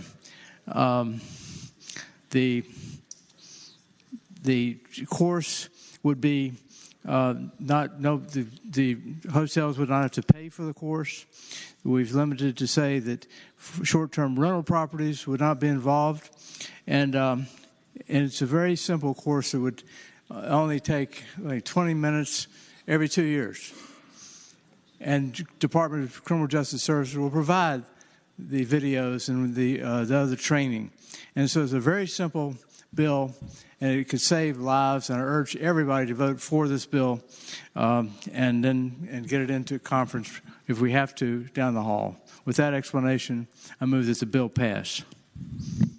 The question is, shall the bill pass? Those in favor of passage will record their votes aye. Those opposed, no. Are the senators ready to vote? Have all the senators voted? Does any senator desire to change their vote?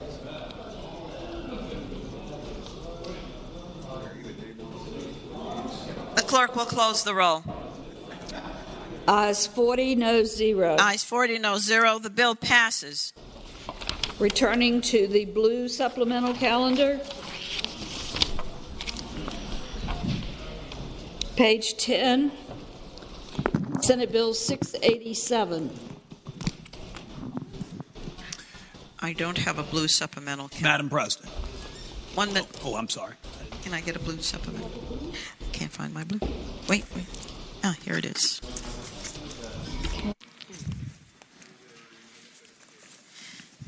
Chair recognizes Senator Mason, the gentleman from Williamsburg. Thank you, Madam President. Madam President, with apologies to the body, I need to move to, having voted on the prevailing side by which we passed Senate Bill 687, I'd like to move to that we reconsider that vote. The question is, shall the vote by which Senate Bill 687 passed be reconsidered? Those in favor will record their votes aye. Those opposed, no. Are the senators ready to vote? Have all the senators voted? Does any senator desire to change their vote?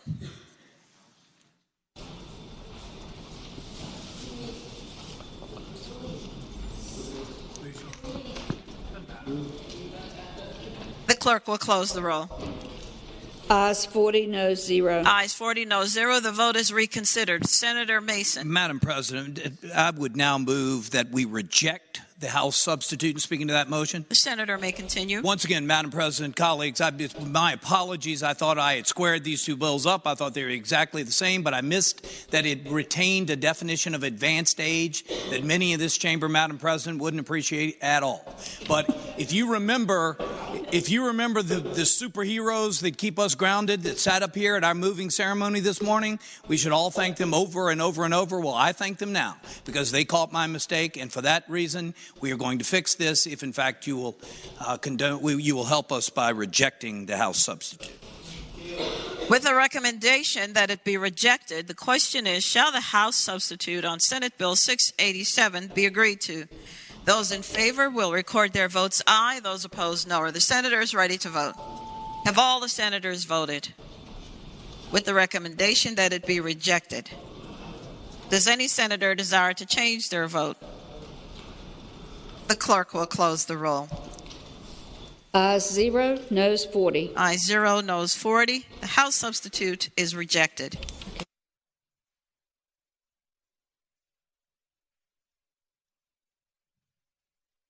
I'd like to take this opportunity just to remind the senators that according to Rule 36, if you have any interest at all in a bill that's before you, you may not speak to it at all, even.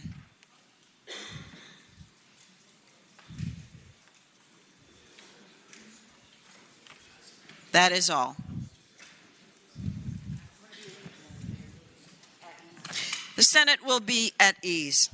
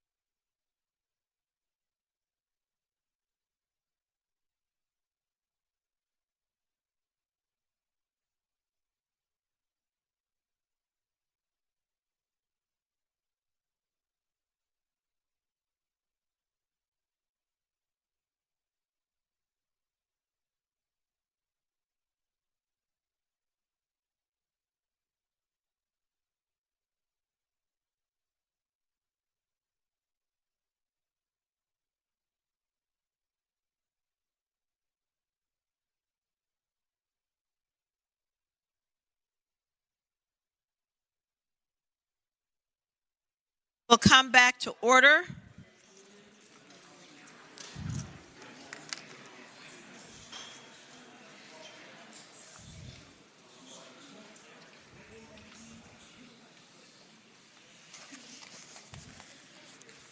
Madam Clerk. Chair now calls on the senior senator from Fairfax County, Senator Saslaw.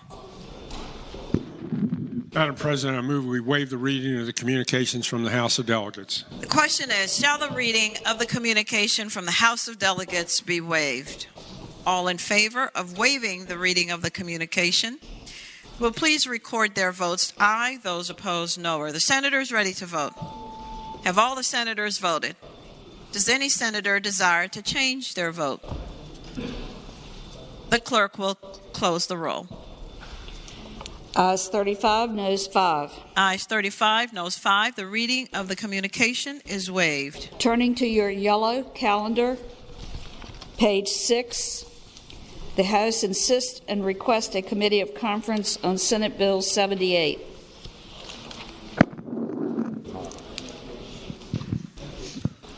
Chair recognizes Senator Norman, the gentleman from James City County.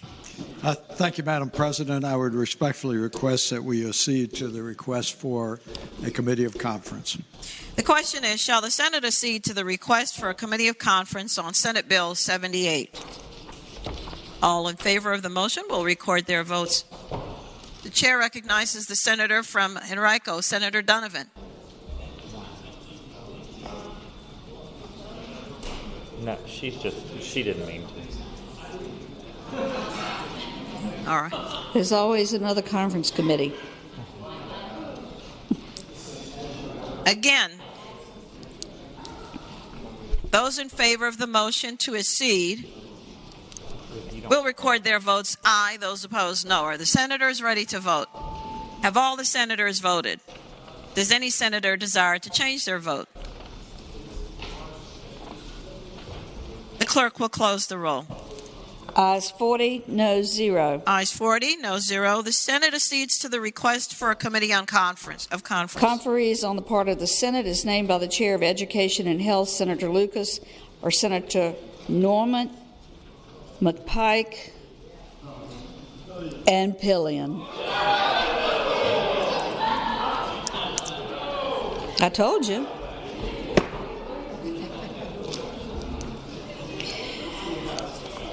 The House insists and requests for a committee of conference on Senate Bill 198. Chair recognizes the senator from Williamsburg, Senator Mason. Thank you, Madam President. Madam President, I move that the Senate accede to the request for a committee of conference. The question is, shall the Senate accede to the request? Those in favor of the motion will record their votes aye. Those opposed, no. Are the senators ready to vote? Have all the senators voted? Does any senator desire to change their vote? The clerk will close the roll. Ayes 40, noes 0. Ayes 40, noes 0. The Senate accedes. Conferees on the part of the Senate is named by the co-chairs of Judiciary, Senators Edwards and Deeds, or Senator Mason, Deeds, and Stewart.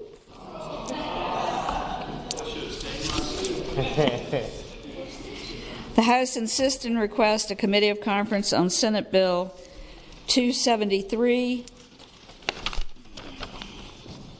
Chair recognizes Senator Eben, the gentleman from Alexandria. Thank you, Madam President. I move that we accede to the request for a committee of conference. The question is, shall the Senate accede to the request? All those in favor of the motion will record their votes aye. Those opposed, no. Are the senators ready to vote? Have all the senators voted? Does any senator desire to change their vote?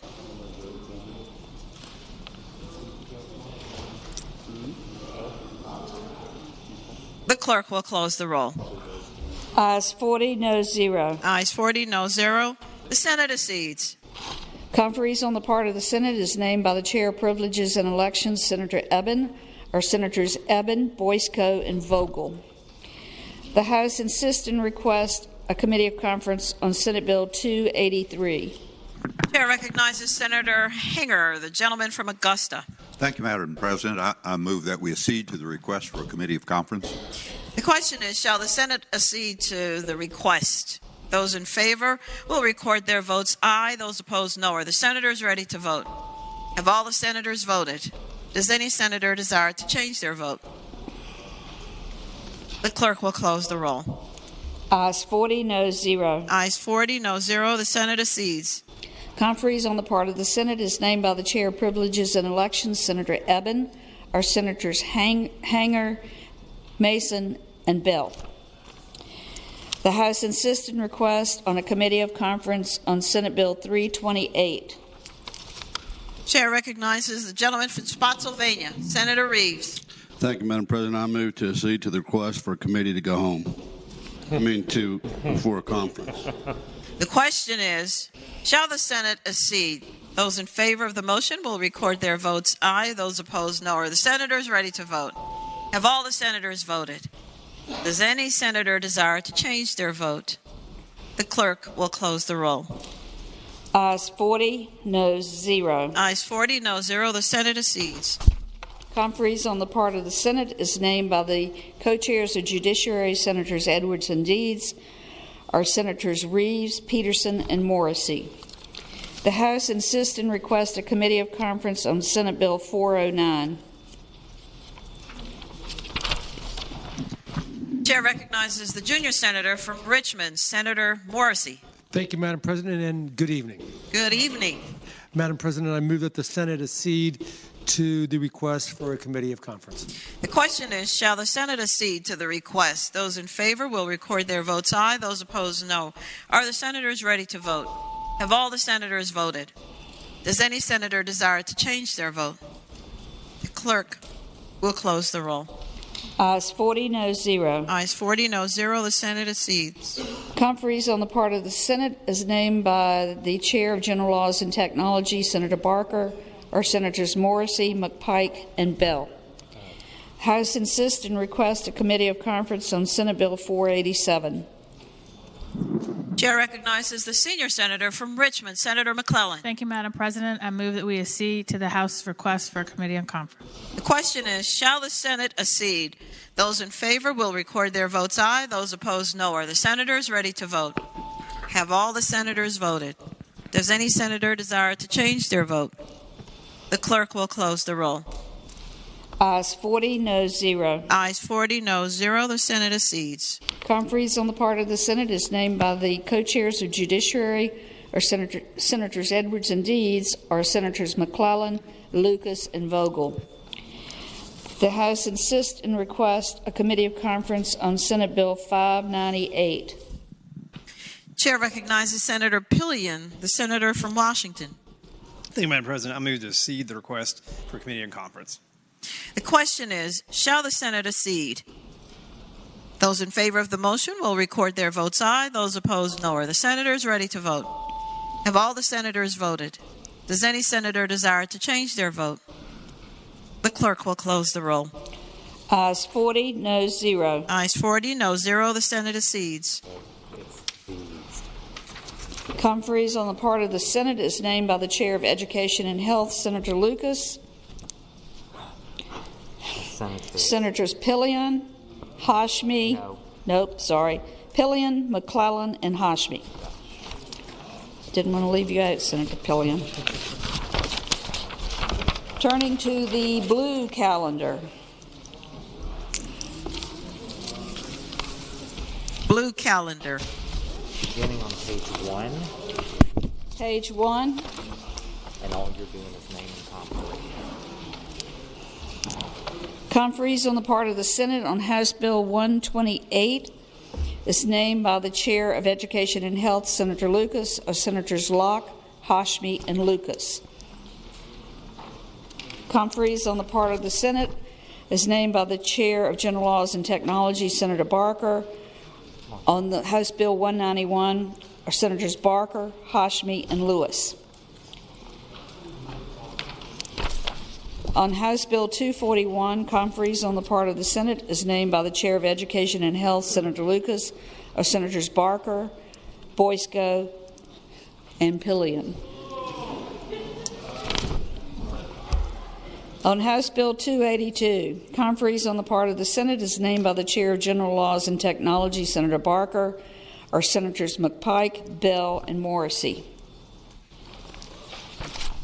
On House Bill 632, conferees on the part of the Senate is named by the Chair of Transportation, Senator Marsden, or Senators Marsden, Favola, and Newman. House Bill 642, conferees on the part of the Senate is named by the Chair of General Laws and Technology, Senator Barker, or Senators Mason, Bell, and Kiggins. House Bill 734, conferees on the part of the Senate is named by the Chair of General Laws and Technology, Senator Barker, or Senators Serville, Bell, and Stewart.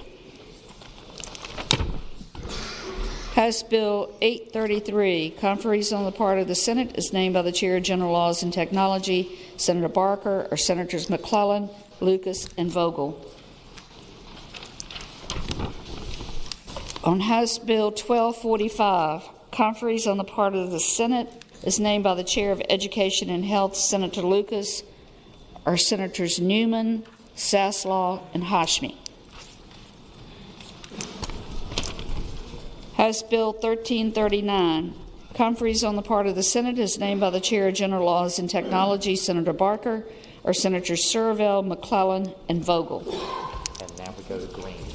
And now we go to supplemental calendar number 3, green. Unfinished business House.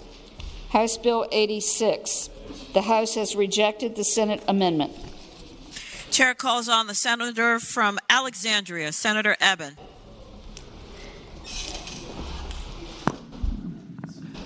I move that we insist on our amendment and request a committee of conference. The question is, shall the Senate insist on its amendment and respectfully request committee of conference? All those in favor of the motion will record their votes aye. Those opposed, no. Are the senators ready to vote? Have all the senators voted? Does any senator desire to change their vote? The clerk will close the roll.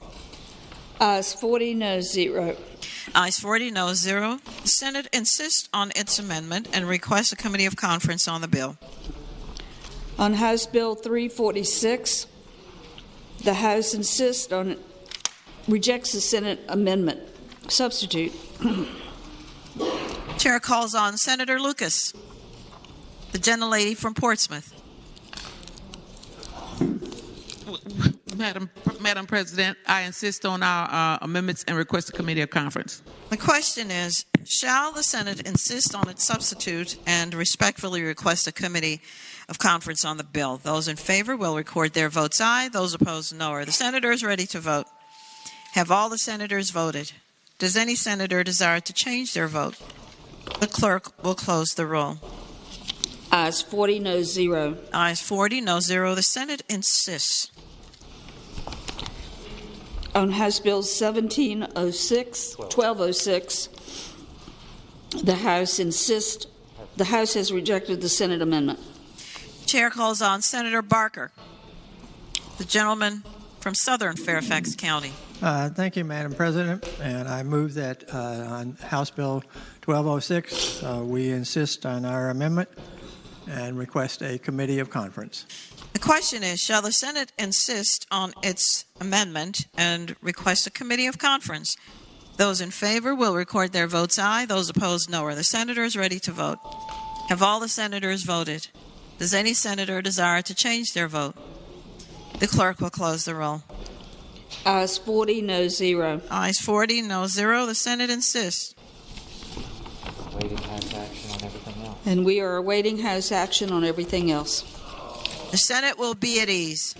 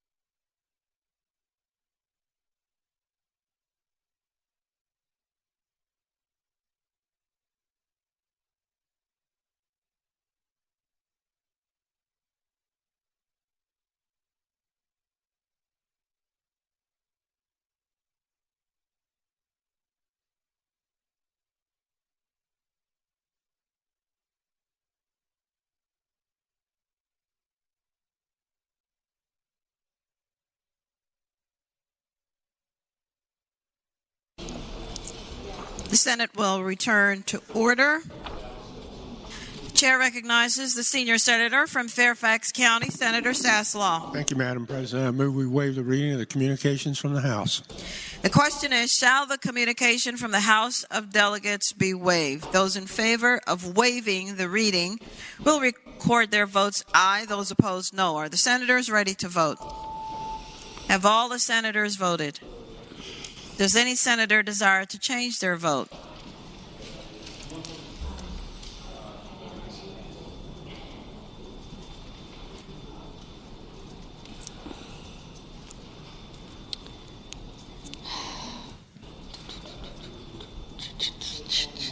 The clerk will close the roll. That's it. You got it. Ayes 36, noes 4. Ayes 36, noes 4. The reading of the communication is waived. On page 2 of the green calendar, on House Bill 258, the House has rejected the Senate substitute with amendment. Chair recognizes Senator Deeds, the gentleman from Bath. Madam President, I move that we do insist, the Senate insists on its amendments and request a committee of conference. The question is, shall the Senate insist on its substitute to House Bill 258 Substitute with amendments. I apologize. with amendments and respectfully request a committee of conference on the bill? All those in favor of the motion will record their votes aye. Those opposed, no. Are the senators ready to vote? Have all the senators voted? Does any senator desire to change their vote? The clerk will close the roll. Ayes 40, noes 0. Ayes 40, no 0. The Senate insists. On Senate Bill 652, the House insists and requests a committee of conference. Chair recognizes Senator Vogel, the gentlelady from Fauquier. Thank you, Madam President. I sense a great degree of unanimity on this bill. Madam President, I move that we accede to the House's request for a committee of conference. The question is, shall the Senate accede to the request for a committee of conference on Senate Bill 652? All those in favor of the motion will record their votes aye. Those opposed, no. Are the senators ready to vote? Have all the senators voted? Does any senator desire to change their vote? The clerk will close the roll. Ayes 40, noes 0. Ayes 40, no 0. The Senate accedes. Conferees on the part of the Senate is named by the chair. Privileges and elections. Senator Eben are Senators Vogel, McClellan, and Boysko. On Senate Bill 687, the House insists and requests a committee of conference. The chair recognizes Senator Mason, the gentleman from Williamsburg. Thank you, Madam President. Madam President, I move the Senate accede to the request for a committee of conference. The question is, shall the Senate accede? Those in favor of the motion, please record their votes aye. Those opposed, no. Are the senators ready to vote? Have all the senators voted? Does any senator desire to change their vote?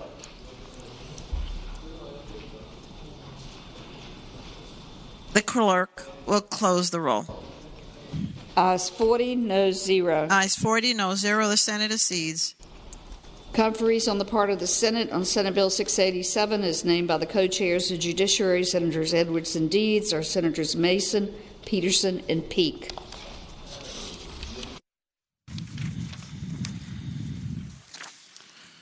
That is all we have right now. We're waiting for probably one more communication from the House. The Senate will be at ease.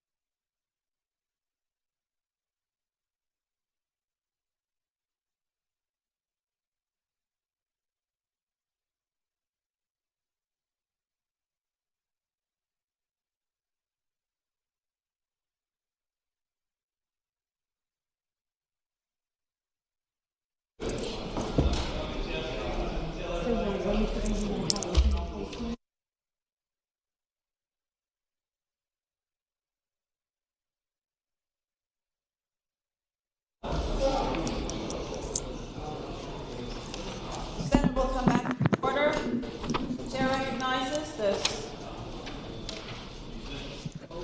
Chair recognizes the senior senator from Fairfax County, Senator Saslaw. Madam President, I move that we waive the reading of the communications from the House. The question is, shall the reading of the communication from the House of Delegates be waived? All those in favor of waiving the reading will record their votes aye. Those opposed, no. Are the senators ready to vote? Have all the senators voted? Does any senator wish to change their vote?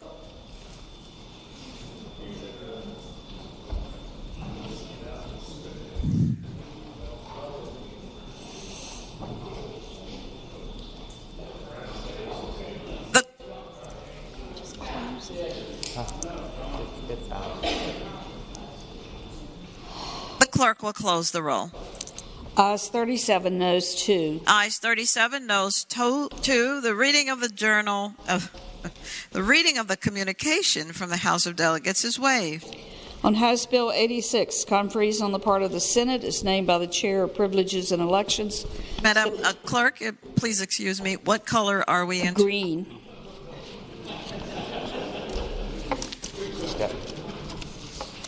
Green calendar. Green like money. Conferees is named by the Chair of Privileges and Elections, Senator Eben or Senators Boysko, Mason, and Reeves. House Bill 346, still the green calendar. The Chair of Committee on Education and Health, Senator Lucas, names Senator Pillion, McClellan, and Hotchme. Still green. House Bill 1206. Conferees on the part of the Senate is named by the Chair of General Laws and Technology, Senator Barker, or Senators McPike, Locke, and Mason. Green calendar. House Bill 258. Conferees on the part of the Senate is named by the co-chairs of Judiciary, Senators Edwards and Deeds, Senator McClellan, Peterson, and Stanley.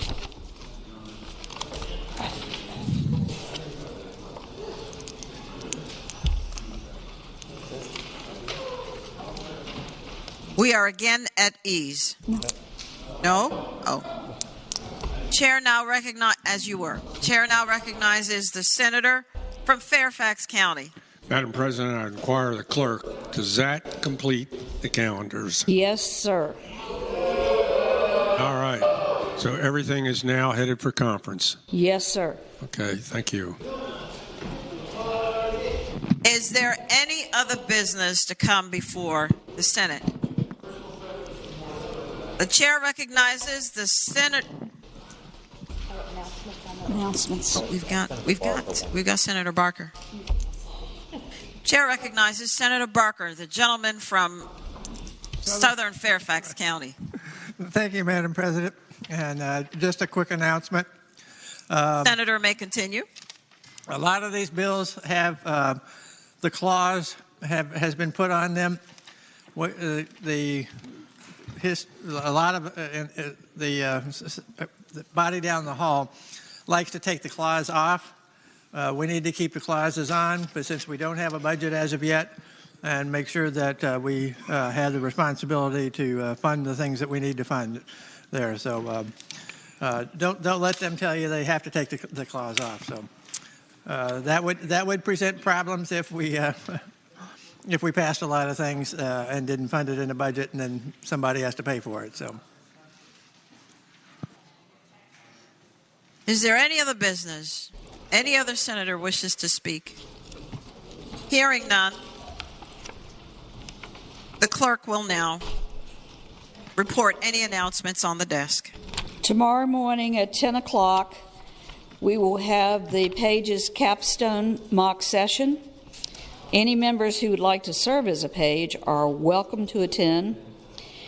At 11:30, we will finish all of that, and we will go in session as the President Pro Tem will tell you. And the first thing on the agenda will be the page graduation. And once we finish with graduation, they will leave and we will move forward with Senate business. So, Democratic caucus will meet 1/2 hour before session, Senate Room 1. Capitol, the Republican caucus will meet 1/2 hour before session, Senate Room 2 in the Capitol. The chair now calls on the senator from Portsmouth, Senator Lucas. Thank you, Madam President. I move that the Senate do now adjourn until 11:30 a.m. tomorrow.